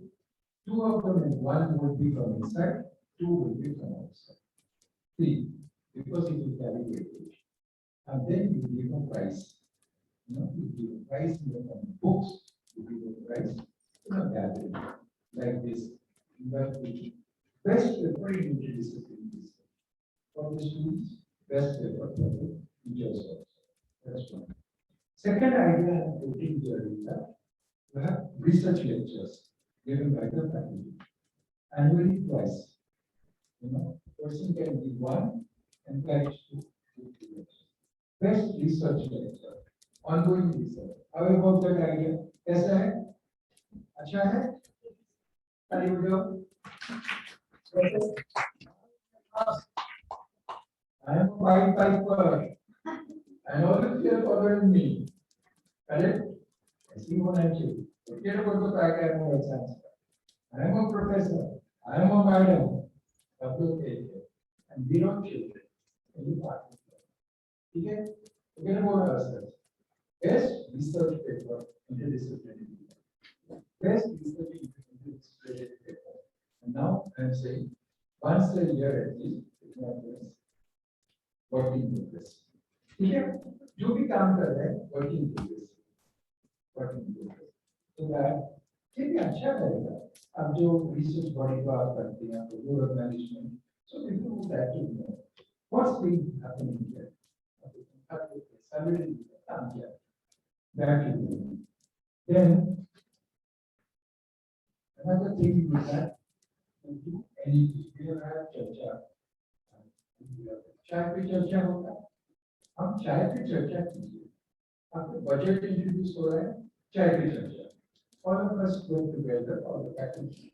Economics faculty कौन है? Economics year faculty is he present or is she present? Economics faculty. You have economics here? चाय पे चर्चा. Budget पे चर्चा. Budget पे चर्चा. All of you come together. Afternoon budget पे चर्चा.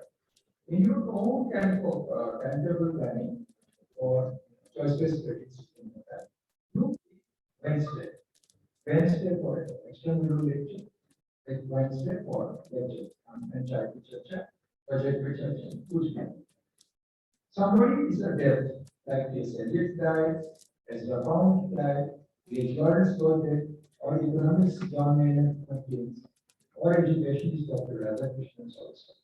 We have the usual stuff. Guru Divas. Guru Vandana. Guru Vandana करो, इसके पीछे गाली दो. Stupid lady, stupid man, हमको नहीं सिखाया, बर्बाद कर. चल मार निश्चय. Guru Divas. So I said, Vandana नहीं चाहिए, हमको अच्छे चाहिए. You don't have to do worship and then gaली. That's true also. Right?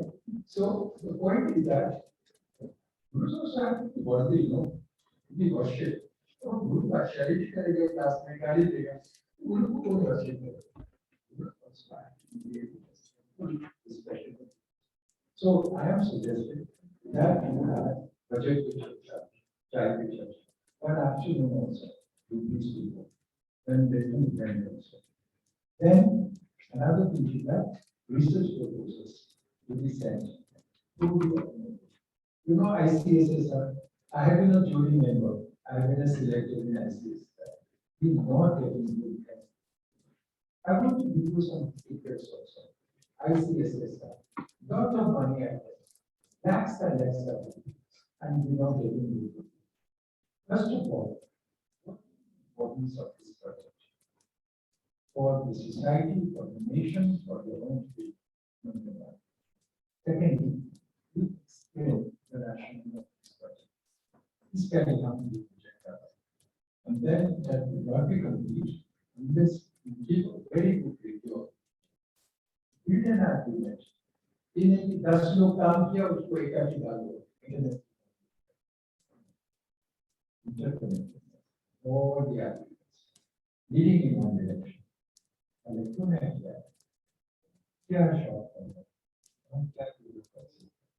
and then you keep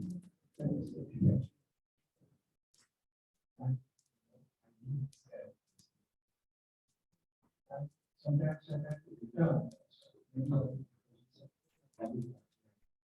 The second person is also there. So there is no partiality there. Some people are also saying there is a I see Isha. You can't say I see very transparent. Online can review of good review of picture, build an argument, show you short quality what which is and And it should make sense to your state, to your discipline, to the nation. So, the idea is research after development research from the best research award is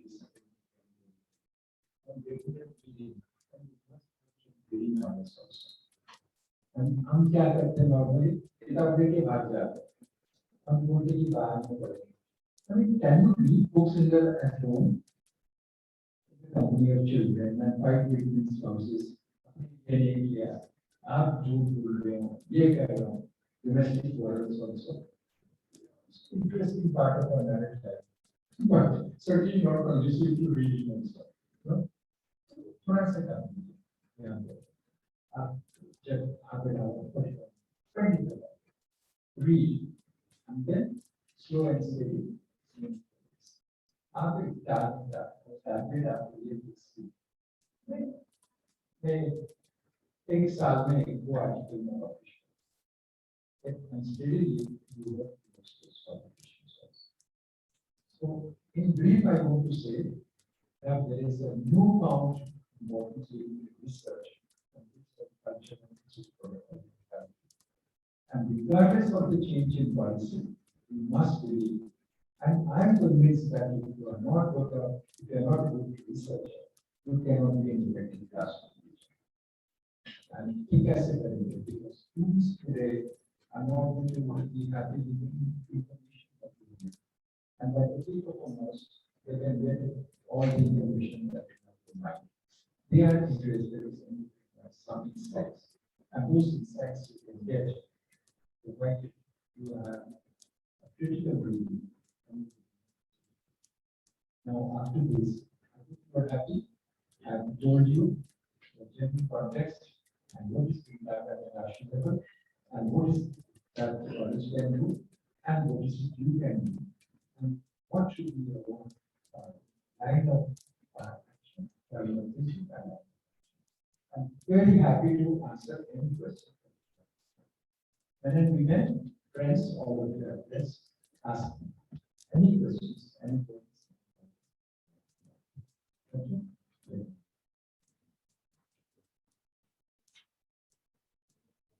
Who will ask? Some people wanted to ask the question in the lunchtime. They said we have some questions in mind. Please feel free to ask. Yes, no, you have some questions. Young people should ask generally because they are joining the profession also. Any queries? Just identify yourself, your discipline.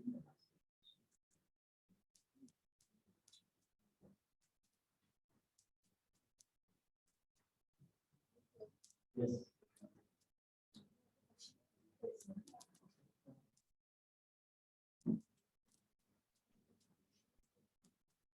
How many papers are you publishing per year?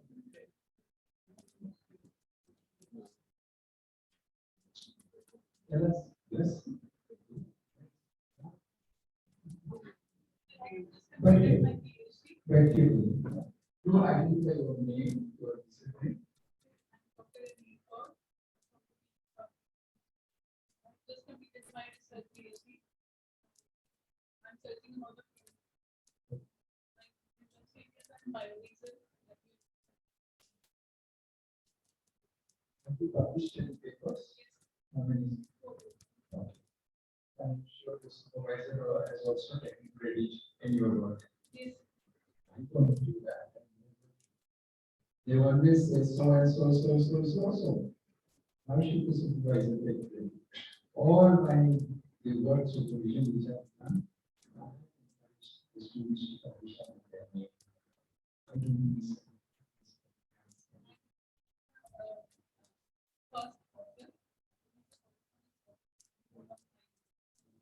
But then I'm safely saying that whether the first and second also. My own approach is that I have had so many students also. Somebody might say that I never put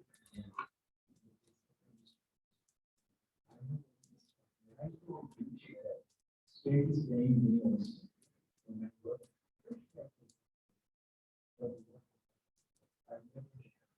see all my applications also. I mean, their publications. I believe it's very difficult. I personally think they are very difficult. That's my.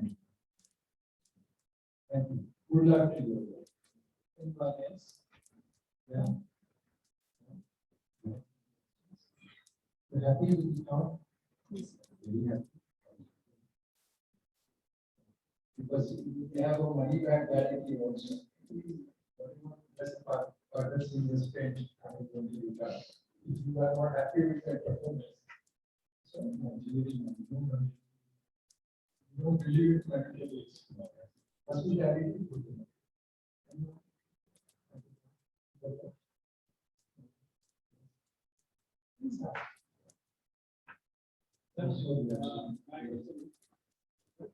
मैं example देना चाहता हूँ मैं 2016 में SP को मैं principal join किया join करने के बाद सर मुझे एक लेटर प्रिंसिपल कॉमन रिव्यू के बाद जाता है पीएचडी कंप्लायंस सर्टिफिकेट सबमिट करा आपने 2002 से पीएचडी का सबमिशन करा और 2016 में मुझे पीएचडी कंप्लायंस सर्टिफिकेट मांगा गया तो मेरा original certificate PhD certificate submit करने के बाद पीएचडी कंप्लायंस सर्टिफिकेट के लिए नया नॉर्म्स था कि आपको प्रोस्पेक्टिव इफेक्ट्स में दो कॉम्प्लिकेशन और दो सेंटर जो यूजीसी का गाइडलाइंस 2002 में पीएचडी डॉक्टर कांस्टेंट कोई गाइडलाइंस था ही नहीं और 2016 में मुझे मांगा था उसके लिए मुझे 3 साल वेट करना पड़ा मैं यूजीसी के साथ कॉरेस्पॉन्ड किया था then I have to certain them with case मैं जो केस करना पड़ेगा तो उसकी फाइल करने का तो बैक में जाकर पब्लिश नहीं कर सकते तो अगर उन्होंने इसको रिमूव किया था कि आप चाहे पहले कर दो या बाद में कर दो उसके बाद मैंने केस को एप्लीकेशन किया then I can PhD compliance certificate में प्रोसेस कर दिया देन उसके बाद मेरा अप्रूवल मेरा प्रॉब्लम ये है कि अभी जो है एकेडमिक यूजीसी में ये तैयार करते हैं कि पीएचडी पब्लिकेशंस की वजह से पीएचडी का क्वालिटी जो है हैम्पर हो रहा है as per new guidelines invite as per the UGC chairman sir एक इसकी पोस्टपोज सेट को सभी पब्लिकेशंस कभी यूजीसी केयर्स जर्नल्स कभी कुछ हर टाइम जो हायर बॉडीज में जो रिसर्च के रिगार्डिंग इनका जो इंटेंशंस कह लो या इनका जो एटीट्यूड है that was very much related ethical.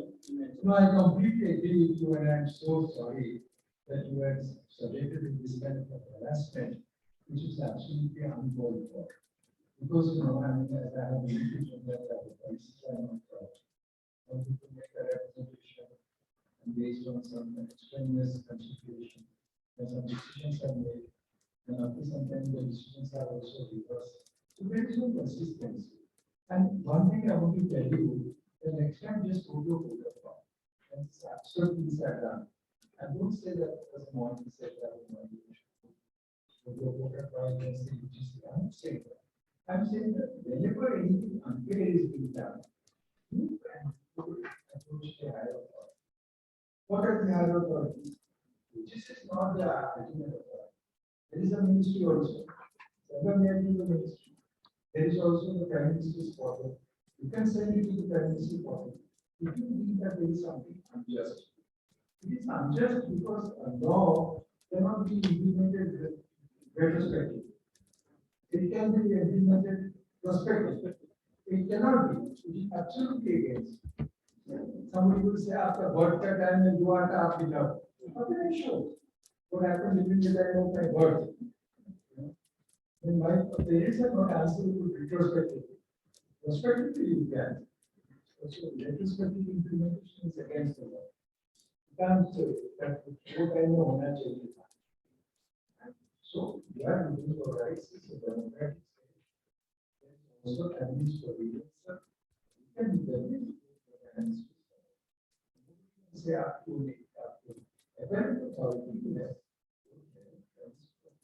which are in there.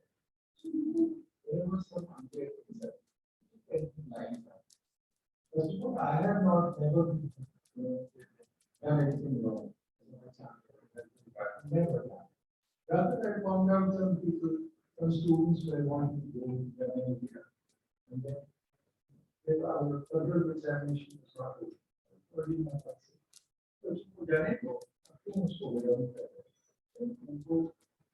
That possibly for the vice chancellor also goes and answers. And he or she might really dismiss many of our results.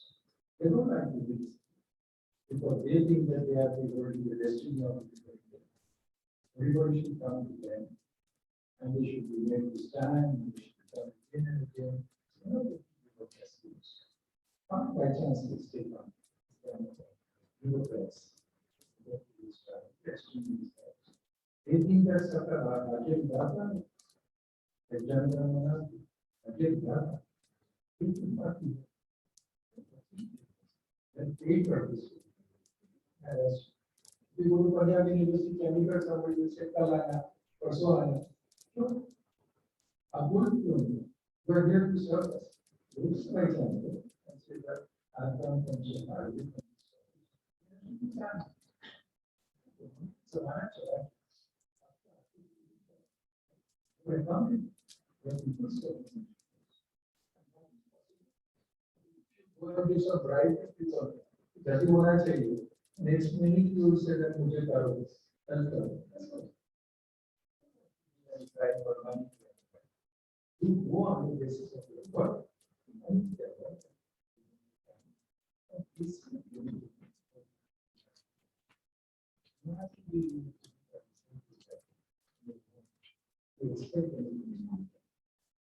आपको बता दिया prospective लोग है retrospective गलत चीज है मुझे करने पर होता है कि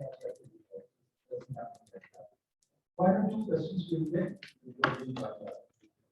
So I think we can also take one question which was unattended during the lunch session. So you can read your question right now. Yes, please ask.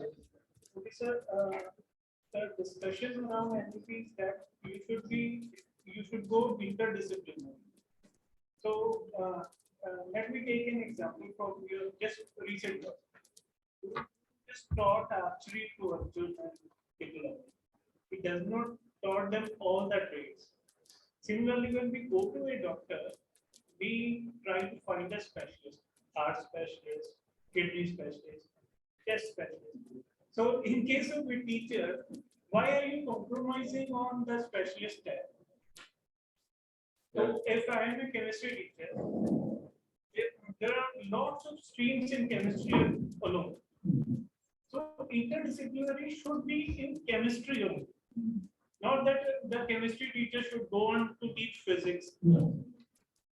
Or should teach math because he has studied math in BSc or that is the problem.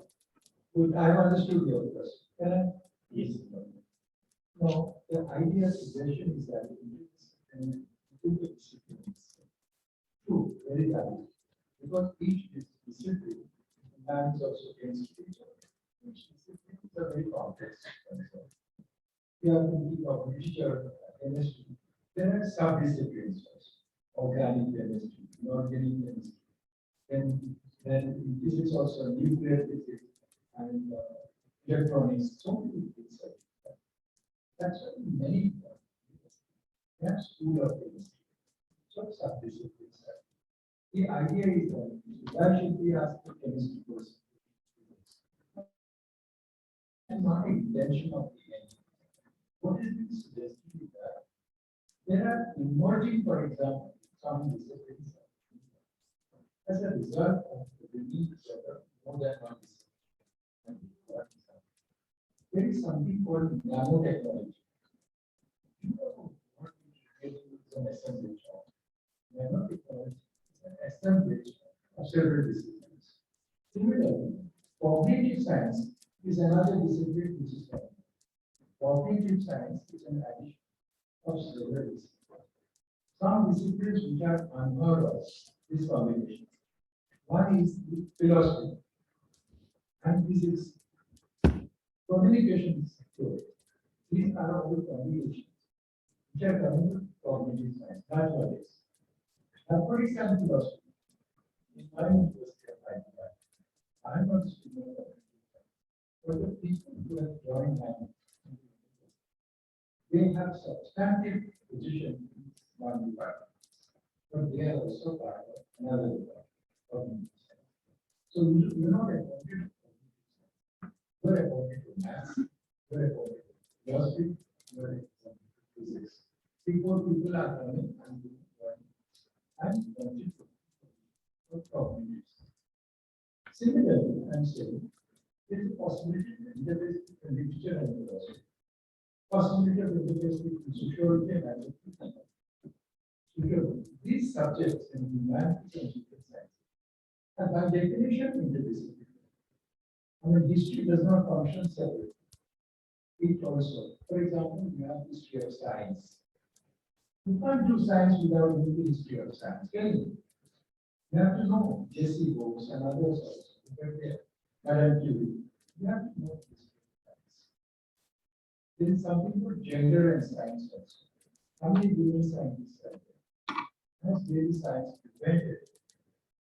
These are questions, important value questions also. Perhaps only women scientists are not there. Gender and science. Then you have literature and philosophy also. Many of the philosophers have been influenced into science. Jean-Paul Sartre, Albert Camus, and then of course Michel Foucault, many writers. Sociology and anthropology, not of education, and education and discipline, not of education. The point is something which is very basic, now is being publicly acknowledged. And those of us who are working in that field, we have gone to the borderline of that, the frontier of that. They know that we have to do somewhere. And the finance thinkers in sciences and social science have try and cross it the disciplinary law. And we have to do. The other day I was reading how to deal with the past. There was a time that we were all of you would be fascinated. The monuments, the problem of the past. And my friend, how to deal with the past? It's in the realm of history, in the realm of literature, in the realm of social sciences also, in the realm of memory studies. There are some areas which are coming out, memory studies, for example. Trauma studies, is it in psychology? Is it in psychiatry? That's what we do now. Now, one thing very good and I will is that only the not all India Institute of Medical Sciences. This is a department for psychiatry. The psychiatry department was not in. So the director said, I'm sorry if I was suspending you, but you should earn your own salary. Then somebody was saying, oh yeah, it's good. After effort, have you gone to the community? Have you gone to the other colleges? Have you gone to the schools? Have you gone and taught to the children? School bachon? Higher secondary level. Yeah, education bureau. If अच्छा है, ये भी pretty में हो गए. Go to a shop. You know, want to go. आपके पास कॉन्ट्रोकलर है? ये कॉन्ट्रोकलर नहीं है. ये हो, चाय पीजिए, पानी लीजिए, कोका कोला लीजिए, फैंटा लीजिए, and before long you end up buying one thing. हम क्या सोचते हैं कि हमको कुछ एफर्ट नहीं करने का. पॉलिश करेंगे, ड्रेसिंग चार्जेस की करेंगे, मुझे कभी सैलरी चाहिए, and school I think is responsibility headed of the college. I think we should have the sense of belonging, and just that every salesperson has a stake in that shop. क्योंकि उनको मालूम है shop one बोल रहा है, उनके दाना पानी one बोल रहा है. Don't you think so? It's so nice to go to a shop, no? It is not the thing where you sit with so good. That's what many people like to go to a shop. Window shopping can be right. At the end, they cannot really buy anything. But we do that because everybody is so bad. Right? So, like that, if we have a sense of belonging, we must be as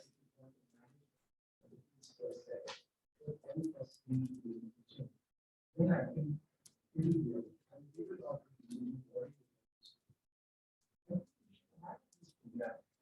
from sense of faculty to the resident schools first. Tell them about the courses that we have. Good private and aided colleges also have that. Fantasy. It's creating awareness about your knowledge. You always put the best foot forward. When somebody comes to see a girl in the family, and the parents and the children see the differences also. They don't start fighting before the prospective groom. Oh, this is my body, you might discover after the marriage whether this is ideal or not. But time of the matchmaking, everybody says good things. He comes to the college, he said good things. And he has second good things out. And so many good things also happen. So I'm very happy when that.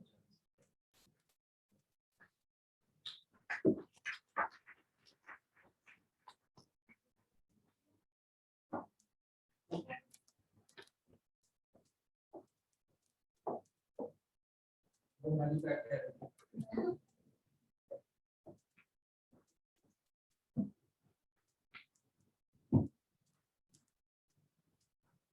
Thank you, sir. Thank you so much. Your discourse was indeed very comprehensive. I think it was very easy to comprehend, and my friends will truly agree with me that today they had a wonderful day with a quantum of knowledge, a lot of learning, amazing exchange of ideas. Thank you so much. Thank you. Truly justified and easily absorbed discourse. Thank you so much. I now request Madam Dr. Satwinder Kaur, Principal, Pharmacy College, for the formal vote of thanks. They will spend so well. Yes.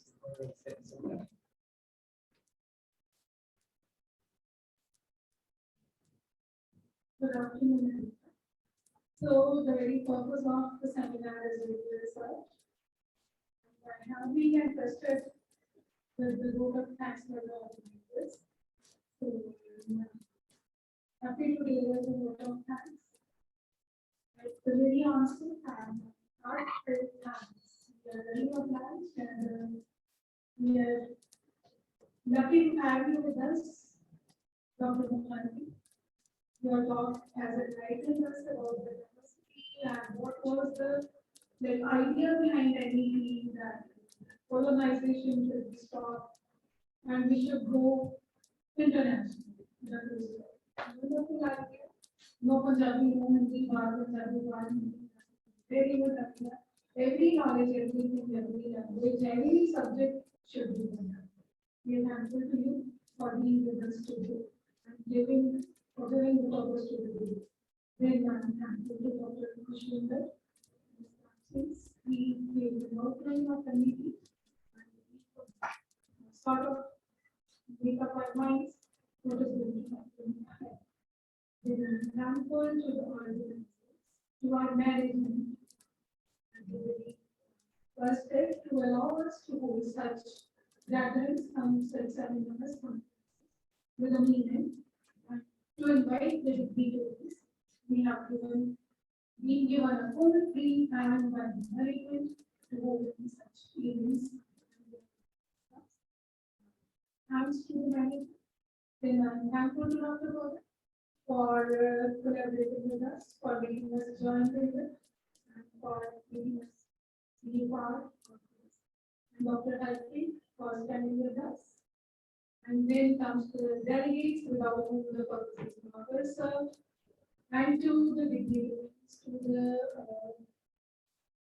guests of the day, Dr. Tripta Parmar, Mr. and Mrs. Samira, Dr. Tapan Sahu, Dr. Gurvinder Kaur, delegates from G.H.G. and from outside colleges for being with us, and to, of course, to the communities who did all this for us, and to the team who gave it a divine beginning. I'm sorry if I have forgotten any name. To the faculty of G.H.G., all the three colleges, to the students who are here to listen to Dr. Mohanty, and to the faculty of all the colleges and the delegates. I haven't missed anyone. Such days are always welcome, and we are happy to have you with us and hoping to see you again I'm ready. Thank you.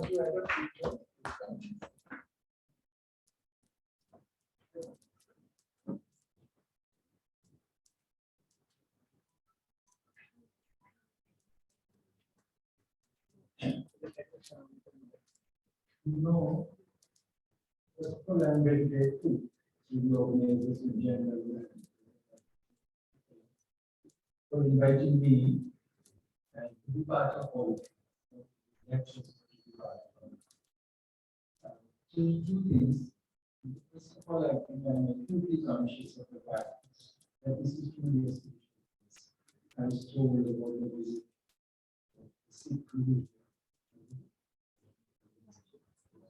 The spiritual place. One apprehension that we had last night that and the manner in which it was being held, I can achieve it.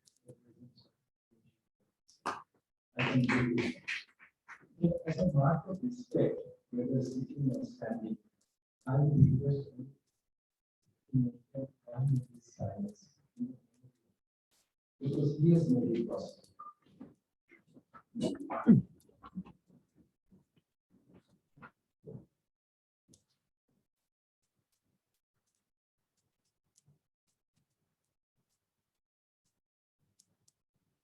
Thank you.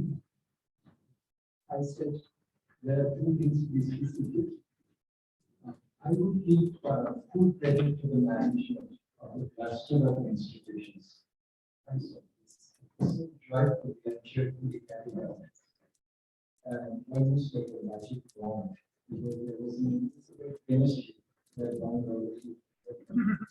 And it's almost without any kind of direction, everybody carried out their mandate.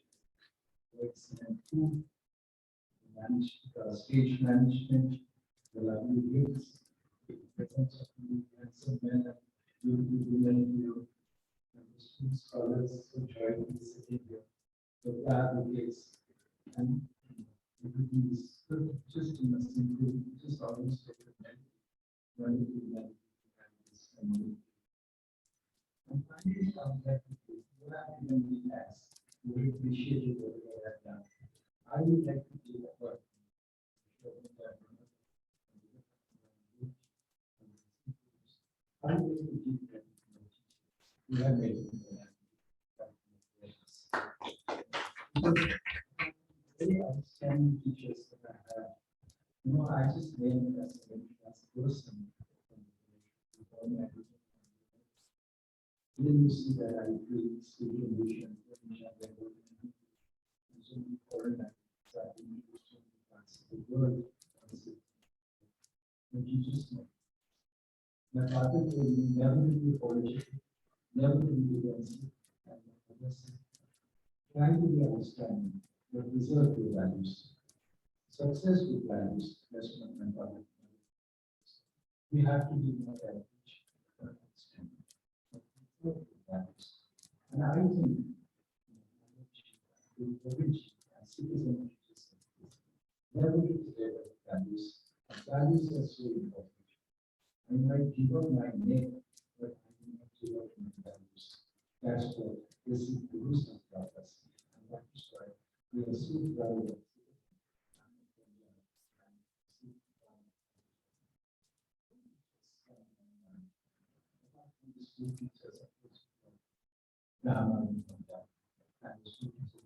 Right. Just keeping your own education. This is man, right? He never was in these lectures of this kind. Students read and discuss this seminar. And then he said, like, like Socrates, for example. No guy said, ask the question, because it is not she will know the right path of intellect. No questions to ask. So, and then so many questions could be raised. And then at the end, in 10 minutes time, Professor Nagarajan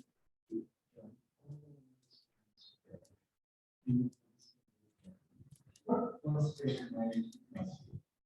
He listen to various ideas. 20 students, and then just 50 to 70 others.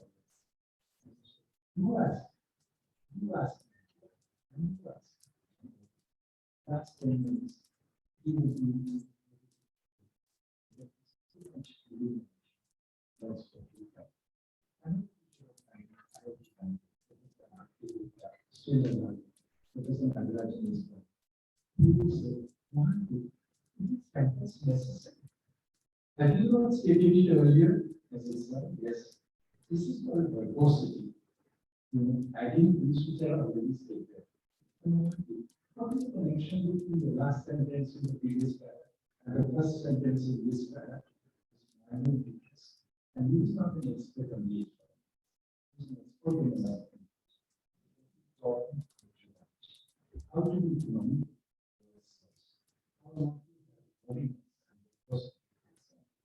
We Indians suffer from verbal diarrhea because somebody says, I don't want to give a wrong lecture. I say a few words.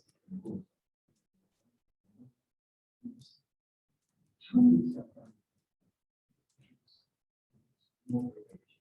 No protection. I think what we should learn is when we speak, we should educate. They should really see that in that child that happened to them. How to be there and how to speak as if you have no them. Seemingly lack of education, but there is protection.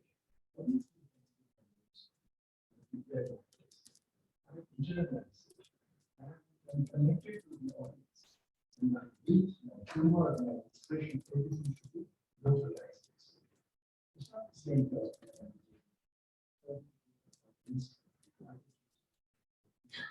That comes from and that is so I would like to remember the role of the lesson class teachers. Thank you very much.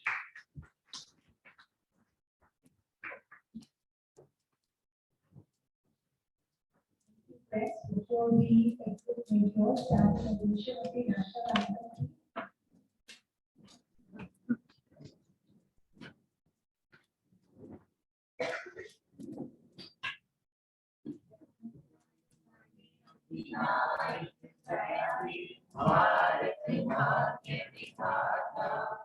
Punjab Sindh Gujarat द्राविड़ी Utkal बंग विंध्य हिमाचल यमुना गंगा उज्जल जलधि तरंग नामे जागे शुभ आशीष मांगे गाए तब जय गाथा जन गण मंगल जय हे भारत भाग्य विधाता जय हे जय हे जय हे जय जय जय जय हे